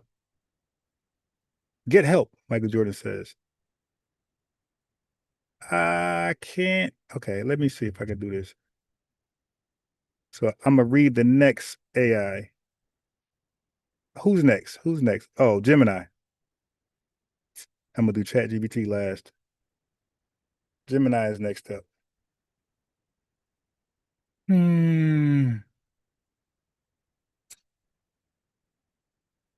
Okay. So Gemini says,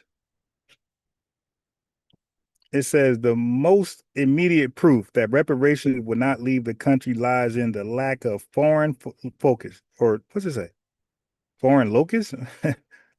No home country to fund.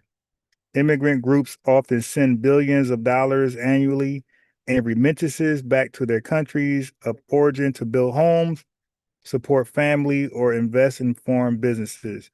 100% domestic retention. Black Americans have been rooted in U.S. soil for over 400 years. Our families, social networks, and institutions are entirely domestic. Every dollar paid in reparations lacks a foreign destination.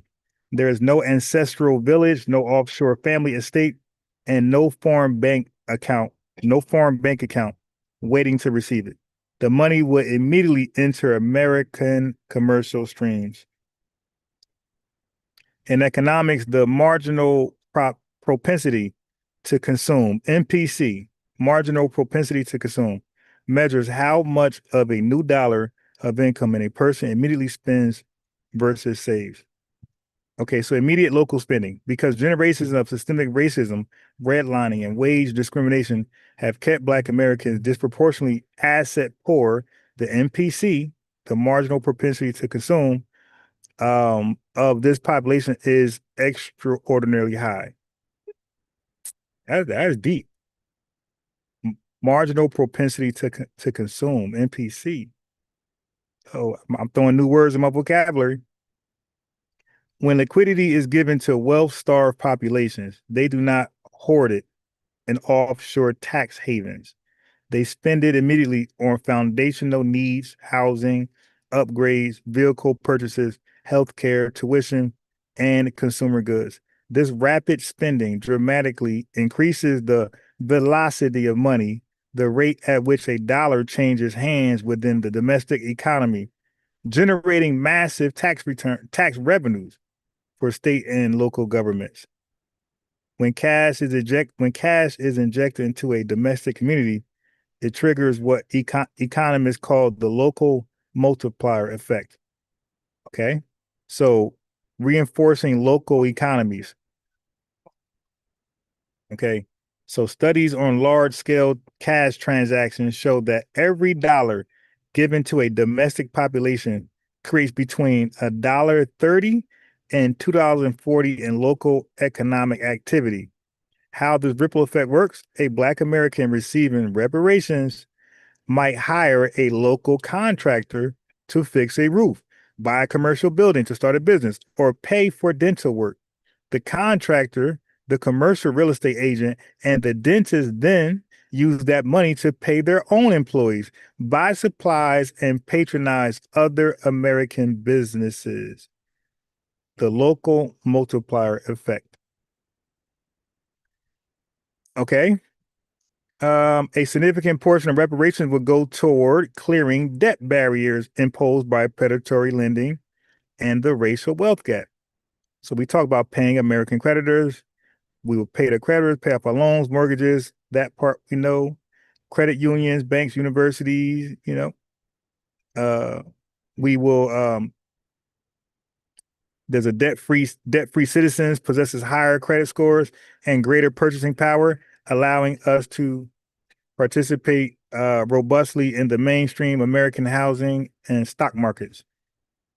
All right. So data from major financial institutions like McKinsey and Citigroup has repeatedly shown that racial wealth gaps, right?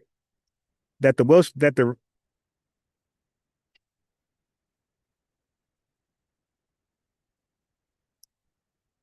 racial wealth gap, one more time, data from major financial institutions like McKinsey and Citigroup has repeatedly shown that the racial wealth gap costs the United States economy trillions of dollars in unrealized GDP. Unlocking new consumers, reparations act as a capital correction. By liquidating the wealth gap, you instantly transition millions of citizens from economic survivors to active, high-value consumers and investors. And I guarantee you, a lot of crime drop, a lot of this foolishness YNs drop. A rising tide. The businesses that would benefit from this surge in capital are the major domestic providers of American goods, U.S. automakers, American tech companies, domestic real estate markets, and local small business. So, family, the real rising tide is paper in our pocket. Okay?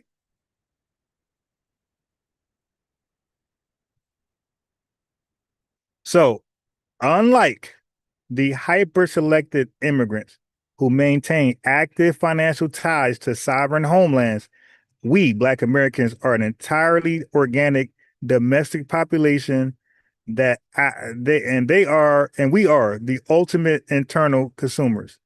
Reparations will not be a capital flight. We ain't going back to Africa. It will be a capital circulation, a massive self-contained economic wave that will stimulate manufacturing, clear corporate and consumer debts, expand the tax base, and ultimately enrich the entire American macroeconomic framework. So this is something I might read again tomorrow, and this is something I think is deep, and you're going to see me format all of this, and I'm be able to articulate this like without reading, because I just typed it in there. That's what we got. All right, so last but not least, we got ChatGPT. So far, great information. Okay, so ChatGPT said, we, with reparations, will stimulate America, not drain it.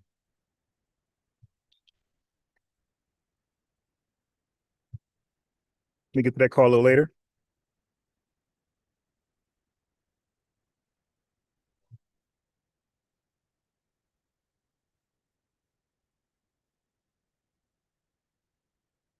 Okay, get that call a little later.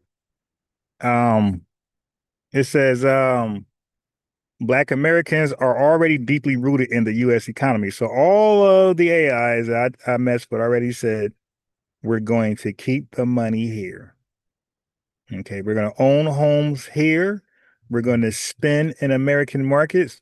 We're going to live in America. We're going to pay American taxes. We're going to build businesses and pay businesses expenses here. You dig? We're going to hire people here. And we're going to consume here. We're going to pay other people in here.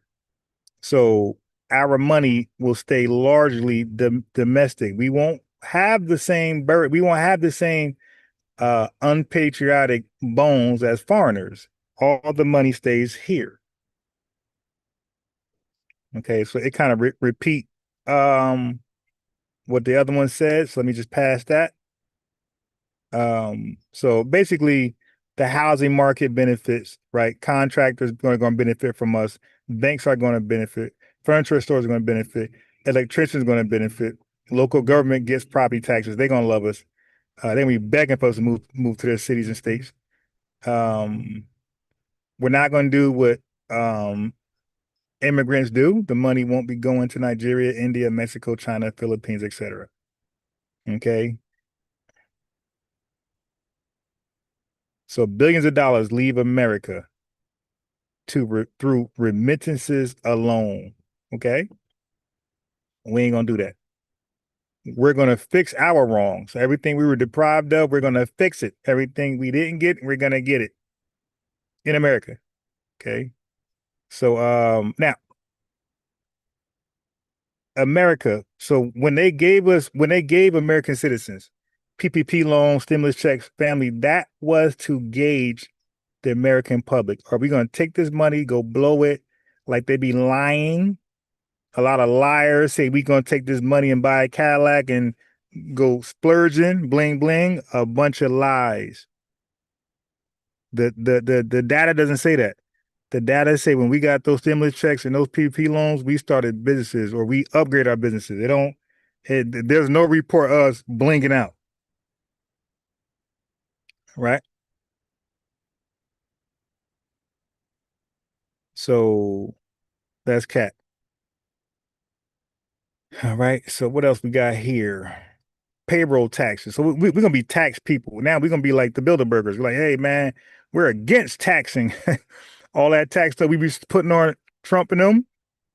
When we get that money, what we gonna do? Nah, no taxes. Nah, we gonna sound like one of them, right? So payroll taxes, sell taxes, property taxes, corporate taxes. So the government is going to recapture money over time through economic expansion.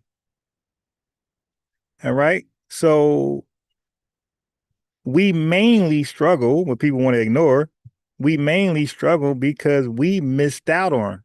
We were systematically excluded from land grants that white people receive, subsidized housing that white people receive, GI Bill access, Homestead Act benefits, business loans, protected labor access. Okay, those are the things we were excluded from. That's why you don't see another Black Wall Street, my guy. Okay, so reparations obviously is correcting an artificially suppressed wealth floor. This wasn't something natural. All right. And it gives some dope, good counter arguments because people will say, hey, money will be late, money will be wasted. No. But ChatGPT said, yeah, but nobody say that bailout shouldn't happen because CEOs wasted the money, right? Company flopped, CEO wasted money, so no bailout. Nobody says corporations shouldn't get subsidies because some of them failed. Nobody says states shouldn't receive federal funds because some misused them. Nobody make those arguments. They just understand that there needs to be a right to make sure the wrong need to be right.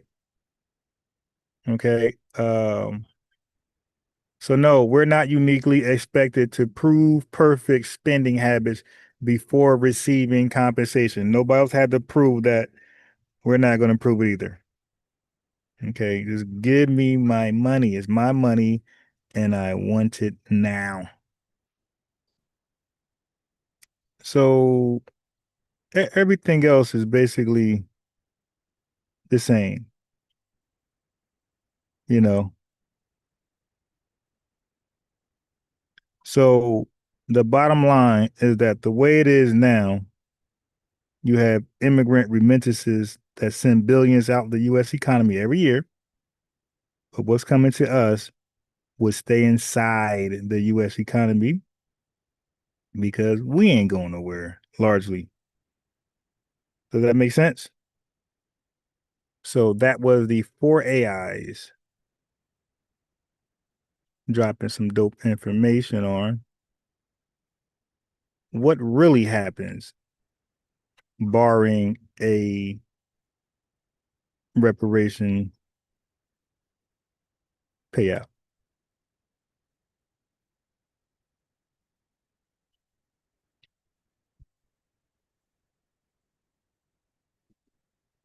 I thought that was dope information. So let me just shout out the YouTube chat and then the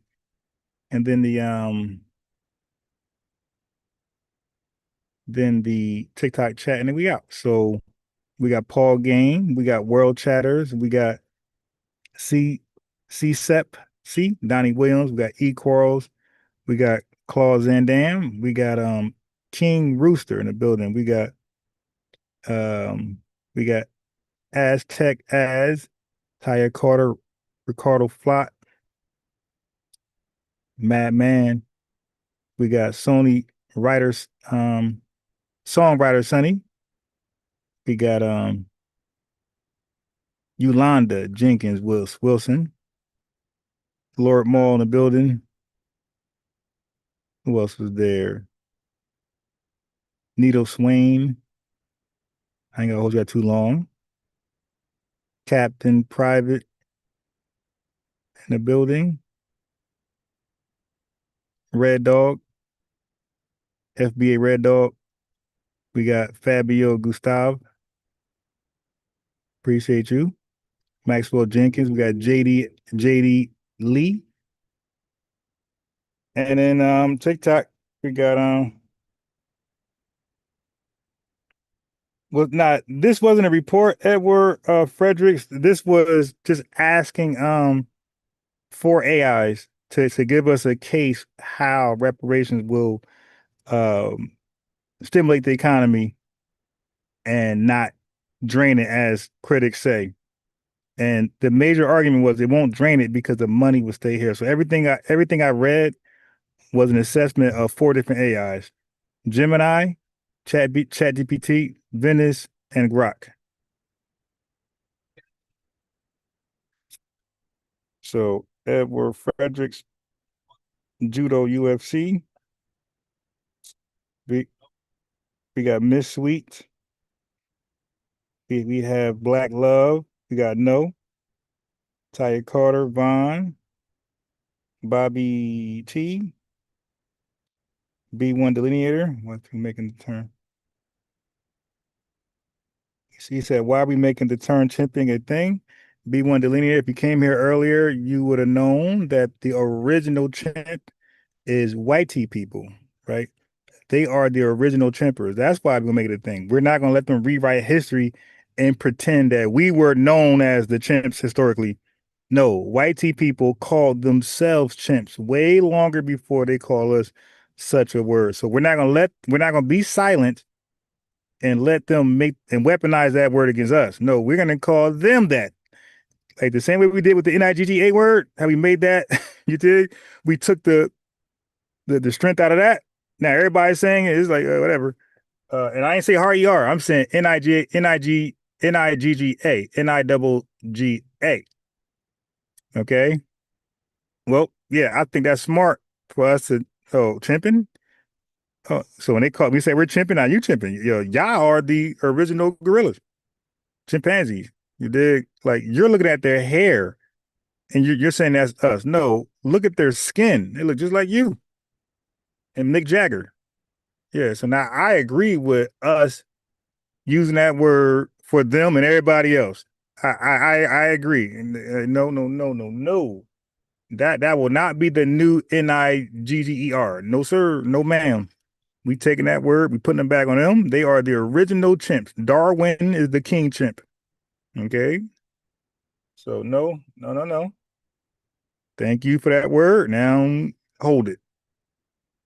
Thank you for that word. Now hold it. So we got who else in the building? You got AI, all CCF came through. Z came. All right, that's a product because people came on and off. Yeah. But yeah, no. I'm gonna highlight, no, y'all are the chimps. Y'all got pictures on my thumbnail right now. That evolutionary graph you're looking at on YouTube, that is theirs. That's them saying they started up as chimps, and they became the ultimate redefined human being, refined human being. They start off as chimps and they became the refined human being. This is their evolutionary graph. And on the left, that is an Italian man, no, Irish man, painted as a chimp. And then on the far right, that is actually Darwin.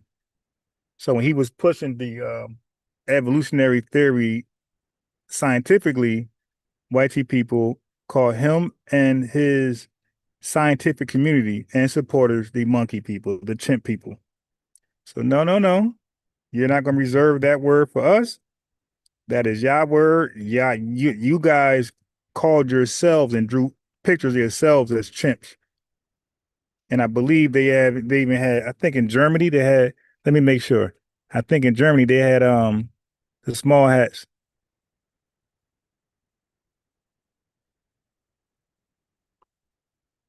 In Nuremberg, Germany.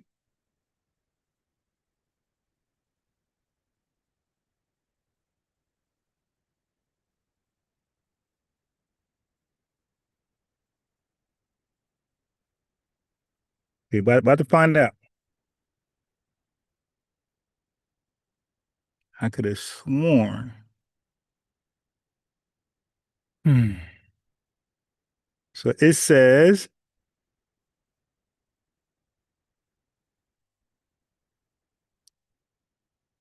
yep, okay, it says the anti-Semitic newspaper published in Nuremberg, Germany, that regularly dehumanized small hat people by comparing them to apes and monkeys was Der Sturmer, Sturmer. Okay.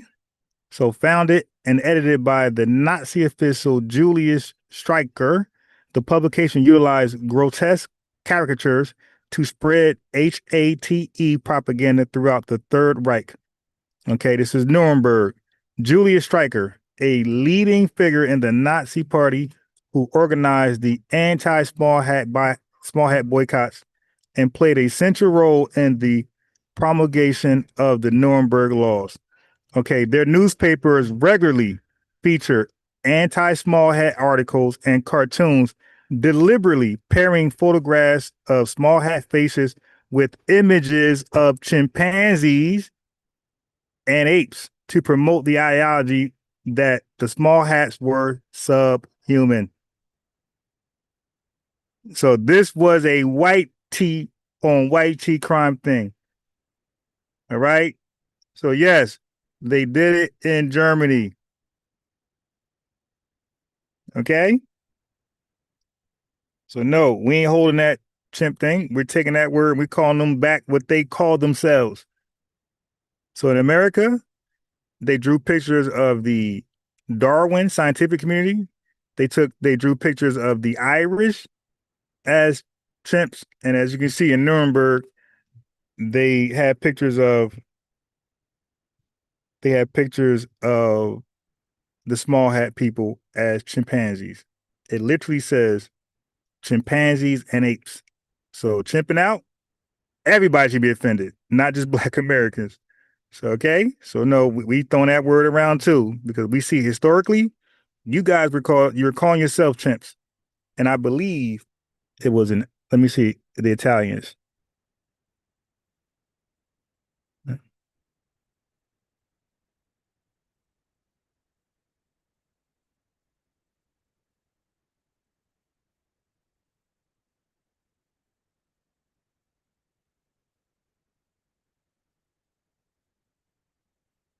Let me see. Yep, family. Yes, during the late 19th and 20th centuries, American newspapers and magazines frequently used racist cartoons, I love you, TikTok shop, to dehumanize Italian immigrants, depicting them with simian or rat-like features to justify xenophobia, violence, and restrictive immigration laws. All right, so they had them as that, right? And then it says, publications like The Atlantic have highlighted how turn off the 20th century cartoons characterize Italians as street filth, rats, and monkeys to justify political hostility. So no, we're not holding chimp. All right, that's something you called yourselves, and we on you. And nope, we're using that word because you called yourselves that. All right.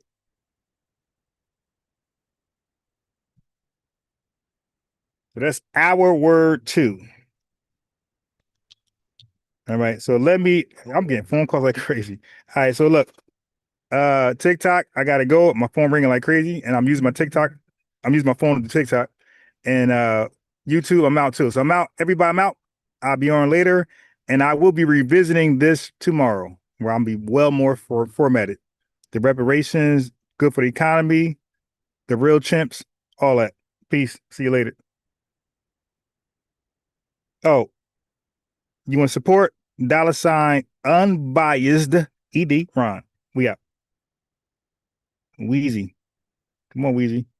Get me off TikTok. Peace to the family on YouTube. We out of here. Gotta go. Phone going crazy.